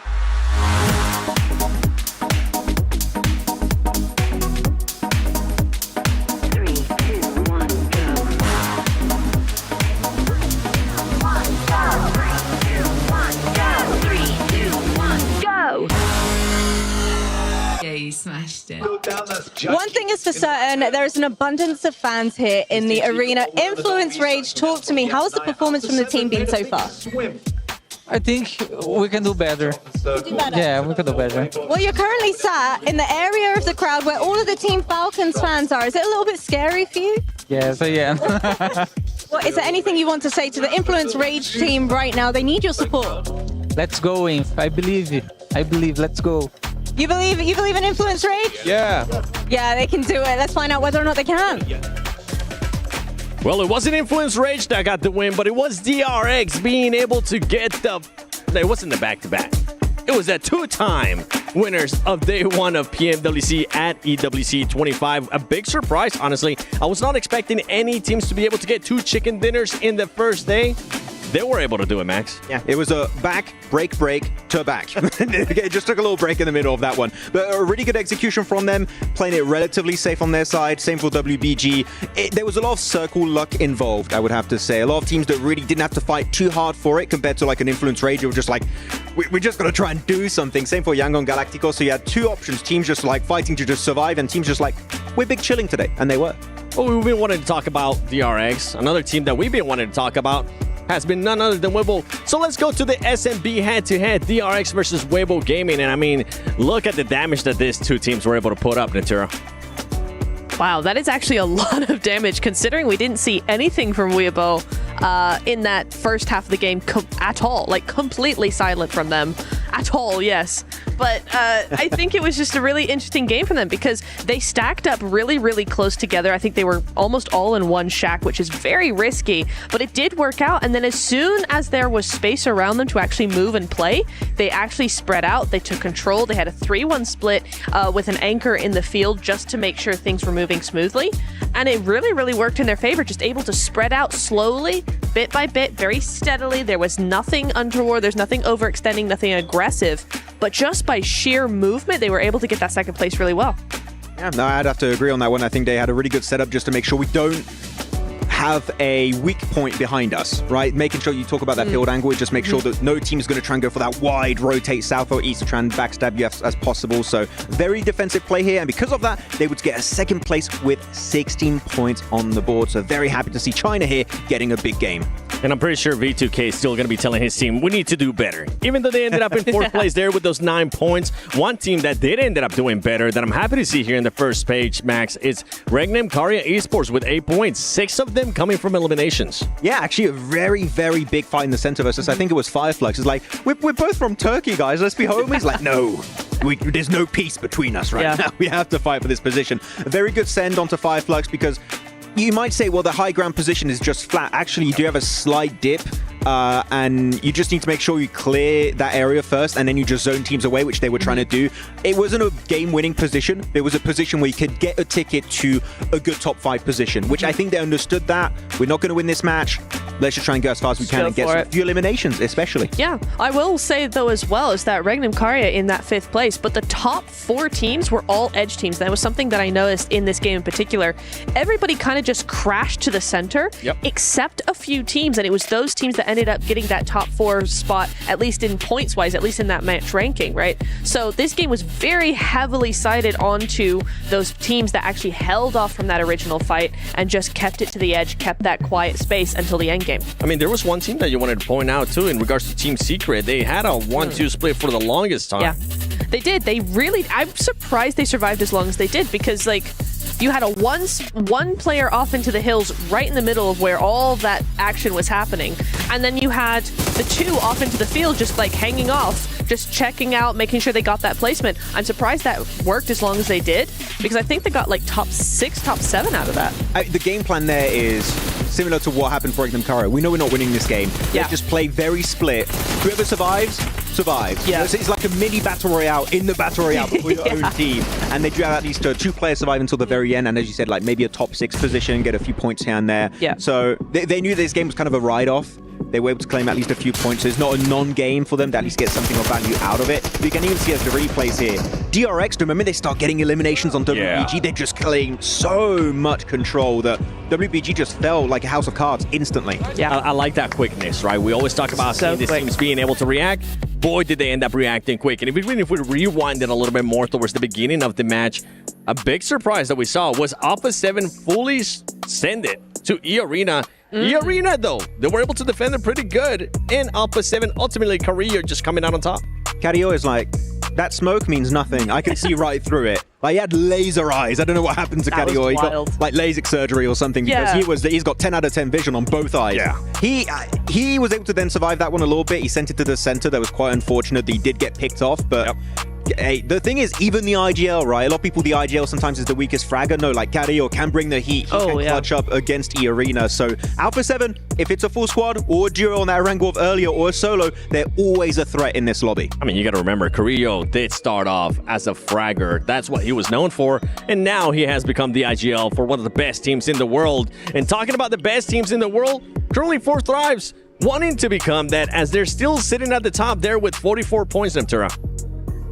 I'm just looking, and actually they are on top. You are exactly right. I can confirm. But what I'm looking at is actually DRX moving in. We had a big gap before this game, and DRX have managed to just smash right through that, double their placement points with that extra win. And now they are kind of threatening 4 Thrives' position at this point in time. I will say, though, just over halfway point, Max, none of our power rankings are looking particularly accurate at this point. Yeah, as of right now, our prediction game is very off, which I would say is on brand. Pretty bad. So, you know, I wouldn't talk about it too much. But Yangon Galacticos, I was not really expecting much, but they are such an aggressive, oppressive team going into this. They're not scared of going for fights, which I like to see, because a lot of times you see underdogs just being a little bit too scared in lobbies like this. Like, we don't want to fight, we purely want to get placement points. No, Yangon Galacticos, if they see a team that have a very clear weakness, they will not be scared to go for that engagement on that position. So Yangon Galacticos, seeing them be this confident early on, is a very good setup for what's coming next. I mean, and they showed it right away.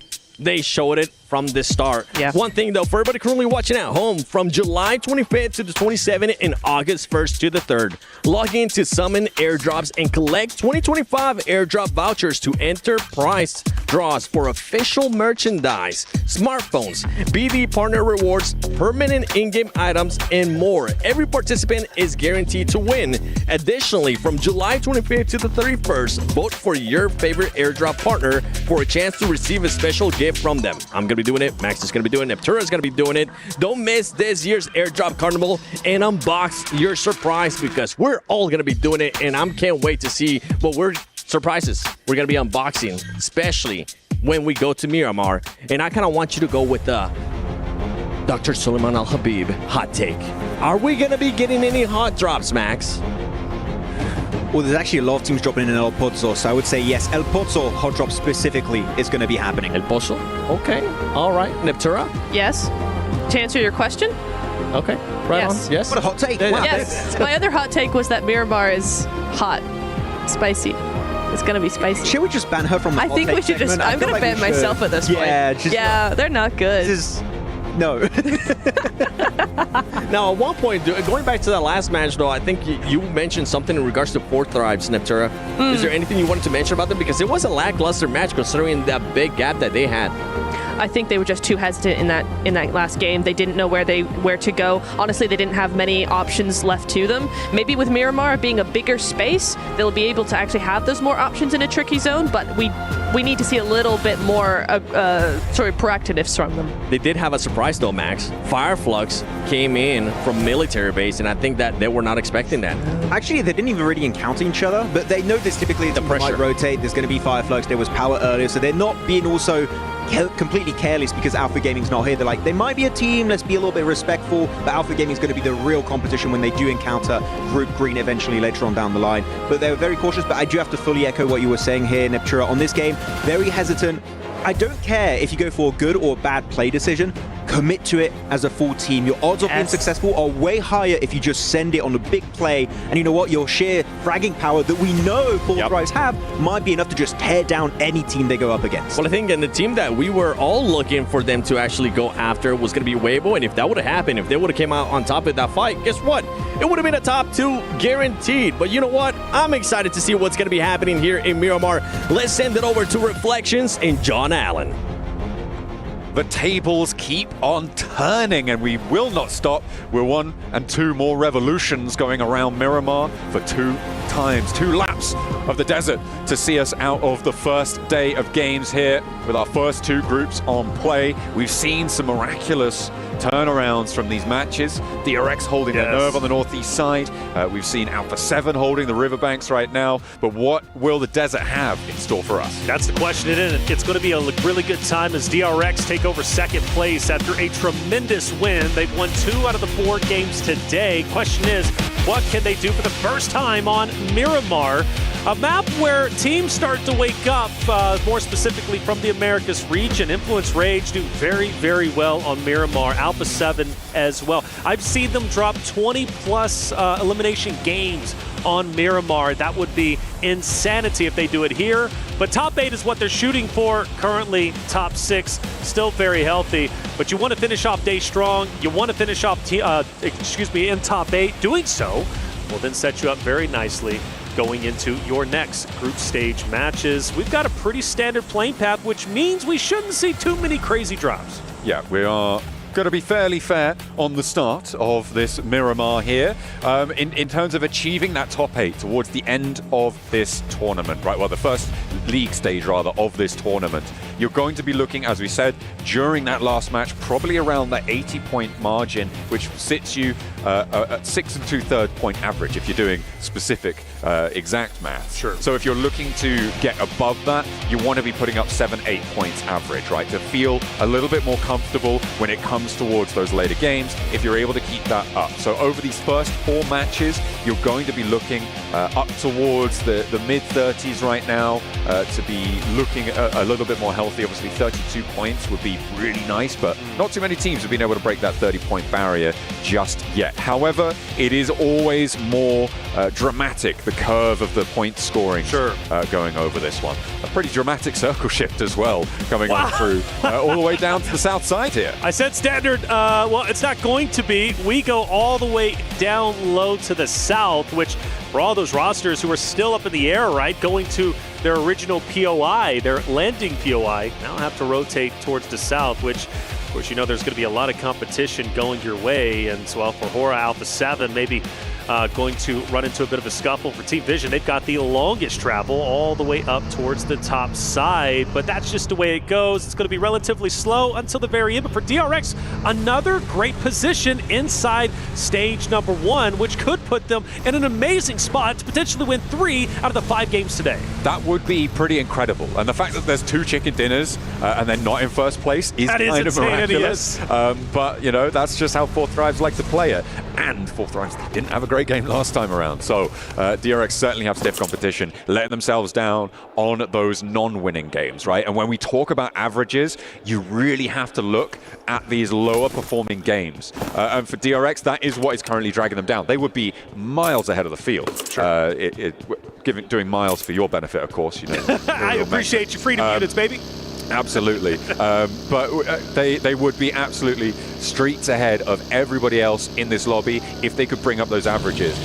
I always give this comparison, right? You can look to earn 12 more points in one match, or you can look to earn 1 more point in 12 matches. And it is if you could do that every single time consistently, that will build up to the same result. Sure, you can look for those 18 elim chicken dinners. Yes. Or you can look to put 2 more points on average every single game. And those are the small differences that really start to bring up these averages that can really power you through these tournament stages. It goes back to that consistency conversation, right? You can have a great flash in the pan game, but if you only have 1 out of the 12 games you're playing in group stage, that's incredible. Yeah, you'll be up 40 plus points, and well, then it starts to dwindle away, and by the time you reach the final game of your group play, now you're in trouble. You've got to go for another Hail Mary attempt, and well, it might not work out, and typically it doesn't, so you'd rather average a better position than, of course, have just a good flash in the pan play. By the way, thank you once again for doing the miles. We were talking kilometers the other day, and I'm trying to think to myself, what's the conversion rate from kilometers to miles to teaspoons? I couldn't tell you because I don't even know the difference between a rock and a ficus, man. I get so lost in the conversation. It's about 17 millimeters, I think. Somewhere around there. DRX, though, they might have had a central position, but Yangon Galacticos getting aggressive, like Max was saying on the desk, trying to take that from them and immediately taking down one of the South Korean players there, losing and going down to 3. Smiles on the chase as well. He wants more. He wants more, and he might get it. Shots potentially connecting a bit shaky. It's far out there. I don't blame him, but he at least says, hey, I'm still here. You cannot take any respite. You cannot rest. Keep on going and get out of our location.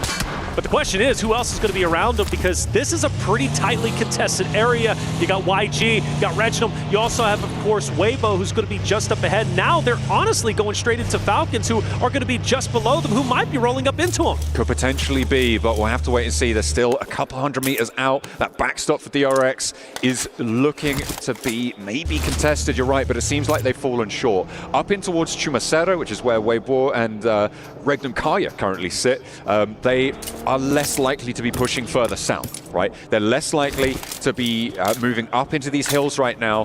It's a difficult ascent when you know there's teams already in there.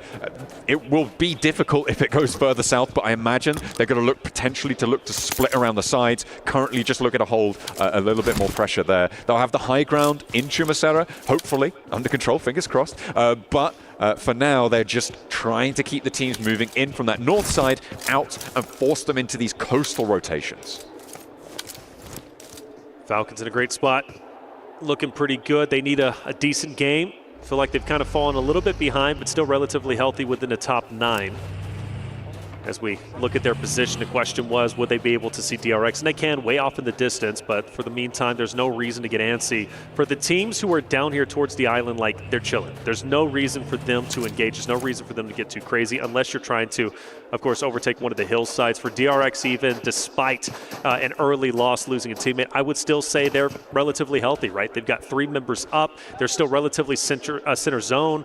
For them, no reason to get too crazy. Fourth Thrives, though, maybe getting into an engagement with Weibo up top. You got IQ, who's already down and out. The question is, Fourth Thrives, do they challenge once again for the hilltop? No, they do not. They are dipping out. Alpha 7 are behind this as well, about a kilometer out of this, so it could potentially run into this fight if it carries on. But Fourth Thrives, you're right, disengage. They don't want this fight. This is a really good opening for Weibo to maybe look to transition to the hills on the south side. It's difficult when you don't know the timing of the teams approaching you to try and establish. And with Fourth Thrives backing up, they're going to shunt straight on into Yangon Galacticos, who, remember, crashed into DRX earlier on, but they find out just what is waiting for them. They figure it out immediately. They're straight back down the hills. Straight back down. They see it. They dip away. They're gone. Couple of warning shots. Hey, don't come back around our area. We're controlling this hilltop, and Weibo in a power spot for sure, without question.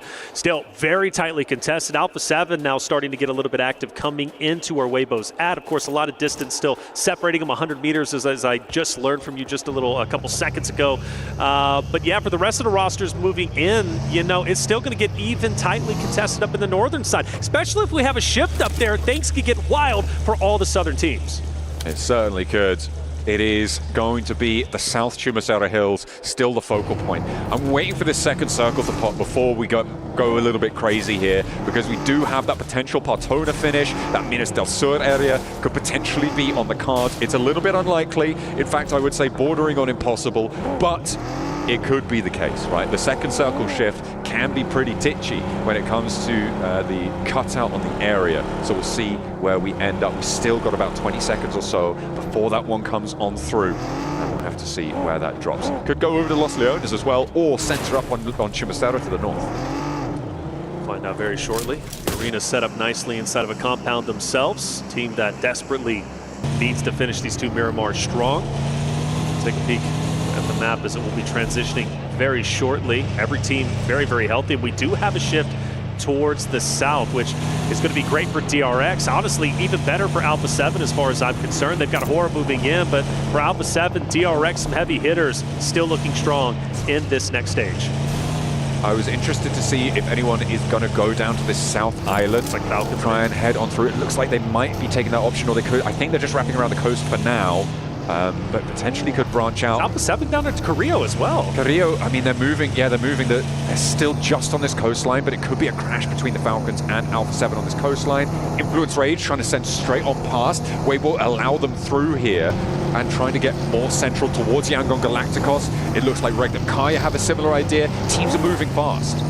Fast indeed. Question is, when do they run into each other? Eventually, they're going to have to.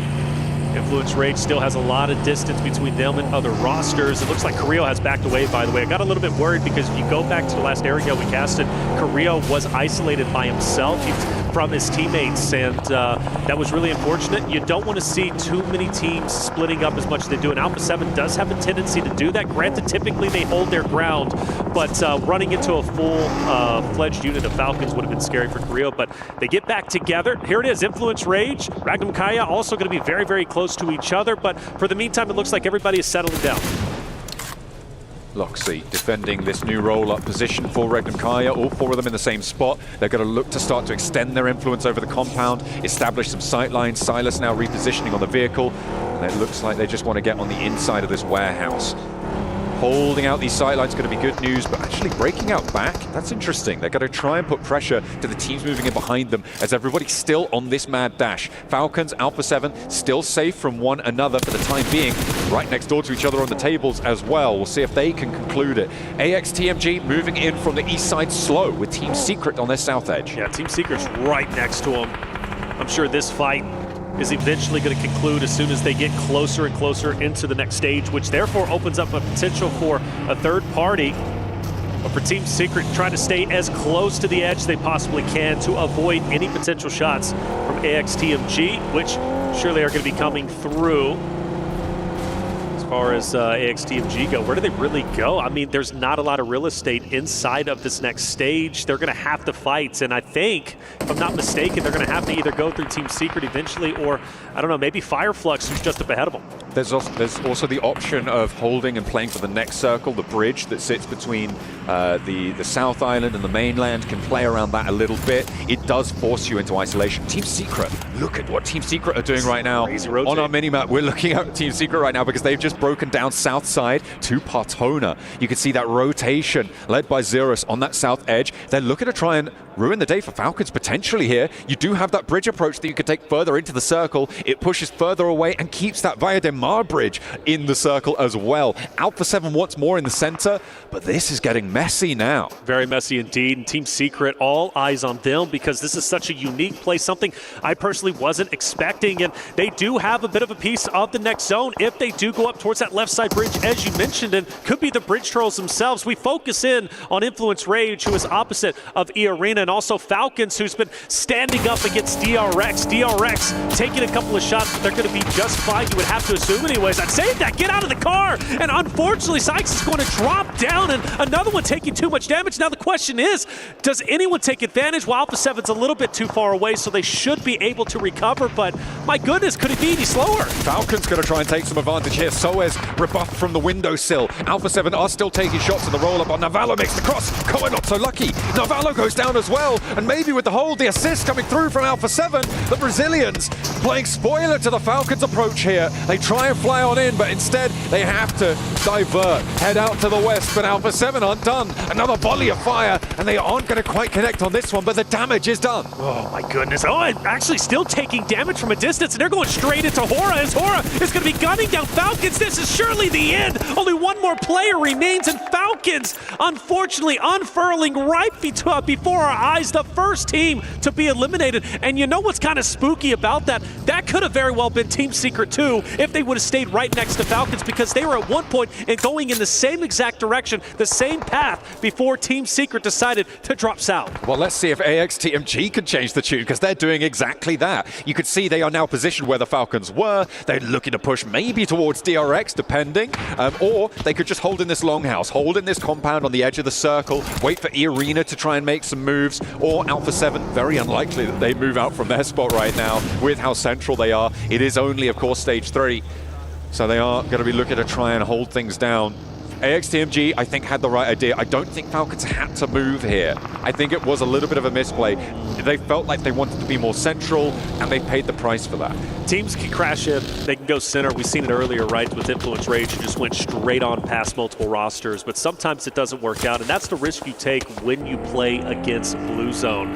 It will tank damage away. Obviously, at this point in the stage, it's not too bad, but I think Falcons could really feel the pressure, and once they started taking damage, and that first initial fight just didn't work out for them, they just went haywire. They weren't thinking things through, and everything went blank, and, well, once they pushed in, they were done. Hora takes them out. Really unfortunate, because Falcons have played so well today. Still in a great spot, though. Don't get me wrong, top 9.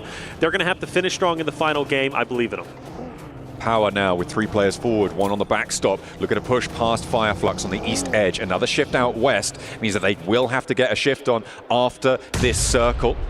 But they have to conclude first. Power could potentially divert, but they've got Influence Rage to the south, Regnum Kaya at the front. It is really a cage match right now. Any team could look to try and disengage it, though, on those edge positions. Try and get out of the way, but Power, they take a shot. Again, it's not looking good. Easy falls once more. Just feel like Power is a team that sits too long. They're too indecisive, and that's what's been doing them in. That's why they're currently at dead last in 16th place. Even in this moment, what do you do? I understand it's a tough spot. Influence Rage on one end. On the other, of course, you've got Fireflux, who's going to be gunning you down. But Power didn't have to be here. They could have made a move. As we do have a zone shift, we still have Team Secret, who could take that left-hand bridge. But again, all eyes on Influence Rage, Fireflux, as well as Power. Power, I can't believe they're actually sending in. They got a knock, and they said, well, it's time to go in and go for it. Take down Influence Rage, and, well, shots are connecting, and Influence Rage will fall. That's 2 down. Ragnar and Alhaji roll on in. What? A rampage as Easy is the only casualty. Esports E-Arena are moving in from the southwest side as well. They want to take a piece of this pie, but it's just Little Boy remaining. If Power can conclude now, they have a chance against this fight. Let's go, E-Arena moving in, trying to take this third party, but instead they just turn, they get a little bit more west, and they're trying to play choke on this fight now. They're trying to slow it down, bog them down towards the blue zone, and take these points. Power, they can go north, though. They can avoid this entire fight if they choose to do so. E-Arena, though, they most likely want to take this, or they could disengage themselves. It's a question of what they want, but for Power to push it on Influence Rage in the fashion they did, good on them. I was talking about their indecisiveness. They finally got active, and it paid off, and look at them. They're still alive, they're repairing, and they're moving up. This is what we need for Power to turn the tides around. They are still only on 3 points on the match, I don't though. care. The placements aren't quite there. Carrillo with the roll-up. They've been tracking this fight on the mini-map this whole time. AXTMG had tried to do the same thing, right? DRX moved out, who, by the way, are still surviving as a duo. And AXTMG moved in. Alpha 7, same spray down they made onto Falcons. Spray down again. They pick up those points, they pick up those elims, and now they're trying to take down the stragglers. Oh, Weibo on vision. No off and a lot of damage, taking it anyways. Order moving through the smoke like a zombie in the night, getting the off angle. He's going to be deadly without question. He also coming up. You got to think Team Vision are about to be put into the absolute blender, but not capitalizing on these downs. Go for it, boys. Take them out. Get the finishes. You got a Team Vision member off to the edge. 33Z sees Volt, but can't get the shots needed. Volt lives for a little bit longer, but you got to think Weibo in this spot, too powerful. 2 players now remaining for Vision in the way. Moving past should be easy for Weibo.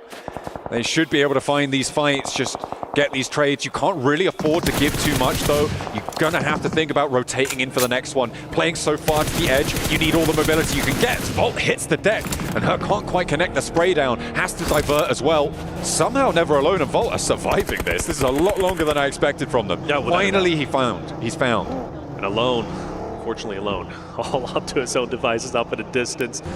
Forced to just stay where he's currently at. Volt finally drops, and Vision will finally go down. Weibo wins a critical fight because now they have the dead into the zone and they are all by themselves. Weibo, now one of the favorites in my mind to potentially take this game. Granted, you got a lot of great teams still remaining, but Weibo have been improving each and every game. They've been moving up the leaderboard, and well, I'm thinking they're going to have a solid finish. Now, for 4 Thrives, Alpha 7, maybe cooking up. Could potentially be a chance for them to move on in. Oh, the arena too. The arena from the south side.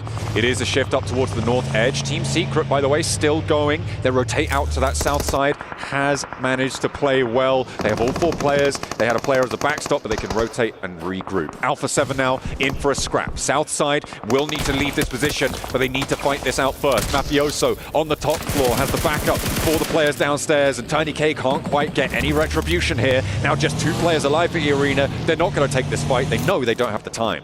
They just deliver 2 eliminations to Alpha 7 and say, okay, that's good enough. We're going to go ahead and dip out for Alpha 7. They'll take that all day, every day. And for E-Arena, well, they're still running into some struggles as, fortunately, Terry is going to fall. 4 Thrives will take them. Now, the question is, for 4 Thrives, do they have the wherewithal to potentially cut off Alpha 7's rotation? That is a possibility. It is definitely a chance here, but they do need to, again, hold their backstop. I think that they're going to be a little bit more chill with it. Alpha 7 looking to try and push through. They may be trying to backfill and sweep out to the east side. It's a pretty difficult progress no matter where you go, but for Carrillo, he's opening up the bidding, allowing his team to move forwards, dropping some smokes, expending that utility to allow them a bit more mobility here. The circle isn't going to be on them for another couple of seconds, so they've got a little bit of time to play with. You can see they're moving up towards that roadside. They've already cleared out all the teams who tried to backfill on that western edge with AXTMG, with Falcons, all trying to make that rotate. They know there's going to be a little bit of a vacuum there, so they know they can be a little bit more maybe risky with that position, with that angle.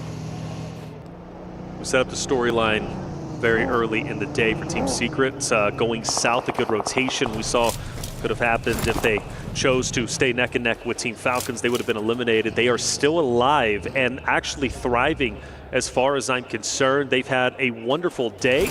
We'll see if it can continue to get even better. They are tied currently with Galactico in 3rd place, and they've got all the compounds they need in their current location. Now, Joker, he's been a solo for a long time. Carrillo's had him in his line of sights, and you can tell Alpha 7 gets a little bit spooked because they were trying to push up onto the compound of 4 Thrives. Granted, that would have been a risky push, but what kept them in check was Joker from E-Arena, who continues to be a thorn in the side of Alpha 7.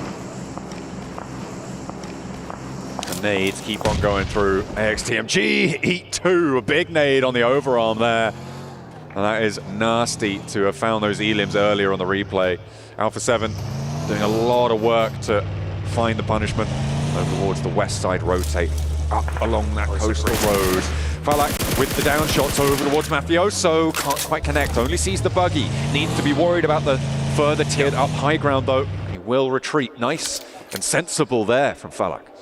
Yeah, without a doubt, Falak It's easy, right, at times to get tunnel vision and just continue to fire down and lose your line of sight. Keep your head on a swivel, though. He absolutely does that. For DRX, I don't know how this fight even ended up unfolding. It's kind of awkward at the moment, but I tell you what, for the solo of AXTMG, he's given it to the duo of DRX just up ahead. And well, at this point, right, if you're a solo, you're going for survivability, you're going for any points you can. Basoa says enough is enough. I want to get the finish, but I'm not able to get it, actually. Devo T gets to clean up and somehow, some way, still swimming, still staying alive, and takes down DRX by himself. He will have the assist of Team Secret. Off on the way there were those off-angle shots coming on through. A huge amount of suppression being delivered over that way. Really does help him out. But finally, DRX full, so second place out. He's behind us, Joker. He's behind. He's got the nade. Got the cook. Oh! Too long on the cook there, and now the nade position's given away. He doesn't have another one. He's got a Molotov, but will need the spray downs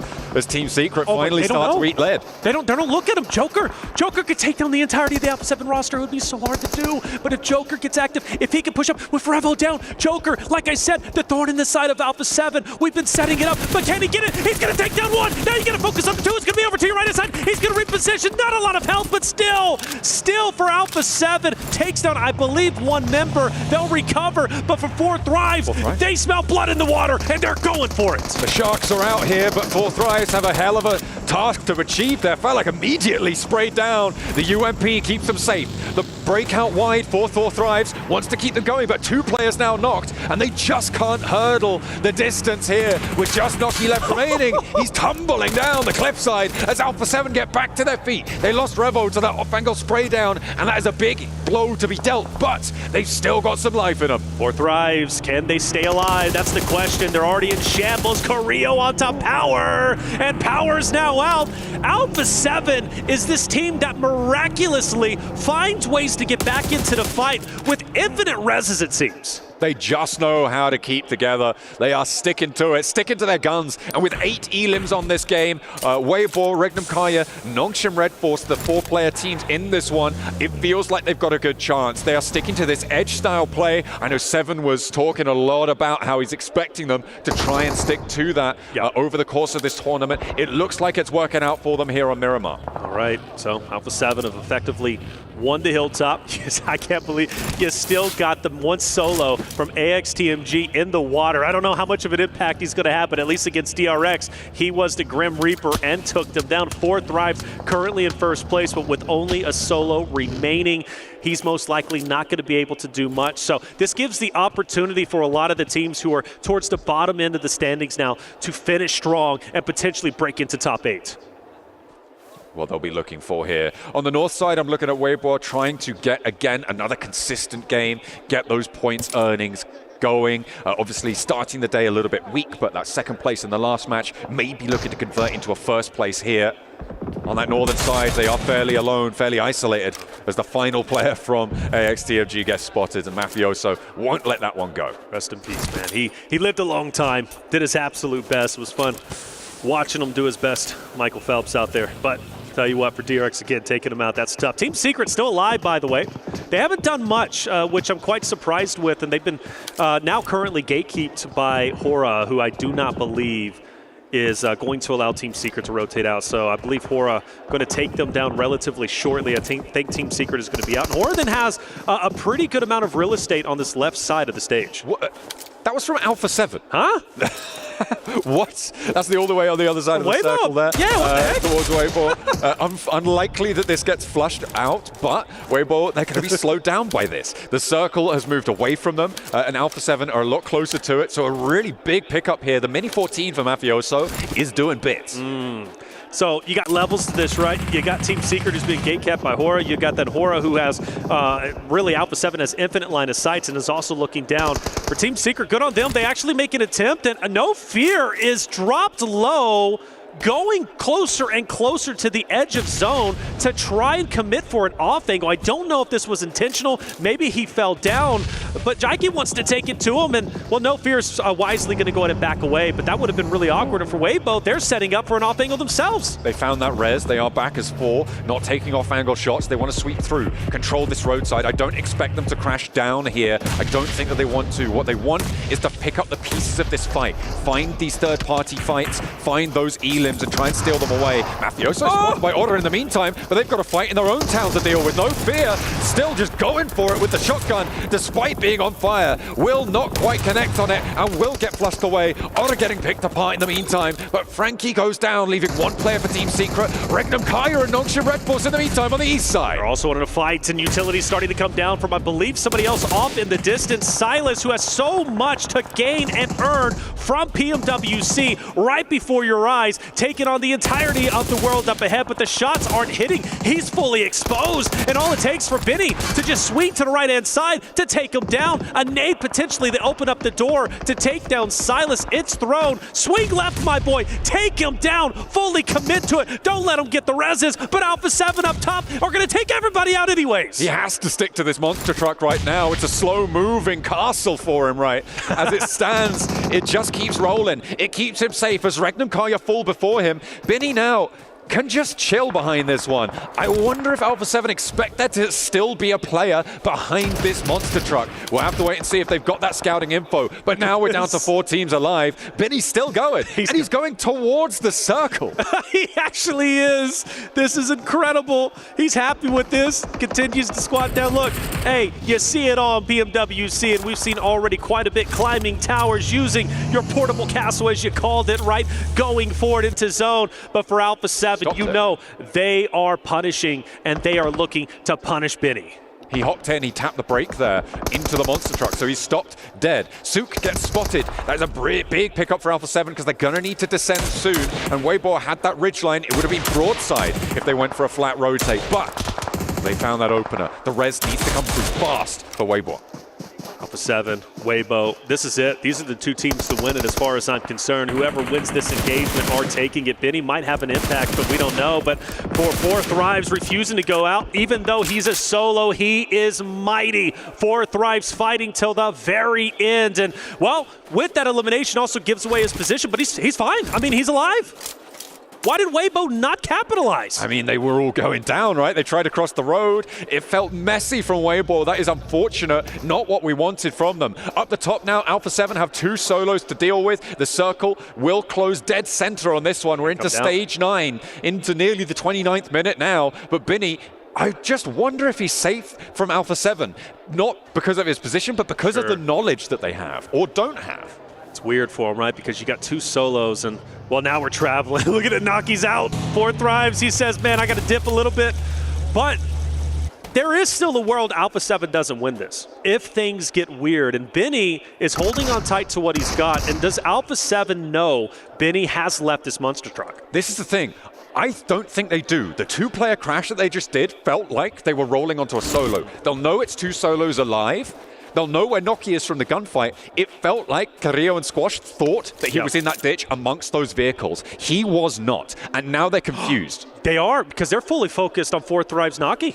Benny, they have no idea Benny's here. Mafioso. Oh, Carrillo as well looks to be cooking a nade, going straight. No, he throws it over there, but direct Squash ends up throwing a nade over here. The shot's going to ring out, and Benny's going to be exposed. He's going to get taken down. Mafioso finally hits the shots, and now it comes down to a 3v1. Noki with a chance here for 4 Thrives, but it is a slim one as Alpha 7 look to try and maintain their title towards the top spot. It's a battle for first place, but he's found Mafioso. He's got the flush. Carrillo as well. Noki, no! How can you do it to him? They want that first place. Well, you're gonna have to prize it from his cold, dead hands. Squash with a chance now, and he's able to close it down.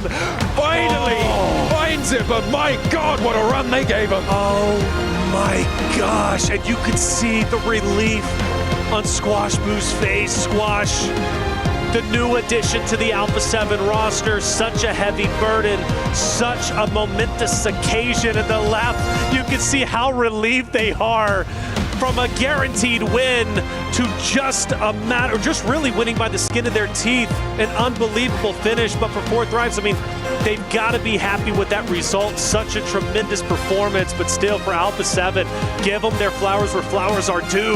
That is 2 wins out of the 5 games today, matching DRX's performance. A brilliant result for Alpha 7 there. They played edge beautifully from the south side. They controlled the rotations of teams like DRX, who are going to be their chicken dinner tied up places, kissing that PMWC logo as well. Defending champs, beautiful stuff. They control Falcons in that game. They controlled AXTMG in that game, and they control 10 placement points onto the tables. We're going to take a quick break. We'll be back with the desk very shortly to set up for the final game today.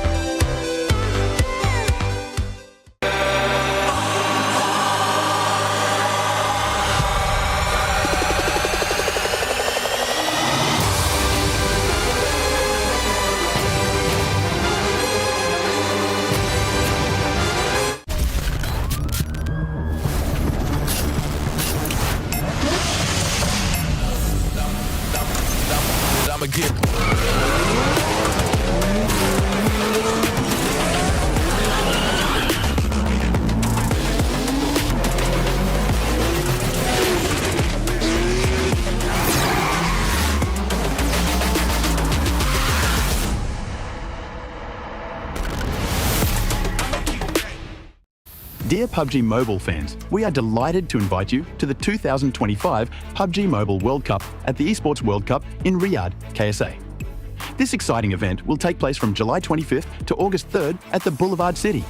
We've prepared tons of event perks, such as the PMWC avatar frame, ESPORTS Passion Set, ESPORTS Passion Parachute, and tons more items. Let's check out how you can get all these rewards. During the tournament, go to the Pandora event page via Lobby, Event Center, Esports to join the event. Mormon from SEA, Top from CSA, Pedrinho from the Americas, Silas from the EU, and Prestige from MENA will guide you through the 5 major parts of the event. They consist of tournament celebration, prediction rewards, esports shop, themed outfit, and champion challenge. Join these activities to earn rewards and collect esports tokens to redeem even more gifts in the esports shop. The more esports tokens you collect, the better rewards you'll get. You can get up to 2,870 esports tokens from the prediction event. It takes place from July 23rd to August 5th and consists of 3 stages that coincide with the tournament: group stage, survival stage, and grand finals. During the group stage, get 20 esports tokens by predicting the 8 teams you think will advance directly to the grand finals. Each correct prediction will grant you an additional 60 tokens. Make a total of 3, 6, and 8 correct predictions to get 300, 680, and 720 tokens, respectively. You'll get another chance during the survival stage to guess the other 8 teams that will make it to the grand finals. The rewards are the same as the group stage. During the grand finals, you must try and predict the ultimate champion. Just predicting will grant 30 tokens, and a correct prediction will grant 400 tokens. If you're unsure about your predictions, you can let your friends' predictions guide you. Find someone reliable, copy their predictions, and wait to be rewarded. The 3 prediction rounds take place on July 27th, July 30th, and August 3rd at 10:45 UTC 0. Rewards are issued the second day after each stage ends at 4 AM UTC 0. You'll receive esports tokens based on your prediction results.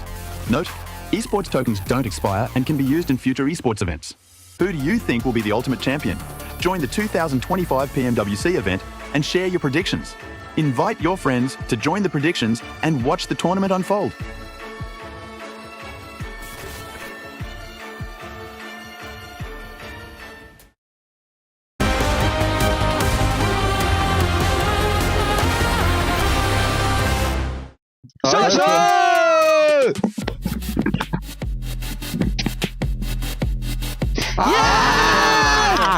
Nice. 나이스! 나이스!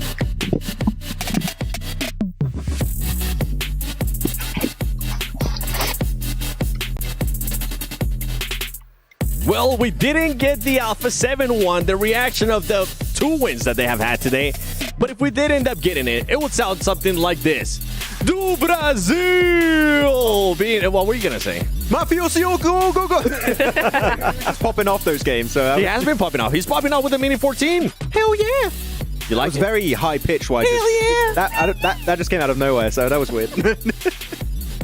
But a team that, I mean, a lot of question marks were being questioned for Alpha 7. People were saying, okay, is this team going to be able to pop off? Is this team going to be able to maybe defend the championship? Are they even going to make it to the grand finals via group stage? I feel like they're shutting a lot of people up right now. Well, they're certainly beating the, they play slow in the first day. For sure. They're beating those allegations 100%. That is really something that's really improved from them. Yeah. I love to see that. But I love that they're a team that once they know they've got a good thing going, they just go for it 110%. They knew that up there on top of that hill, they had the perfect opportunity for a 30-point game. Didn't quite happen, but they got there very close. Would you say they go for it with 19 eliminations? Could have been 20. Yes, it could have been 20. I mean... It's just very satisfying to have a 20 elimination chicken. Well, you really wanted it to be 20 max. I think I ended up saying I think they're going to be just one short because of what Weibo was doing there. But for Weibo Gaming, good back-to-back games here as well. Yeah, finally. Finally. Yeah. Because sure, they got themselves still a good Erangel earlier on the last Erangel of the day. It was very much because of the circle, right? There was just shifting on them time and time again. No, here, they actually went for really good high ground control. Yeah. Early rotations from Chumacera. They might have to fight for Chumacera actually versus Alpha Gaming when they fight their group. That would be interesting, but very good execution overall. And I'm very impressed by the fact here that Sook is out damaging Order and 33Z that normally are 2 of the main fraggers on the team, but no, the IGL Sook is here bringing the heat with that damage and the limbs. So intrigued to see if that's going to keep on going, if that's going to be a trend for the rest of this tournament. Yeah, something that we don't really tend to expect there from Sook. Even though we know that he's able to do it, especially with the caliber of players that are currently within his squad with Order, we know that he's currently fighting for the trophy of being able to be the GOAT of PUBG Mobile Esports. If they do end up winning PMWC, I feel like that would be the case. I don't know about you guys. This is the conversation. Don't worry, we'll talk about this once we end up getting to the grand finals, if they do end up making it there. But some of the other teams that you guys were talking about too for Esports Max. They played Valle del Mar exceptionally well. Yeah. They understood no one's going to really come from the backside onto our position. They almost had team secret, I think you want to talk about later on here, Nep, but they understood we need to start thinking about how we're going to leave the city. So guess what? We're going to send all of the players to the eastern side of the road, making sure that we can have an easy access to the circle and get a really good entry point off the back of that. So I really appreciate how Horror played it this match. Am I seeing over 3.1k damage here from A7 on? Is that one game? This last game? I mean, okay, when you think about it, actually, with the Mini 14, you are going to get a ton of damage because of that zoning capabilities of that weapon, so it makes sense, but they were accurate as hell on those shots. Yeah. And the thing is, too, for this team, for Alpha 7, they were telling me today, Neptura, that I asked them, which one is your favorite map? Which one do you think you're going to end up performing really well on? At first, they were like, Sanhok. And then Rebel was like, no, Erangel. And then at the end, they were like, Miramar too. I was like, okay, you might as well just add all of them. Say all 3. It's just all 3. Although I understand why why Miramar might be their favorite map in some cases. Because of the Mini, you can just use it to such an extent. You get a good bit of high ground up there. You get that Mini going, and we saw the results just there. So very good stuff. I love that the Mini is coming back, though. I mean, you and I are big... we all 3 are big proponents of the Mini 14. It's so nice to see that coming back into esports. It's really nice to see. Yeah, I mean, shotguns are still meta. They're going to be meta until the heat death of the universe is still going to be meta, possibly. But it is very good because you're kind of preemptively avoiding fights early on by damaging teams. You're taking care of their helmet, of their vest, of their resources because they've got to heal up, also got to res their teammates. So it's very good if you're just using it to zoning teams away, and in this case, it was very effective for A7. Well, Max, you don't know what's coming up. Nobody knows what's coming up. But it is a segment we would like to call Maxman Grenade of the Day. It's Maxman's Grenade of the Day. Are we doing this? Yes, we're doing We're doing this. Guys, this is Maxman's Grenade of the Day. We're looking at AXTMG going for the push onto Falcon. The nade being cooked up on the side of Falcon. It comes on out, and he nades his own team. Yeah, he gets everyone all at once. Absolute utter destruction. And that is why that was Maxman's grenade of the day. There you go. I knew you would be ready for but a team that you guys actually were mentioning earlier as we're going to be moving on from this one was Team Secret. You really wanted to talk about this team, Natura. I did, because they're doing something that's a little unorthodox, perhaps. Ooh. I feel like it's odd. I'm not really sure how to feel about it, but I will say they are doing this weird, like, 3-1 split. They're making an anchor point, which is very standard for this level of esports. This is the standard.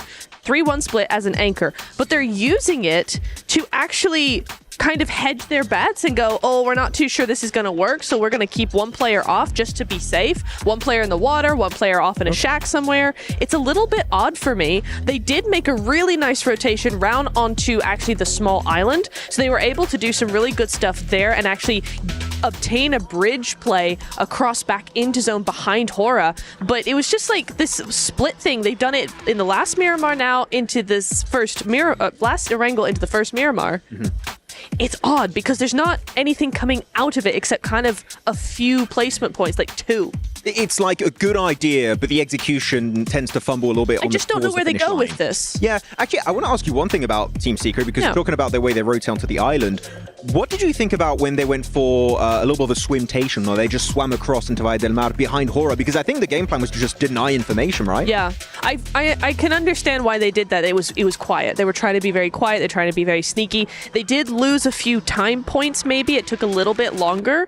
But that initial trio push was fine. They did that either swimming or on a boat. I'm not sure which one, but they did end up doing that without any issue. Their anchor player did come up over the bridge in a vehicle through the blue. Yeah. So yeah, it was definitely about being quiet, which I can appreciate. And they do end up fighting, I think it was Hora on the eastern side of Valle del Mar at some point. And I want to call out Hora. Yes. Oh. They calling him out. No Fear in a 1v2, and they're like, they didn't even try to help him. They were like, No Fear, you're solo in this fight. You're getting no assistance, because they were getting third-partied by WBG eventually, but I thought that they would try and give in some kind of help, but like, no Fear. You better be scared now, because you're taking that 1v2 while you decide to do so. Sorry, Max. Oh, wait, what? I'm just reacting here to the overall ranking, especially after that last match. Remember, Fourth Drives had a healthy lead. That has been cut down, and Alpha 7 has now pushed to that first place with 55 points. Okay. Okay, so... Wow, sorry, hang on. DRX coming in with 19 elims with 2 wins. Alpha 7 with 2 wins, 34 eliminations is a crazy stat to have.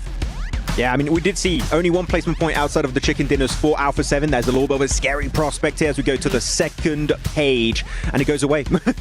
You see what I saw there, too, from Power? Power, all of their points are just coming in from eliminations. We'll see, maybe in this last match, they're going to be able to clutch up some placement points and some more eliminations as well, as they send it over to Reflections and John Allen.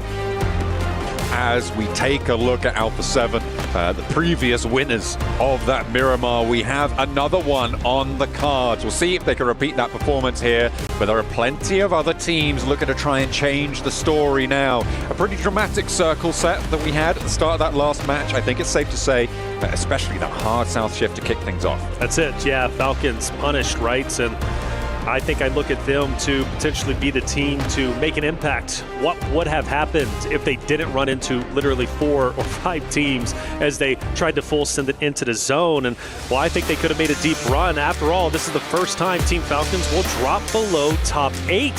So you know they want to break back in, but it takes this one game, this final game of day 1.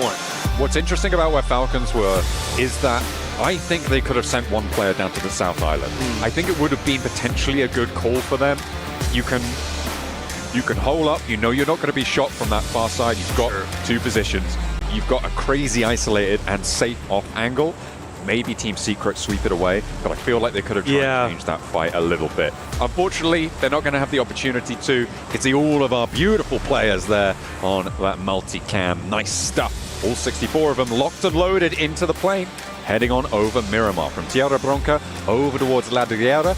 You can see those overall rankings as well on the left-hand side of your screen. I know it's pretty rapid back over on the desk, and they were gambling to get through it. But we get a little bit more of a leisurely pace to look at this one. That said, Alpha 7 taking first place is huge for them. You know, during the America season, I felt they dropped the ball. I really did. Third place, barely making it through a North American roster of the Wolves with Coops and Co. Like, nearly dethroning the previous Esports World Cup champions. So Alpha 7 finally skate by. They get top 3 in Americas. They come into today, at least in my mind, with a lot of questions, which have now been answered. Are they going to perform well on that stage? Well, absolutely the case. They've won 2 out of the 5 games today. They could very well go 3 out of the 6. It's absolutely a possibility. And a Carrillo leading the charge of most eliminations is really awesome to see, because you already know Squash is going to perform well in the elimination category. He had the 2nd most eliminations during the PMSL America season. Then you also look, of course, on the opposite side, you have Revo, who you know can slay out. Yeah, he's a little bit quiet today, but make no mistake, he's always going to be that guy. And the Mafioso with the highest damage. You've got 3 dominant players who are controlling the stat lines across the board.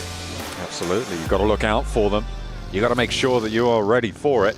And are we going to see any hot drops, any early elims here? It looks fairly disparate between all of our teams right now. Maybe potentially over on the southwest side, Yangon Galacticos and DRX could come into conflict. But other than that, oh, El Pozzo, Alpha 7, Falcons.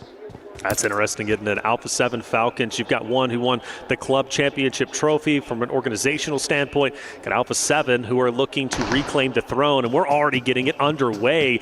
But I love Falcons' elevation. Carrillo, being where he's currently at, he's got to focus down low. But the question is, does he have his head on a swivel? Yes, he does, and he'll know there's going to also be a Falcons member up top. But I think Carrillo, he's going to have to fight hard out of the spot. If he doesn't, he's down and out. The strategy I think Alpha 7 want to go for here is dissuade this fight from occurring for as long as possible. You see the 2 players behind, they're going to be looting through, they're going to be gathering a lot of resources, and they are so important in these early game fights. If you find first aids, you're basically a god on these hot drops, so they're going to be looking to try and find that. Falcons a little bit more crunched in, a little bit more penned in by Carrillo's forward position, aren't going to have as much of an opportunity to go for that util, to go to find those meds, those stims, those things that can really change the tides of these fights.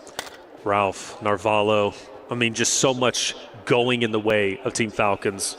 I think they're looking great, I really do. And honestly, this fight should stalemate, if I had to guess. I don't see the reason why either one would want to really go at it this early on, especially when they understand what's at stake, the final game of the day. But let's face it, Team Falcons losing this is going to hurt a lot more than Alpha 7 losing this, right? So Alpha 7 can go in this fight kind of free and clear. They know they're well within the top 8. For Team Falcons, they're not. They need a solid ending to day 1. They definitely do. It is, as you say, something they can't afford to let slip from them. Just like Falcons are going to continue. I mean, a fight for El Pozzo between these 2 teams seems like they're fairly committed. But Narvalo grabbing a little bit more. It's burning time for this looting phase as well, which is what we ought to always talk about when it comes to these hot drops, especially on Miramar. Rotations take a little bit longer. You do need to get on the road as fast as possible. Mafioso thinks he's got enough to be getting on with, does have a med kit in tow, and will be able to get all the way up to the top, get that high ground unchallenged. First shot. I thought the first shots were about to ring out. Mafioso, good trigger discipline, because the question is, does Falcons know where Mafioso is currently at? So if they go to let's say Falcons get a knock on Alpha 7 and they go to transition, right, to capitalize on that down, Mafioso could be the thorn in the side of Falcons' rotation. Certainly could. It's oh, hang on a minute. Influence Rage trying to rock up to Team Secret. They say no, thank you. We're keeping our teammates safe, thank you very much. And that's 2 knocks already sent back their way. There's 1 player knocked off in the distance, but we saw they had the guard on. And now it's Lorizin and Lil Boy both looking to try and get away from this. They're not going to re-engage. They're just giving up the ghost. 2 of their players down, and they're even going to allow this Reds to come through. Yeah, I think Influence Rage for them backing away with the 2 players. Hey, that's probably the play. There's been a large conversation, at least in the Americas region, and I want your opinion on it. Is it worth it to just full send with your remaining 2 players, your remaining solo, and try and go for the eliminations, or live to fight another day? Because there are some opinions that it's much better to just full send and fully commit. Even if you're the first team out, it's a better option than just surviving for another engagement. Well, let's take a quick look at that replay. That was a pretty sick mow down there with the M249. I think certainly you could argue either way. The question is, as it comes to with all decisions, I think, in PUBG Mobile, is what is the expected value of a play? Which means, on average, how many points you get for a play like that. Is it easier to make, say, 2 points and lose the fight? Sure. In that engagement when you go in 2v4, or is it easier to try and live until 6th, 7th place as a duo, right? I think that it's a lot more predictable to earn that sort of placement points in that strategy. So for my money, I do sort of favor. It depends. Well, obviously everything always it depends. That's right. Yeah. But for my money, I think that the disengage is the correct play there. I think so too, and I was trying to explain that because I'm like, disengaging, getting additional points when you know you're fighting for a championship here. You're fighting for hundreds of thousands of dollars, right? Literally life-changing money.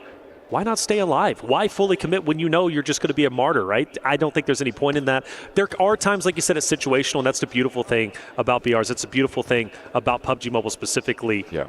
Every fight is different. Every engagement is different. No map is the same. Yeah, you'll have similar situations, but every single time you drop into Erangel, Sanhok, Miramar, you can't expect the same result that happened in the previous maps.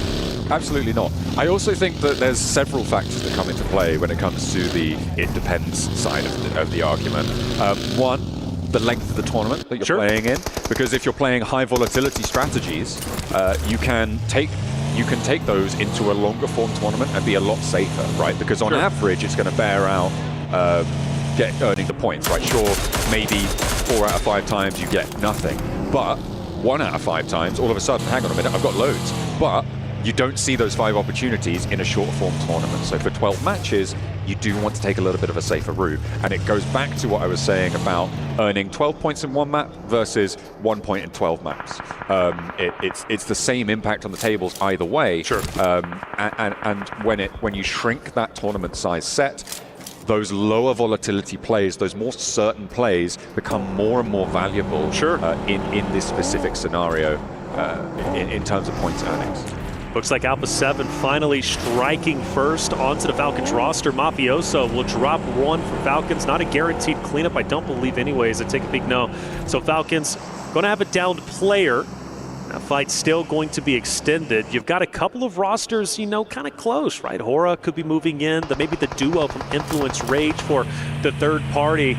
But as the zone starts to shift in just a couple of seconds, got to ask ourselves, does Falcon and Alpha 7 finally have to give up the siege? Oh my gosh, absolutely they do. Okay, we're over to the Chumasera Hills, again a little bit further north than we were last time. This is going to be a mad dash. Right now, there are no players on the south side of Chumasera into those hills that we were witness to the last match. Now, who's going to be able to get there? DRX on a wide swing, currently passing via Demar. It looks like AXTMG...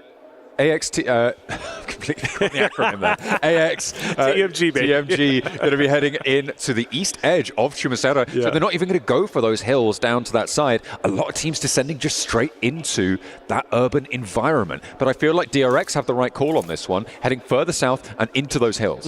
That's exactly what they're going to do. DRX, a team, a shining star really of day one. Yeah, third place currently, but at one point was well within first. And you got to owe that to, obviously, their winner chicken dinners. 2 of them today only matched by Alpha 7. And Fireflux kind of, you know, poking the bear a bit onto Power. Power says, go ahead and back away. I've been waiting for this roster to wake up. I will say, and again, I give them credit. I know they're in last place, but watching them get more active on Influence Rage in a map previously excited me and showed to me Power is willing to make moves. They just have to fully commit to it and make that play call. But when they do, they can show that they can win fights. So for Power, I'm not giving up on them yet. I still think they're a talented roster. Yeah, absolutely. It is just a question of delivering on that talent, right? And in a lobby like this, it doesn't mean you're not talented if you're not doing well. It just means that you're not up to that standard of the rest of this phenomenal lobby, which, you know, we have seen some pretty excellent players coming on through. Teams are looking to start to break past these boundaries. At the end of this match, it will be 6 matches played, and you're hoping that you're going to be somewhere in that 42 to 48 point boundary to stay up to scratch with that top 8 bubble. At the end of the day, overall, they should be looking in that sort of ballpark. Obviously, 80 points is where that bubble should be, in towards that 8th place at the end of all 3 of our days of games. But getting half of that done in your first day, that's great news. The more you can do, the better. So for Alpha 7, for 4 Thrives, they have already managed to pass that metric. You can bet that they'll want more, though. Alpha 7, Falcons, Influence Rage on rotate towards the south, getting to the next stage. Falcons had a down player earlier. Mafioso managed to get a drop, but you notice they are now officially 4 strong. Falcons live to fight yet another day. The blue zone's not going to be too much, and I believe everybody's going to come in relatively unscathed. The question mark I do have, however, Falcons and Hora, because they're relatively close to each other, and Falcons are going to skate just by them. Still not quite fully in conflict here. Hora could potentially divert, so could the Falcons. They haven't fully committed yet. The circle bounces back, so we had a hard southeast shift, but we do go further up north. I mean, this is good for all the teams that sent in towards Chumacera. It helps them out a little bit. For DRX, it looks like they're going to try and rejoin that mass of teams in the center. But that conflict on the west that you spoke about just before their reflections is going to pop off. And at the moment, it looks like Hora are going to be eating dust first. But Redox doesn't look super healthy, will get knocked in turn. Yeah, you got No Fear, who's also down. Jiggle from off in the distance. Falcons look to be winning this in style. Granted, 1 player down, and well, they're not out just yet. In fact, they look like they're trying to dip, which means they're going to be leaving their teammate to bleed on out, which is so unfortunate for Hora. Putting up a wonderful fight, and Falcons are feeling the heat. Sleepy able to spray them down, and actually Hora staying as live as 4, with Novalo getting felled as well by 4 Thrives. This is disastrous for the Falcons. They couldn't afford to have a bad game. They weren't able to leave El Pozo uncontested, and they are now flagging horribly. They are not going to be able to earn a lot of points on this map, and it looks like they're going to be ending their day on 22 points. Alpha 7 have taken a knock over towards Carrillo in the meantime, but they are looking a whole hell of a lot healthier. Unfortunately, there's an IQ nade sent over the top. Is it going to connect? Doesn't look like it's going to find that knock, and will be allowed to find the res for Carrillo. 4 Thrives, they got history, but hey, there's even a third party off in the distance. Things are getting spicy.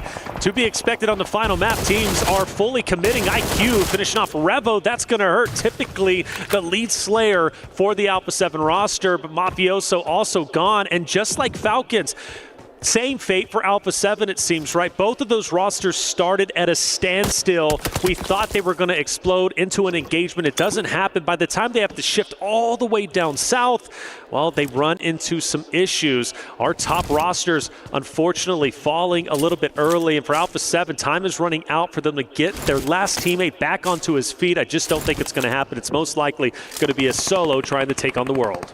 Same story for Falcons. Both of those 2 teams too slow off the mark. The hot drop, that was terminal for them, and Koa will go down on a rotate. Team Secret plays spoiler on that rotate from the north side to Alpha 7. Without the influence of Team Secret there, it would be a different story. It would have been a fairly even fight, I feel, between them and 4 Thrives, but it was not to be.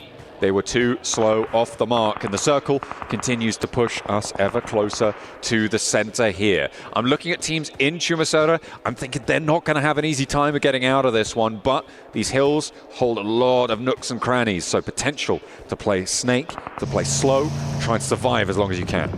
That's it. Zone shift relatively soon. Vision, not a bad day from them per se. But still, finishing this game off would feel great for them, of course, and they've got to now travel once again further in, and well, they're going to have to cross paths with AXTMG, which is not going to be a good feeling, because I do think AXTMG is going to take the building just up ahead of them. Depending, you've got a lot of company in that one area. For example, right, you've got Nongshim Red Force who's going to be rolling in. You also have, of course, E-Arena and AXTMG finally starting to lay down some bullets downrange onto the Vision roster, who have to make a decision, swing wide or go straight in. They can't stop off in that building because the blue zone will push them out. Meanwhile, over in Chumaceta, Fireflux are trying to go for a mad dash into the middle, and they are heavily punished for it, but not getting knocked just yet. There is the push coming on through as they will crash straight into Yangon Galacticos here. They're not going to get any further than that. Scarface flushed out. Fireflux tried it, but they weren't able to get much more than that single knock onto Smile. All the teams we knew crashed into this area, now forced to fight against each other. And if you're looking at the perspective, of course, the Fireflux, well, they're still taking a bit of damage. And, well, they're in shambles with only a duo left. Weibo up ahead. You also have, of course, Nongshim Red Force, who might be crashing in on you. It's going to be a tough one, but you would have to expect that. Going to these compounds this deep in the zone, you understand and fully know it's going to get active, it's going to get busy. You need to be ready to fight. Vision rotating down to this south side now. They go for a wide sweep out wide. It's one of the decisions they had to make, and they have gone up towards Chumaceta. Look to go downhill off of this one. Where DRX started to play, they are going to look to push in from this south edge, with DRX already much more central here. I like this from Vision. I feel like potential misstep from the teams who pushed all the way into Chumaceta. And could be a little bit of an open run for Vision, where it didn't need to be for those teams who will now feel that threat from the south. But I still feel, even with that early pressure from AXTMG, you got to appreciate Vision still staying alive despite them being spread out. I thought it was going to be a lot worse than what it ended up being.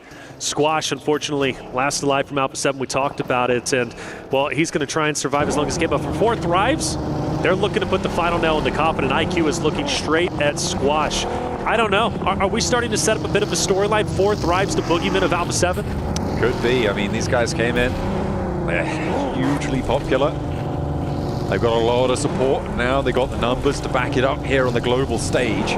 It is really good to see. Coming through for the CSA region, having a massive impact there. Looks like they want to have that repeat performance, a real breakout show from this roster from Pakistan. And they're having a great time with it. In the meantime, on the inside, Nongshim Red Force going to find one of the players from Weibo. And Nongshim Red Force, again, same story as Falcons, closing down the day. They want to do so strong, but they've only got 2 players remaining. Sure, they're on the inside glut of teams in Chumaceta, but you've got to question their point scoring ceiling in this situation. Yeah, but the tough thing for them is you got E-Arena as well, who's off in the distance, and they're third partying. So there's no safety net. There's no way to feel comfortable, even if you're trying to peek out a window, because, well, E-Arena is looking to gun you down. For Team Vision, still scouting, still thinking, how can we get involved in this next stage? Well, there's your answer, and they got to go forward. Now, for DRX, once again, they have to relocate. When we started off the narrative, DRX was in a great spot, but every single stage shift, they've had to rotate up. And now the job gets even more difficult because you got to go through Weibo. You've got to go through another roster, of course, of Nongshim Red Force, who is now getting third party by E-Arena. Then you have Galactico, too. DRX swinging left, maybe swinging wide where Hora is currently positioned. Is that a realistic option, or do they have to go forward straight into the other rosters? It's such a difficult decision. I feel like fighting through these urban environments is always really difficult, especially with the road that's on your screen right now being as bad as a river in terms of getting across this one. There's so many teams in the circle on the far side of it. You have to think, maybe try and go around, right? Maybe try and sweep out wide, take a fight on an off angle, and try and play that west side against Hora, potentially one of the options there. But they've taken a knock, and that is, again, just going to slow DRX down. It's going to make their lives a lot harder towards this next rotational set. But all of those teams in Chumaceta should hopefully keep each other busy. Squash, in the meantime, trying to ply his trade, but it looks like IQ has his number. That's right. IQ's been keeping a close eye on him, and is ultimately going to get the elimination. If it wasn't going to be him, it was going to be Naki, who was rotating over to seal the deal. He's still angry that he didn't clutch up that final player in Squash in map number 5. Finally, Vision gets active onto the team of AXTMG. This has been boiling for some time. Vision was just on the outside looking in. XTMG effectively held them back. Vision then went for a bit of a reset, but now it's no longer time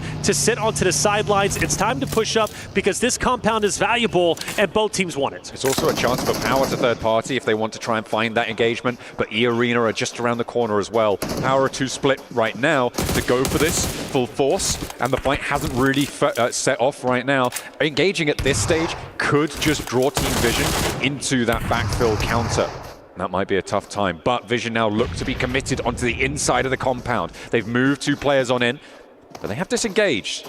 The game given away a little bit by an early third party from Power on the north side.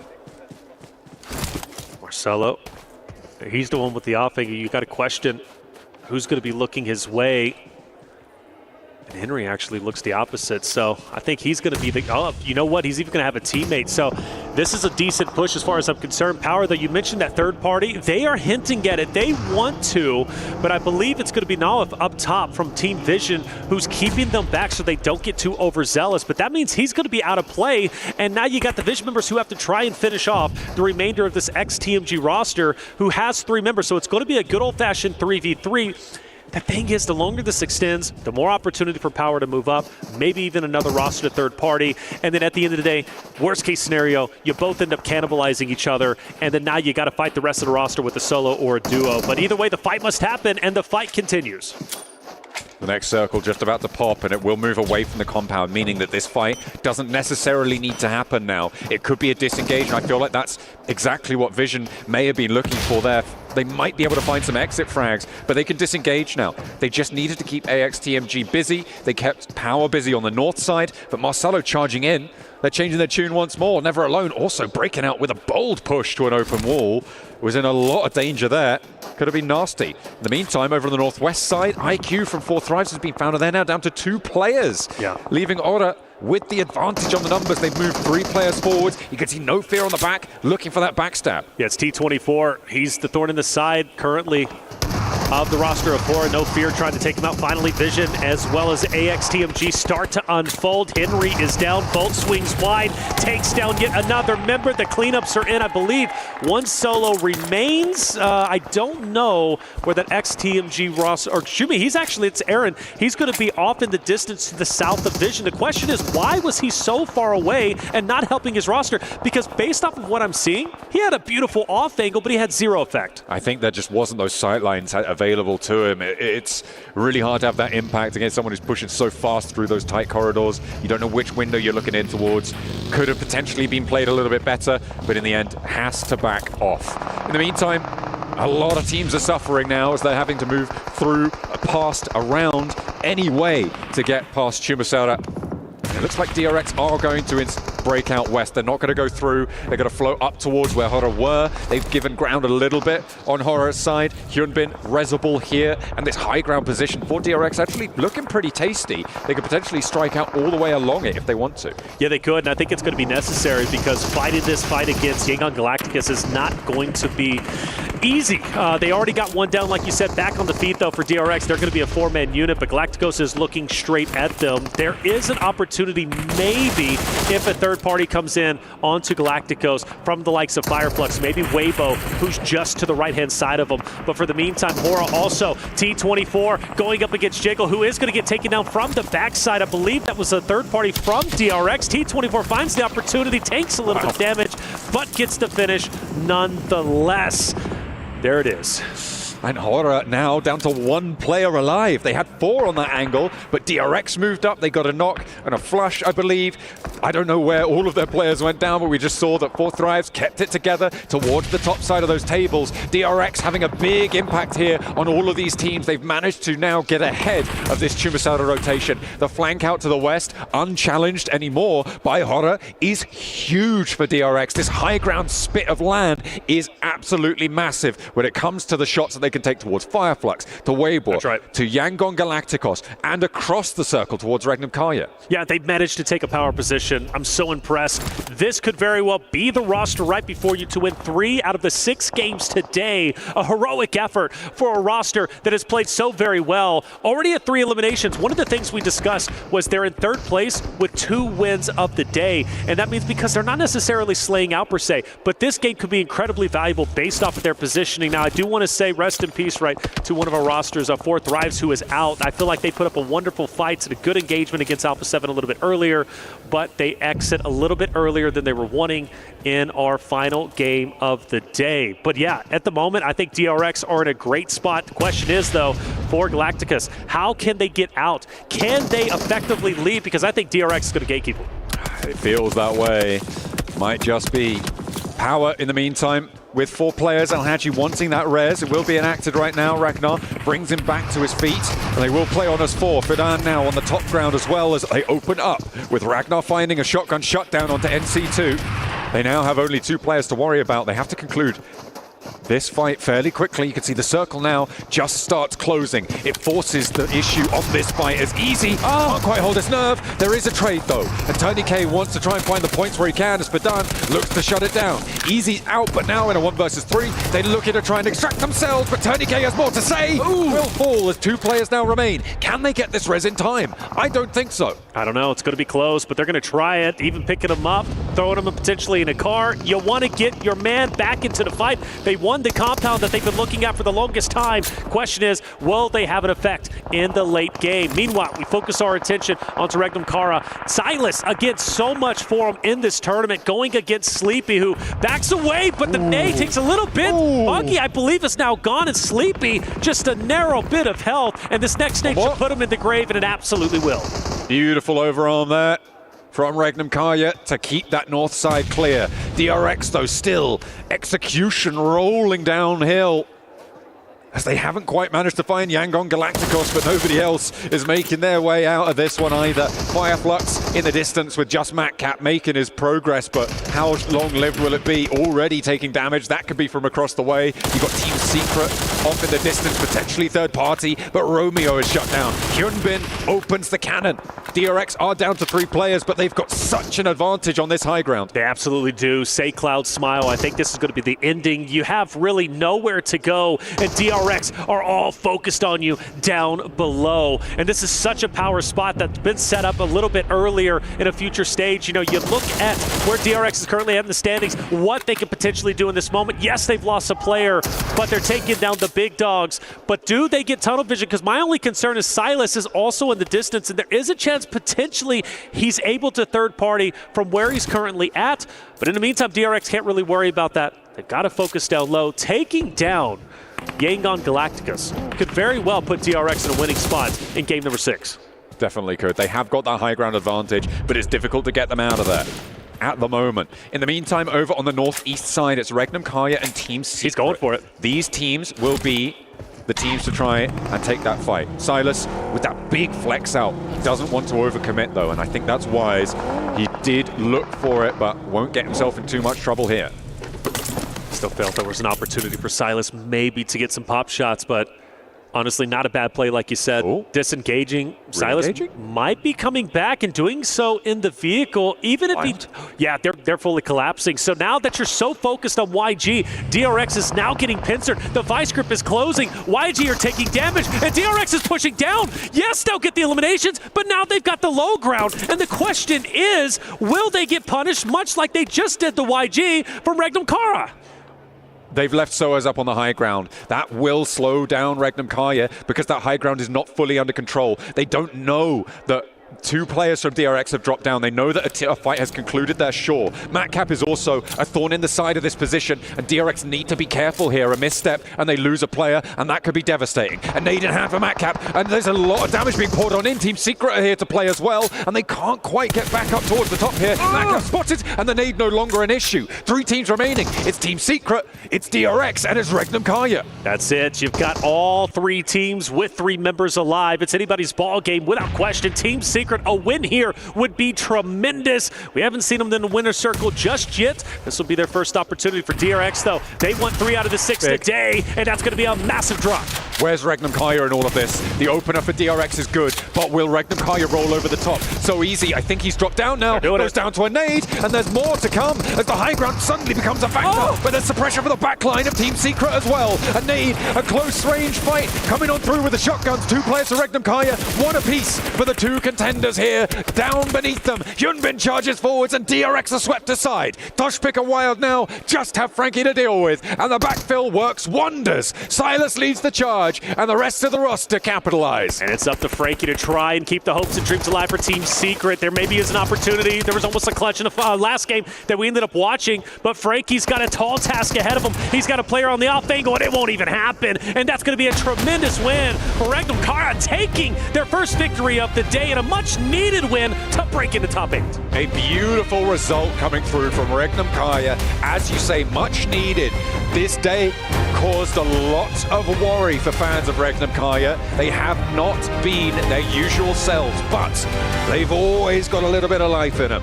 There is a reason they are the PMGO champions. There is a reason why they are here and why we talk about Silas with such reverence. They do manage to pull it out in the final match of the day, but their job is not done.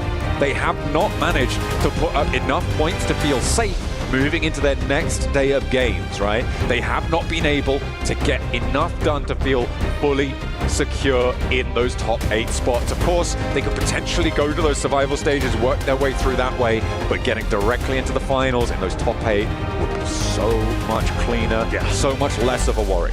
Without a doubt. Big plays coming out from DRX, though. In this meantime, you think they look great, you think they look strong, but I gotta say, man, a tremendous victory. Let's hear what the desk has to say. 7, what's going on in that last game?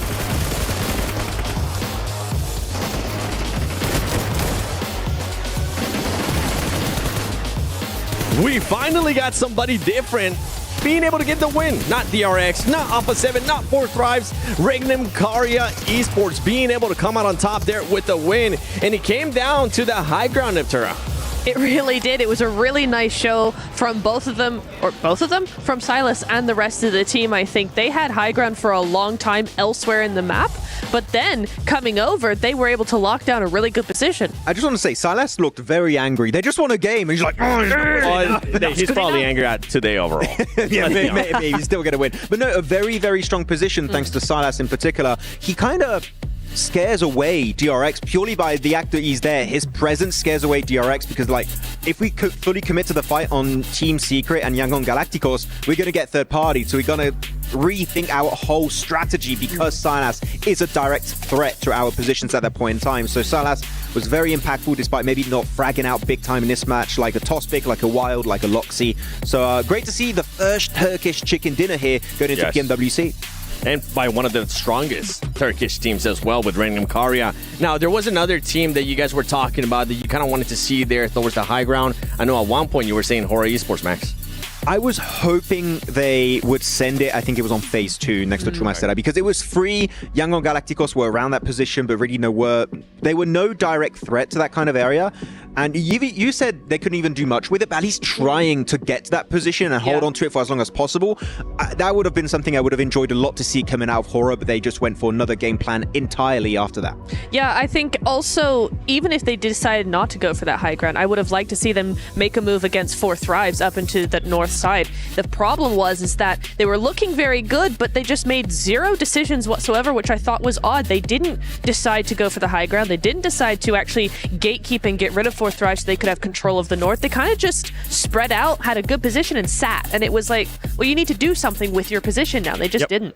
Well, I mean, luckily, and I'm glad that it was, in a way, I'm glad that it wasn't DRX because they would have ended up winning every single match today in regards to every different map. And it is 4 Thrives doing just enough to take over that first place at the end of day 1 of PMWC at EWC 25 by just 1 point.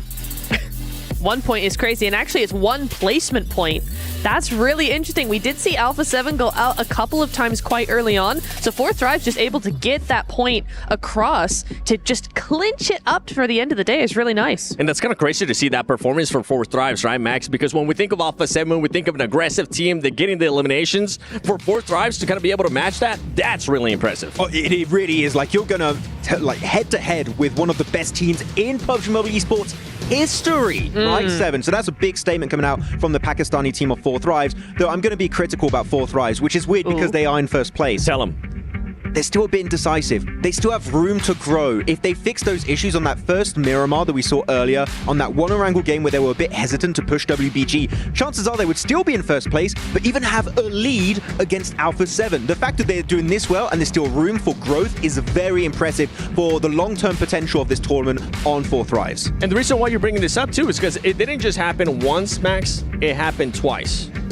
Yes. The fact it happened twice really hindered them. But you know what? Noki saved the day. He got the second place on Miramar, and that gave them still a few extra placement points, which were very important, as we saw there on the leaderboards. And that's another thing we got to mention about 4 Thrives, too, Neptura, is that it's not just Falak, it's other players also starting to step up. Yeah, it really is. T24 is coming into his own. Falak is coming into his own. We've talked about him, you know, getting into his prime here. T24 as well. IQ is a phenomenal IGL. He's doing some really, really good stuff as well. The whole team, Noki, you know, able to almost clutch a 1v3 against Alpha 7. The fact that he didn't do it doesn't matter. He almost did it. It was down to the wire. I mean, that is huge for them. So just a really, really big squad of some really great players coming into their prime all at once. I can imagine Crypto being like, guys, is there space? Like, full season? Please. Guys, I swear I could do Don't send me DM, guys. I don't want this heat right now. I'm not going to say anything. All right. It's going to leave that there. We're currently in good terms with the Pakistan fans, so let's keep it that way. DRX, there you go. You guys have your winners for the day. DRX being able to get 2 wins. Alpha 7 being able to get 2 wins in Erangel and in Miramar. There, those 2 apiece, and then 4 Thrives with that win in Erangel. That's impressive too for 4 Thrives, still being able to be in that first place, even with just 1 win in comparison to what DRX and Alpha 7 have been able to do, Max. To be honest, Alpha 7 and DRX, if you look purely on the placement point side of things, especially for DRX before this last game, they got, what, a top 3 there, so they do get placement points. But if you remove that last game, outside of that win, I think there was only 1 placement point for Alpha 7 and 0 placement points on the 2 games where they didn't win for DRX. So it's very topsy-turvy, very much like we get a chicken dinner and we get 0-point games with maybe a few eliminations here and there. So I say this a lot in PUBG Mobile Esports and for any esports in general. It's very important to see how good your bad games are. If you can get a decent average, even when your game is technically a bad game, I'm talking 3, 4 eliminations, a placement point or 2, it stacks up really quickly on the long term here, and it could really help you solidify your position in the top of the rankings. So I want to see them perform a bit better when they know they're just not going to get those chicken dinners. That's right. And something to keep in mind too is, I mean, we do have different groups here. And there is going to be a different group coming in tomorrow, and it's going to be none other than Group Green, as Group Red is going to be sitting out. And tomorrow is going to be the last day for Group Yellow. So for 4 Thrives, good to see you guys there in the first place. And for some of the other teams coming in, Natura, I mean, you got some heavy hitters too. Alpha Gaming. Yeah, Alpha Gaming. I'm so excited to see what's going to happen with Alpha Gaming, especially on Miramar. They're very heavily influenced towards Miramar, I feel like. And, you know, the games that we've been seeing out of the current teams, out of today's teams on Miramar, have been really, really interesting. So to have APG come into that mix is going to be super exciting. I'm also very hyped about Thundertalk Gaming playing here. Even though I'm more of a supporter of WBG coming out from the PL teams, so many people, I was kind of impressed, were saying Jing is an MVP contender, which I would have to say, seeing how he plays in PL, is true. Yeah. When it comes to Thundertalk, very strong locally. Globally, though, we've seen them a few times. They were struggling a bit, but now they have that international experience. So I hope that now they're going to get over that hurdle, that we're not ready for this global stage. Now they should be ready. There's no more excuses, Thundertalk. Tomorrow, you better start off with a bang. And I mean, we kind of saw it too today from Weibo Gaming. We saw them start very slow, and then they ended up picking it up. So I'm just going to put you on the spot, Max. Do you think that Thundertalk Gaming is going to have that same effect coming into tomorrow, start off slow, get their gatherings, and then pick it up, or maybe come in hot? I do think they're going to start slow. I think it's quite realistic because they had PL just a few days or maybe a week or two before the start of PMWC. So I think they might be a little underprepared, to be completely realistic. So I think that this is going to be the first day is very telling as to how they want to play the rest of this PMWC event. Yeah, well, a lot of teams have surprised us. We have seen some amazing plays today in day one of PMWC. So let's take a look at some of the Kiria top plays of the day because, boy, there was a bunch. And we're going to start it off with none other than Falak and 4Thrives, Neptura. Falak, king. Just absolute icon overall. I mean, I was going to say, yeah, king of the grenade, but he's also just king of everything at this point. He's just doing such a great job. And I think we've been talking about this a lot, Max, but overall, this team, 4Thrives, man, I don't think we ever expected them to do as well as they're doing day one. I mean, I did pick them as like a good team. I think a lot of people were like, there's no way they're going to perform, but they are performing. I sound like Palpatine right now. They are going to perform. They are. So I'm very happy. This was not play of the day. Oh my goodness. You and me, Niptura, were putting our hair out after that. Like, they go for 2 crashes with 10 seconds difference between the two as a 2-man. On Alpha 7 and then Horror. Yeah. Falcons. We love you guys. We do. But, we need to rethink those pushes because it was not quite what we were expecting. Meet me after the show. Meet me after the show. We have words. You're going to analyze for them? You're a coach now? No, that's Pico's job. Okay. I'm just going to say, hey, yo, we need to talk. Okay, network. Yeah. All right. Well, one favorite. You know what? Let's take a guess here. We got the Sony Hero of the Day. Before we show it, wait a second. Not yet. Take your guesses in the comments below. And I'm gonna go straight to Neptura. Neptura, who do you have first? I have Naki. 1v3. Almost. Okay. Mafioso. Ooh. Good pick. Guys, he's good at this. All right. It's like I've done this for like a few years, you know? Yeah. Okay. All right. I actually don't have to pick because I'm the host. So who's it gonna be? What? Okay, I'm bad at this.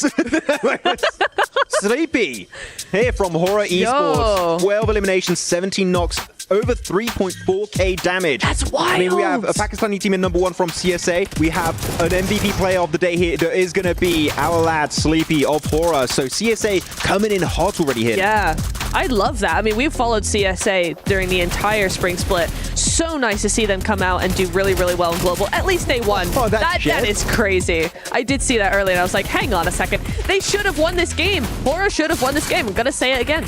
But they didn't. But it's okay. I feel like there's a lot of situations, especially for today, that we can say that Horror should have won that game or Horror should have ended up being even higher in the overall. But if you're a team like Horror Esports, that's the position that you kind of want to be in, where we're talking good about you, where we're saying, hey, you're almost there. The execution just needs to be there, Max. One thing you can't knock Horror down for is that their early to mid-game stage is amazingly well executed. Yes. They always get into the late-game stage. It's down to like slight adjustments that need to be made. I think it's more of a synergy thing because we saw, I think, No Fear get pushed by WBG. No backup whatsoever. If they start to play together a little bit more, have a little bit of a cleaner idea of how they want to execute the late game. I think on that one Erangel, the 4Thrives one in particular, there were like slight fumbles in terms of exact position they want to play around. They fix that.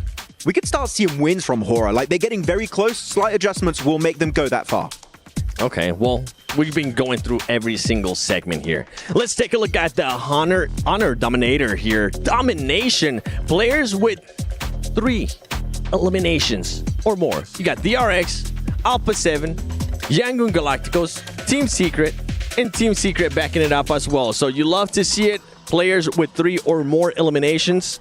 Not surprised there, honestly, to see DRX or Alpha 7 up there, considering that they both ended up with 2 chicken dinners for the day. I'm surprised that Team Secret's there, actually, because the amount of time that we've spent looking at them, it's like, yeah, the rotations are interesting, the 1-3 split is interesting, but where do you go from there? They always seem to play for those low placement points, and that's kind of it. So it's interesting to see them actually up on that leaderboard. Is there anything you want to add to that, Max? I'm just happy to see Yangon Galacticos be up there because we said it that they're not scared to go for fights. I want to see that continue for the rest of this tournament. And if they do so, then I would be very happy to see how they can perform if they do head into a finals. Well, something that I want to kind of refresh everybody's memory that we did at the beginning of the day was the Aramco Power Rankings, because we had some teams pick here and there. So let's see how everybody ended up doing. Maxman, you had 4Thrives. I have 4Thrives as well. I have Regnum. They gotta win. Hey. You're the worst out of us right now, man. Okay, I know. God, Is she? man. I mean, yeah. Falcons started off so well. What happened, guys? You letting me down real We gotta have bad. something at stake here, okay? Especially for the group stage and the group stage only. Whoever ends up getting the worst power ranking picks. Don't say it. Don't. For the 3 days. No. No. No. The worst person. Stop it. Should shave an eyebrow. No. Just one? Yeah, just one. Yeah. Oh. Oh, well, wait, both? I mean, if you got to make it even. We're going to look weird otherwise. Okay, both eyebrows. Neptura, Why did you I better make it step it up for You made it worse. I can't believe he just did that. Sorry. Sorry, Okay. Neptura. I didn't agree. Do you have a choice? Yeah. Yeah, probably not actually. I'm like, It's probably in the. I choose yes. Let's do it. Dang it! No. Ah. Power. Chat, back me one up. person Come on that's now. one person that's not going to be a Power, and I'm actually intrigued to see who he's going to be interviewing. It's going to be Barney, so let's send it over to this stage. Welcome back to the main stage. I've got Falak here with me from 4 Thrives. Falak, what an impressive performance today. I've got to talk to you about how today went, really, because you had such a huge elimination total. Was eliminations the thing that you guys were primarily focusing on coming into this? Over placement points? Or, you know, how was the mentality coming into today? Yeah, our focus was to play aggressive because our team's gunpowder is really strong. So yeah, our main focus was on the kills, and we actually did it.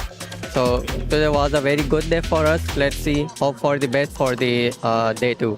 Yeah, it was a really good day for you guys. I've got to talk to you a little bit about, you know, some of the teams that you're familiar with, because Alpha Gaming, who weren't here today in your lobby, you're quite familiar with them. Typically, when you drop an Erangel, you guys drop in quite a similar zone, and you often end up fighting early game, and that can sometimes ruin either one of your games, right, of getting into zone nice and early. Because they weren't here in your lobby, you guys managed to execute really well on Erangel, but I'm curious to know that when they're in your lobby in the coming days in the group stage, are you guys going to change your strats at all? Yeah, definitely we will make a strategy for them. I would not like to leak here. That makes sense. Yeah, don't tell. But maybe some adjustments will be made. I like to know that. Now, lastly, you know, we've got to talk about your team individually because, you know, you and T24, really strong fraggers. You've got your IGL IQ, but Noki today, he popped off. What an incredible day for him. He managed to secure the chicken dinner on Erangel, and then on Miramar, he managed to secure second place for you when he was the only one alive. You know, give some props to your team. Like, how do you feel about their performances today? Noki is a really good player, and people underestimate him, but he's proving himself right now at the biggest stage. So every player is doing his role. Hope for the best. Let's see what happens tomorrow. He's amazing. You guys played incredibly well. Congratulations on today and coming out on top. We can't wait to see you guys in the coming days at the group stage. So best of luck. Back to you guys.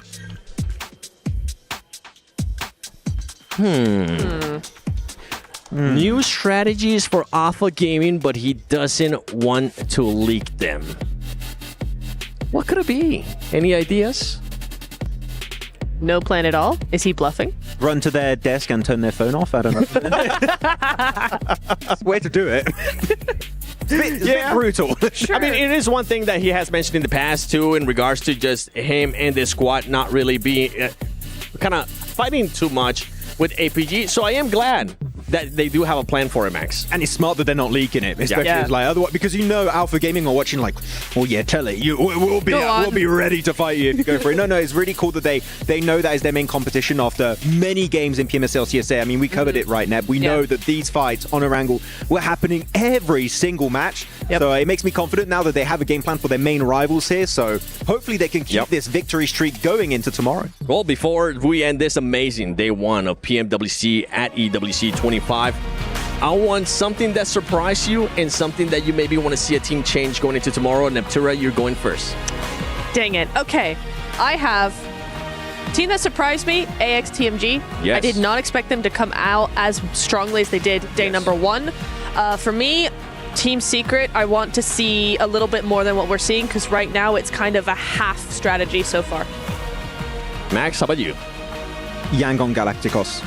How aggressive they were ready to be in this lobby was very surprising. Of course, like they're not a top team right now, but there's definitely potential and there's a lot of room for growth. So it gets me excited for the long-term presence of this team in this esports scene. yeah, I would just say from my end, I'm excited for everything that's going to be happening here in the next 2 days of group stages at PMWC. My name is the 7WG, joined by none other than Maxman and Neptura. It has been an amazing day. I hope you guys enjoyed it. Make sure you tune in tomorrow, though, because tomorrow there's going to be a different group coming in, and there's going to be a lot of changes. Maybe some new hot drops. Who knows? Tune in for day 2 of PMWC at EWC 25.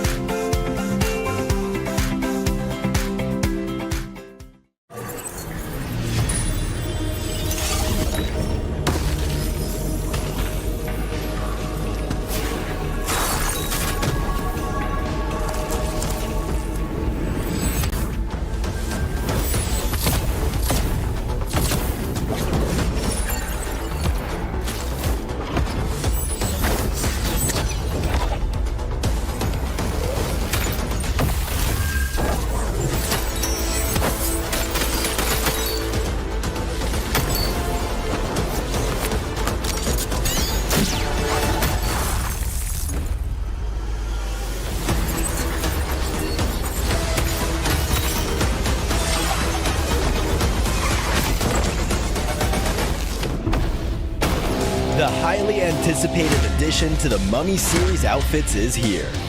Paired with the new Ice Tube Glider, the Polar Spectrophage set is just what you need to freeze your enemies. Or send them ablaze with the Inferno Feed set's new upgradable Chain Inferno Uzi. All the Mummy outfits are back. Get them all. Join now and collect the whole series to turn all eyes on the battleground. Event period, July 10th, 2025 through September 2nd, 2025.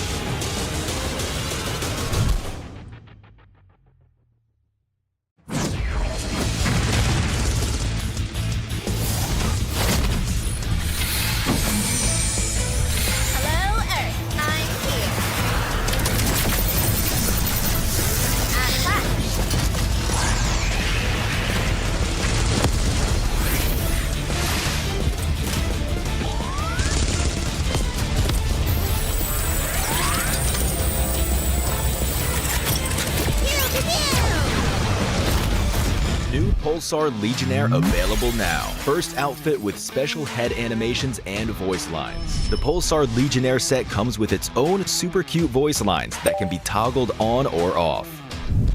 What happened? Bye, friend. Hello, Earth. I'm here. It also features the upgradable Hyperion ship DSR and Jet Reaver glider with special animations. Experience parachuting like never before. That's not all. Even more rewards await. Event period, July 25th, 2025 through August 26th, 2025. What are you waiting for? Get the new Guild set now.